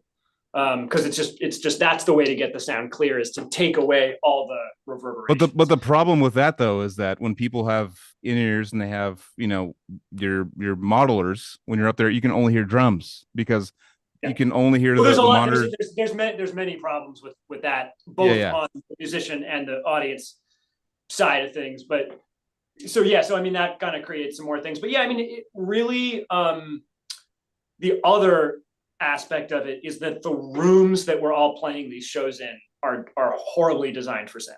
They're not ready for that. Any rock club is a box, and a box is the worst possible shape you can have for audio. Joe and I had that experience recently with Cynic, dude, and Atheist. No, that was because it was in a vets hall in Santa Cruz, and it was a bouncy gymnasium basically. Oh yeah, where it was just it was everywhere, and if you walked up, like, okay, well if I go up closer, it'll sound good, and then they're doing in-ears and they're doing like so there's no stage sound. You're in dude. back of the PA, and then you're front. Yeah. I remember that from touring with Cynic too back in the day because they weren't using cabs back then, and you go up to the front of the stage and all you could hear was quiet drums. You have to go over. It's so many bands nowadays though. It's so many bands. So it's like guitars are mute when you go up there because there's no stage sound, and you can, I mean, if you get close enough, you can hear the monitor maybe, but like it's only drums. And once you get into a bigger size of venues, I noticed that a lot of times they'll put smaller speakers across the front so you get a little bit of the mix. It's just a fucking uphill battle. Like it's not gonna sound the same at any one place in the room, and you're always, the bigger the venue, the farther you are from the speakers, the more they're flexible. Don't tell the people the secret. Don't get rewind it. Don't go near the soundboard. Just go around it and like farther away from it. Yeah, that's what you do, a little zigzag pattern. But the thing is, like, even this trick of like going to the soundboard, it's like, okay, now you're hearing it the way the person mixing it is hearing it. But like, I kind of feel like 99% of people mixing shows are not mixing it the way I would mix it. I always feel like you're at the Warfield, you always feel like there's not enough guitar. I always feel like the kick and the vocals are too loud. I know. I'm such a fucking asshole in my head, and we are roasting. Like when I hear, like, I remember it started when I was a kid, and I got right in the soundboard for Slayer. I was a little kid, and I was like, some of these mids, dude, you guys are like fucking like it's all. I remember Jeff Hanneman was doing a solo, it's all, and I was like, dude.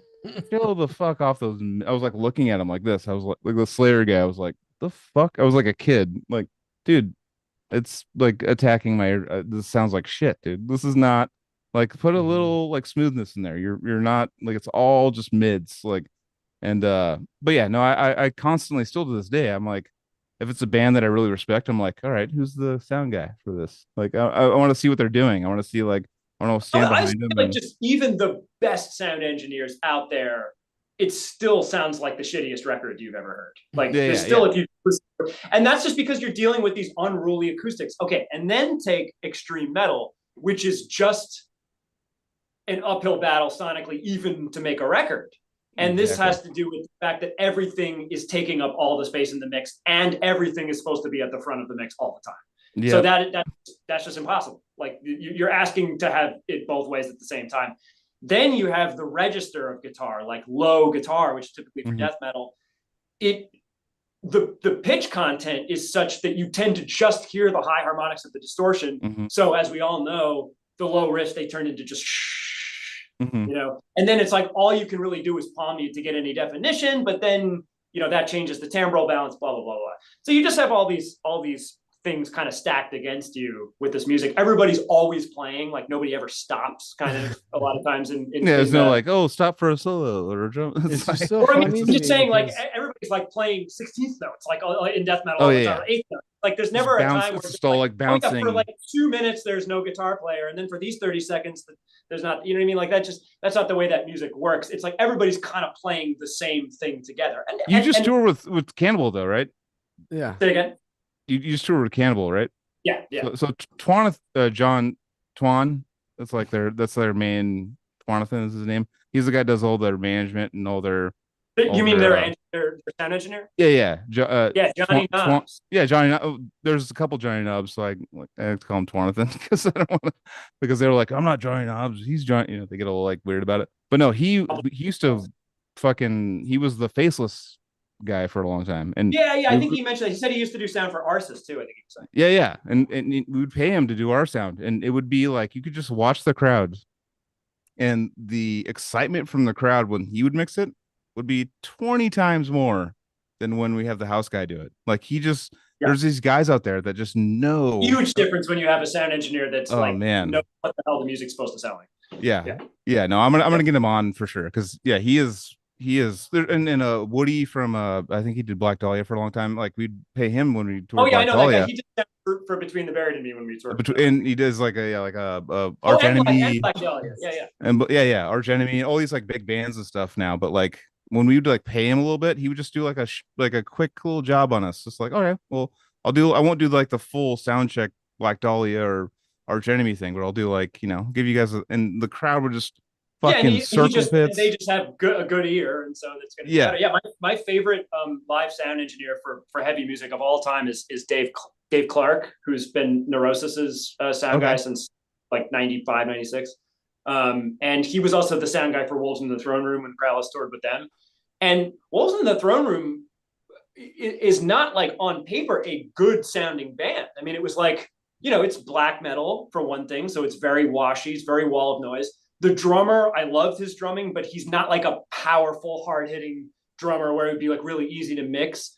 And every night they sounded flawless, fantastic. And every time I've seen Neurosis, it's been like the best sounding live. So he must not be doing, because I remember went to Psychofest last year, and Wolves was playing in the throne room. Jesus, I had a couple drinks, but we had a bunch of friends around us that were like, you need to see this band, and it was the worst sound we've ever heard. And you always say that, dude. No. I Chris Beatty was with me. We all left. It was like unlistenable. The thing is, though, I don't think I have no idea who does sound for them these days. I kind of think he only did that tour. I don't think. Because they all looked at each other and were like, "What the fuck?" And I'm like, to me personally, I'm like, I didn't know them that well, like their catalog and stuff. But they were all looking at each other like, "What the fuck?" And I'm like, "This sounds like," and like they were like, "This sounds like shit." They're like, "What the fuck?" And they left. They're like, "Let's leave," and we all left. And they were like, that was like the band they flew to Las Vegas to go see, and they were like, I've been there at other shows where you're just like, I should love this, and it's just unlistenable, Yeah. And That's a lot of my hangups about touring have to do with just how it sounds. And because I spend all my time in the studio mixing records, Oh I yeah, like have no patience for the sound of live bands. Like it just yeah, they yeah. all sound bad to me. You know what I mean? Like There's gotta be like I mean, I think the headphone thing is like it's down the right path, and my whole I remember my thought was like, okay, well, in the future, there's got to be like, okay, you have your headphones or whatever, and it's gonna say, this is more like iPhone things. But I was like, you sell your acoustic EQ mix for those headphones for the band, because bands wow, make okay, all nothing. right. Bands make nothing. So it's like, okay, well, this room, we've fully vetted this room. So put your AirPods in, and now we'll have an EQ mix that will EQ the things out, and then you can listen to it correctly. Now that's like the There's only way around it I headphone can think, besides like shows. There's everyone already doing a headphone silent disco shows. and just like dancing, I know they do. I have heard about these kind of like hearing aid type things where Mhm. they will kind of like EQ the sound. You can kind of like superimpose an EQ curve on it, so you can sort of like EQ out the murky 200 hertz at the show if you Yeah, want. yeah. But That that's sounds not. That's only giving you like an EQ on the mix bus, so to speak. That's not giving you control over the balance of the instruments and so on. Now, I will say this: the problem is not just live music. The problem is metal and rock music. Because anytime I've gone to see classical music, I'm it like, sounds amazing. oh right, Yeah, yeah, yeah.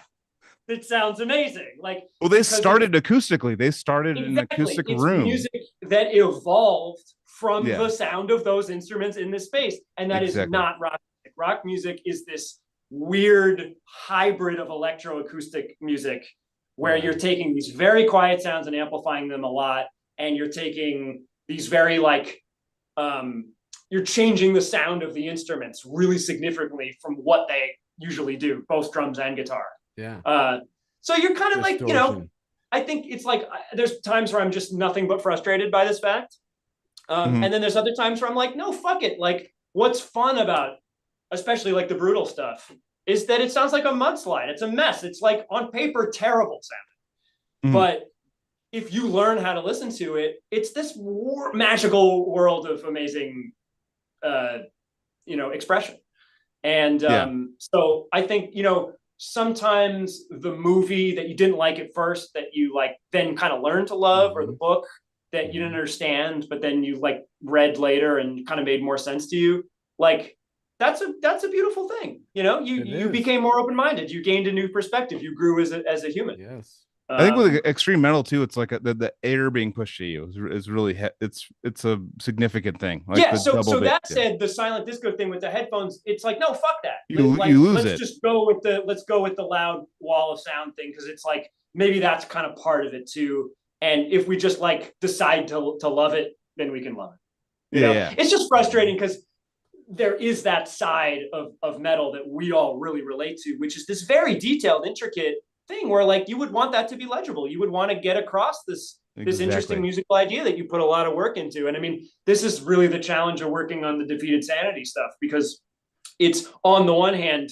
it's like classical music. It's the composition demands to be heard with that level of clarity. Let me just say, But- did you say working on this defeated sanity? Defanity? Yeah, so Sanity? like when I was working on the last album, when I was recording Oh, things, okay. I thought you were and then and then I'm going to be doing the doing a next one. They're little, coming in January for the next one, so it's Fuck yeah. Yeah, dude. But it's like, that's just a great example, because I feel like they're a 10 out of 10 as a brutal death metal band, just in terms of being the sonics of that, but also in terms of the compositional prog classical music element of it. And it's like Lilla needs to have it both ways, and that's basically an impossible Mhm. thing to ask of someone. But I love the fact that I get to try. Yeah. Dude. So how are you in the history of that band? How do you know the history completely? Oh, I know. Like, Well, yeah. dad so and way back in son. those How days. cool is that, dude? Yeah, we met in 2008, where we played back to back at MDF. It was Behold and then Defeated right after. And so Wolfgang was right. Wolfgang was there. You Yeah, met it was the Wolfgang, chapter huh? lineup. Wow. And that was their first time in the States, I think. That's so cool, dude. And so it was really cool because, man, all day before the show, people were telling me, like, Colin, you've got to hear this Defeated Sanity band. I was like, okay, like, yeah, I guess I don't really listen to much stuff like that, but yeah, interesting, cool, I'll check it out. And I just remember this excitement around it. And we got done, and I remember I went out and like hit a joint and came right back in and watched their set. And it was just like, I've never been so enthralled by a metal What band. year was it again? Sorry. 2008. Wow, dude. So then So they were playing. that means Chapters had already been. was the one that I'm sorry, they not just- Psalms was the record. Psalms It was the Psalms the lineup. one they put out. Yeah. And I went and I bought Psalms at MDF from the distro that was there. And Right. yeah, just not stop listening to that record. And the cool thing too is we kind of met and made friends right away because we were getting off stage, and I guess they had heard about. Well, Jacob had already known us. Yeah, he already knew the band. Yeah, dude. I mean, it makes sense that they were already expanding, because you listen to that, you have to know about like the weird jazz stuff to really understand what's going on in that band. They're a jazz band played through the brutal death metal lens, dude. Yeah, and I would heavily emphasize the fusion part of jazz fusion, because they are not jazz in the sense of jazz. Yeah, I know. I'm just saying. I've been their smoking music a lot is of weed tonight, but 100% yeah, I didn't add they the actually, fusion. in a The way, they fusion actually is have a there lot- for sure. Sure, in terms of but the thing is, they actually kind of have a lot more to do with classical music than that. I would say they even have to do with jazz fusion, because there's like almost no improvisation in Defeated. I mean, there's little bits here and there, and they might use improvisation to compose, but it is like a score that you play it like Have this. you listened I mean, to Wolfgang's stuff back in the 80s? Oh, you mean like the fusion and like krautrock? Where and stuff? he was drumming? Yeah, I've heard a couple. Yeah. Era or AERA is Lila sent me a few things over the years, and he had an LP at one point, but no, we didn't listen to it because he didn't have a record player. But he showed me one of the LPs, and he sent me a couple things digitally in the meantime. So it's yeah, I've heard pretty rad to listen to that and then understand like somehow this man moved through his life, had a child, Lily, and then had all this musical experience and influence that he just took to that and worked with his own son, dude. I think that's cool. It's such a great story and such an interesting organic genesis to the story of the band. And like, yeah, I was so happy to actually get to see him play that one time and to meet him briefly before he died, dude. Only a couple years later, maybe a year later. And when you listen to the drums on what I was just mentioning, and then you have this spot of life that is just his, and then boom, he comes back out of that into being this insanely technical and intricate guitar player in technical brutal death metal. From what able to like learn Lila's music. I mean, Wolfgang wrote for it too, but I mean, Lila's always been the primary writer. And we all know it's hard to learn someone else's riffs. Like somebody else's style is always way harder than anything you wrote. Like that's going to be easier to learn something you wrote than anything somebody else wrote. So yeah, I mean, to just pick up another instrument and then learn this new style of music that his son is getting into that's still kind of new at the time. I mean, it's just, yeah, it's kind of defies. It kind of fucking floors me, dude, every time. But Lila's such a special guy that, I mean, of course, that's going to be his dad. And of course, that's where he's going to come from. And yeah, I mean, after meeting him and Jacob and Christian back then, yeah, I mean, like those guys just feel like brothers. I mean, we saw them right away again when Behold went to Europe. They came to the show. And then, yeah, I mean, it's just like we've been in touch ever since. When they came back the next time, just Rhythmia played with them. We finally got to tour with them in 2018, Behold and Defeated, one of my favorite tours we ever did. And I've been, all these years, I've been trying to convince them to let me work on one of their records, and they finally did. Yes. Oh, yeah, that's so awesome. Also, there's also been, like, Lila was kind of in Behold to Arctopus for a year. I wanted to get him to join. Kinda for a year. Yeah. So what happened was after Weasel left in 2013, I was like, oh, Lilla would be the perfect drummer. And I was doing lots of tours in Europe with Gorguts. So I mailed one, and I had 2 Warr guitars at that point. So I mailed one of my Warr guitars to Lilla, and then got to just go at the end of the tour each time and jam with him and work on the music. So we had like maybe 3 or 4 practices in Berlin. And then he came here once for an NY Death Fest. And we had one time that we played with him and me and Mike together that we played. Wow. And that was the music that became this album, Cognitive Emancipation. So he actually learned or played 2 of the songs. He always claimed that he was unable to memorize our music, but I think he maybe just didn't like put the time into the homework of doing it. He wanted to just kind of get together and play, and that music just cannot be worked on in that fashion. You have to learn it yourself and then come in ready. So it just didn't, and then the distance across, with Germany and stuff, it didn't make any sense. And he's so focused on Defeated. Yeah, but it was cool. So like for a year we got to work on that music together and spend a lot of time together, and it was just a good excuse to hang. And we're just like him and I can just stay up talking and nerding out about music all night. And same with Jacob. I mean, those guys are just like I said, they just at this point just feel like real kindred spirits. And I feel like we back on again, dude. I had a great time on their episode. They were very early in this shit too, dude. We need to. Oh yeah, now Josh too. I mean, is I feel like I count. Oh, Josh, yeah.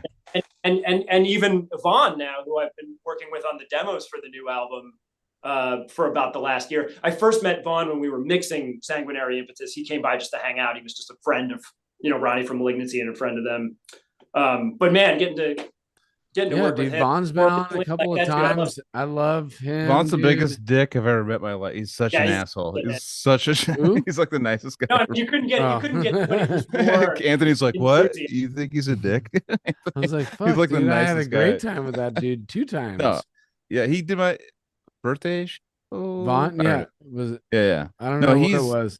He's absolutely his story is fucking ridiculous about the his story is very ridiculous, and I relate to him a lot because he kind of came to metal from another style of music, from like jazz, coming more from like prog and classical music and stuff, coming into metal. And it's just that happened with me like with 17, 18, and for him it's happening like a decade and a half later. Yeah, I don't really run into many people that like run into it that late. You know what I mean? Like, yeah, that's the remarkable thing about him.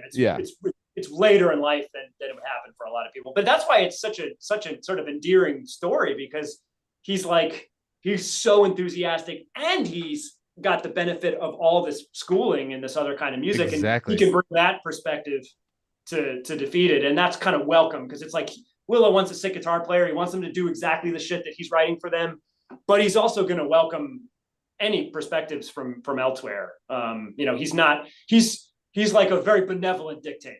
That's what's beautiful about Vaughn is like he's got the childhood excitement that we had. Yes. Yeah. But has all the skills to do it. Like, or to do it even better. Finally meet him. I know I'm gonna get a sick hug from him.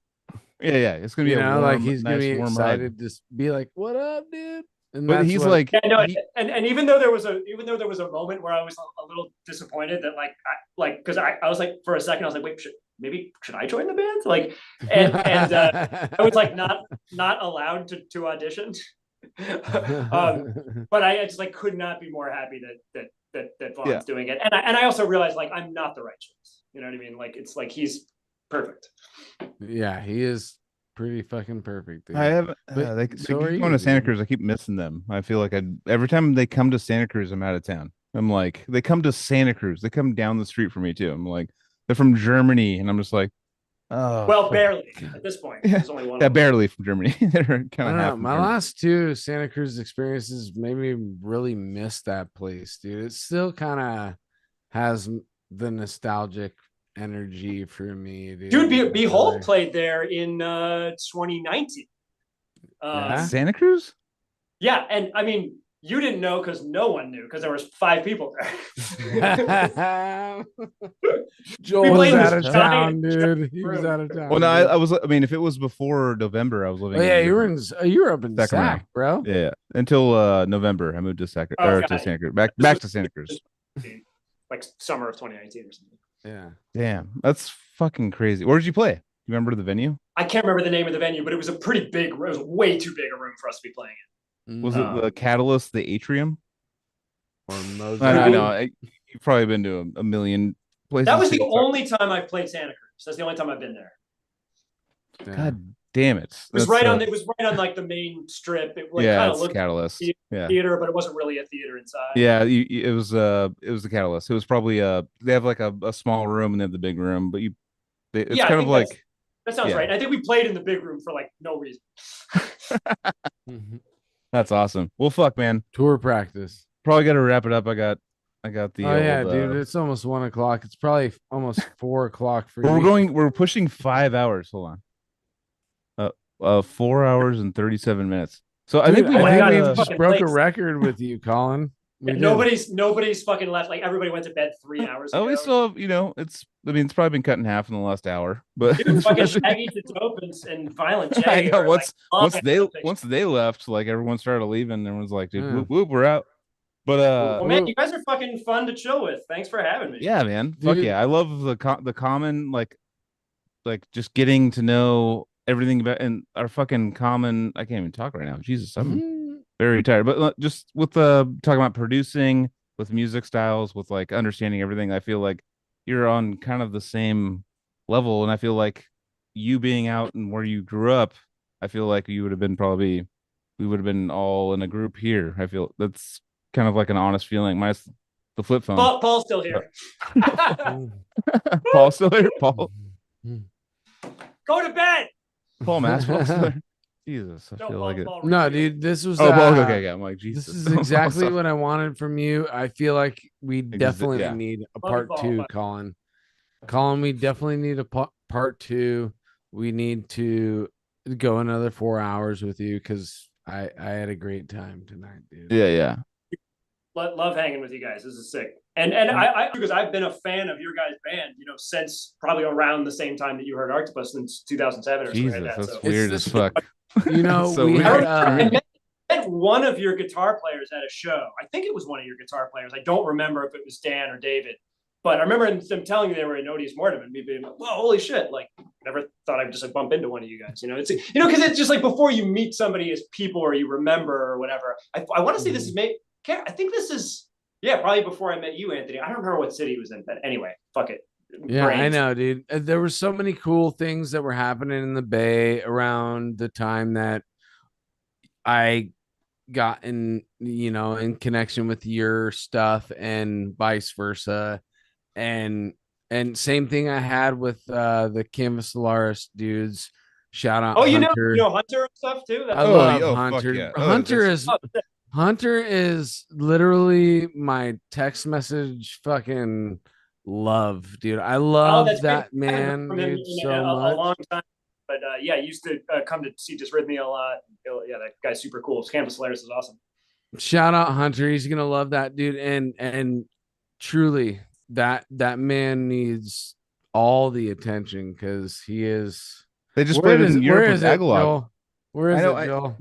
He sent me. He's for my birthday. He said, do you remember the old Canvas Solaris thing where they had a ground sloth that would hold the song names and they'd rip the. So that's like their old. I thing. never got to see them play. I've only heard the record. Okay, it was like a video. No, it was like before YouTube. I remember me and my buddy Carrie downloaded a video of them, and they were like, they just had this cutout of a ground sloth, and they just ripped the next piece of paper off, and that'd be the song name. Every song name, because they were the instrumental band, they would just rip off the paper for the next song. Oh, and right next to it was a ground sloth, and we all would giggle at the ground sloth on these videos that we would watch on YouTube back in the fucking heyday. And we mentioned it because we had Hunter on, because Hunter got in touch with us right around the same time that we're talking. Yep. When we all 2006, 7, 8, that little 2-year span there. But all the when tech we metal all- bands became aware of each other. it was crazy, right? And Hunter was one of those bands that we were like, dude, we're nerding over your shit over here in the West Coast. You guys are over on the East Coast, but we just want to know you guys to know that we love you over here, And they're like, holy shit, dude, we fucking love you too. Whenever we're on the coasts, let's try and do shows together. And it never happened. Well, we did this podcast, and I was like, hey, Hunter, what's up, dude? I still love your band, and I still want to talk to you, dude. So Awesome. we got Hunter on. I forget what episode he is. I love you, Hunter, so much, dude. And he's probably hopefully he hears this. I don't know if he listens to everyone. I think he was stoked on He's got to make it to having the you end of the guys on. 17-hour Colin podcast. Though. No, he's Yeah. down. I definitely know he's down. I think he was. No, I know. I actually mean, we have to commenting. know each other. So it's fun. Yes. It's Hunter is forever my fam, and I can't wait to meet him in person, dude. I've never done it. Casey has at an airport randomly. whoa, no shit. Yeah. Randomly just ran into Hunter at an airport, dude. Thanks for buying the time for me. I couldn't find the fucking thing. It's It all was on good, my dude. it was on top of my monitor. Is... I had it like on top of my monitor, and it got knocked off during an episode once, and I remember seeing it around here. This okay. So that's the whole story. Is I didn't finish it. Hunter's so badass that Joel mentioned that ground sloth on the episode, and he hit me up and said, well, no, he was like originally like, he's like, I will give you the original one if I can find it. I'll give you the original one if I can find it. And then and I was like, oh my God. And then he texted me and he said, hey, dude, when's Joel's birthday? And I told him July 27th. Am I right? Yeah, you nailed it. And See, he said, okay. And he goes, okay, I couldn't find the original ground sloth, but I have a good runner-up present for him. Boom. Here's his address, dude. Send it to him. Get it to him before his birthday. And he got something I think it's better because it's a one of one. It's a one of one Canvas Solaris fucking memento, dude, that nobody else will ever own, dude. Amazing. Get it, you motherfucker. Where is it? I don't know, dude. I'm like all worried right now. Where's the sloth? It is, dude. So he had somebody like Luke would work a fucking ground sloth and carved out a ground sloth and made it all nice. So it's a little wood carving. That's what it is. Little wood carving that he could keep on his desk, dude. And it's not on his fucking desk right now, dude. Brought it up. But that's the cool thing that happens by talking about it. But Colin, yeah, that's the cool thing that happens from this show is that boom, Joel has this. It didn't leave your house, dude. He has this disappeared so-called ground sloth so-called Canvas Solaris. It didn't leave your house. You didn't take it into your car and drive it somewhere, so it's fine. It's somewhere there. But for me, like it's a childhood. Like the ground sloth was a big deal for me as a kid. So now you're panicking. Now he sent me one, and I have a piece of.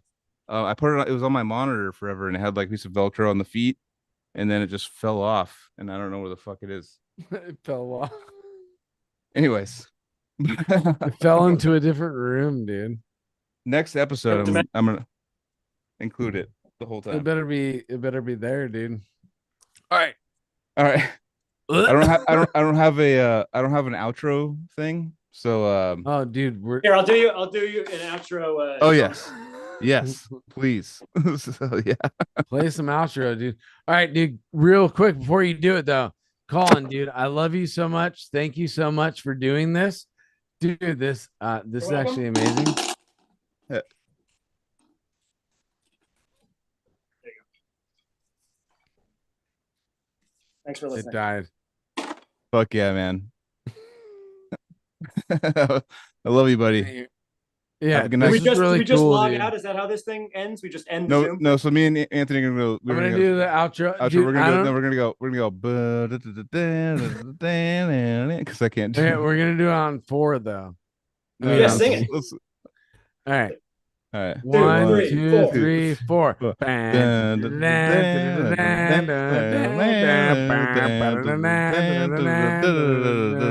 I forget it now.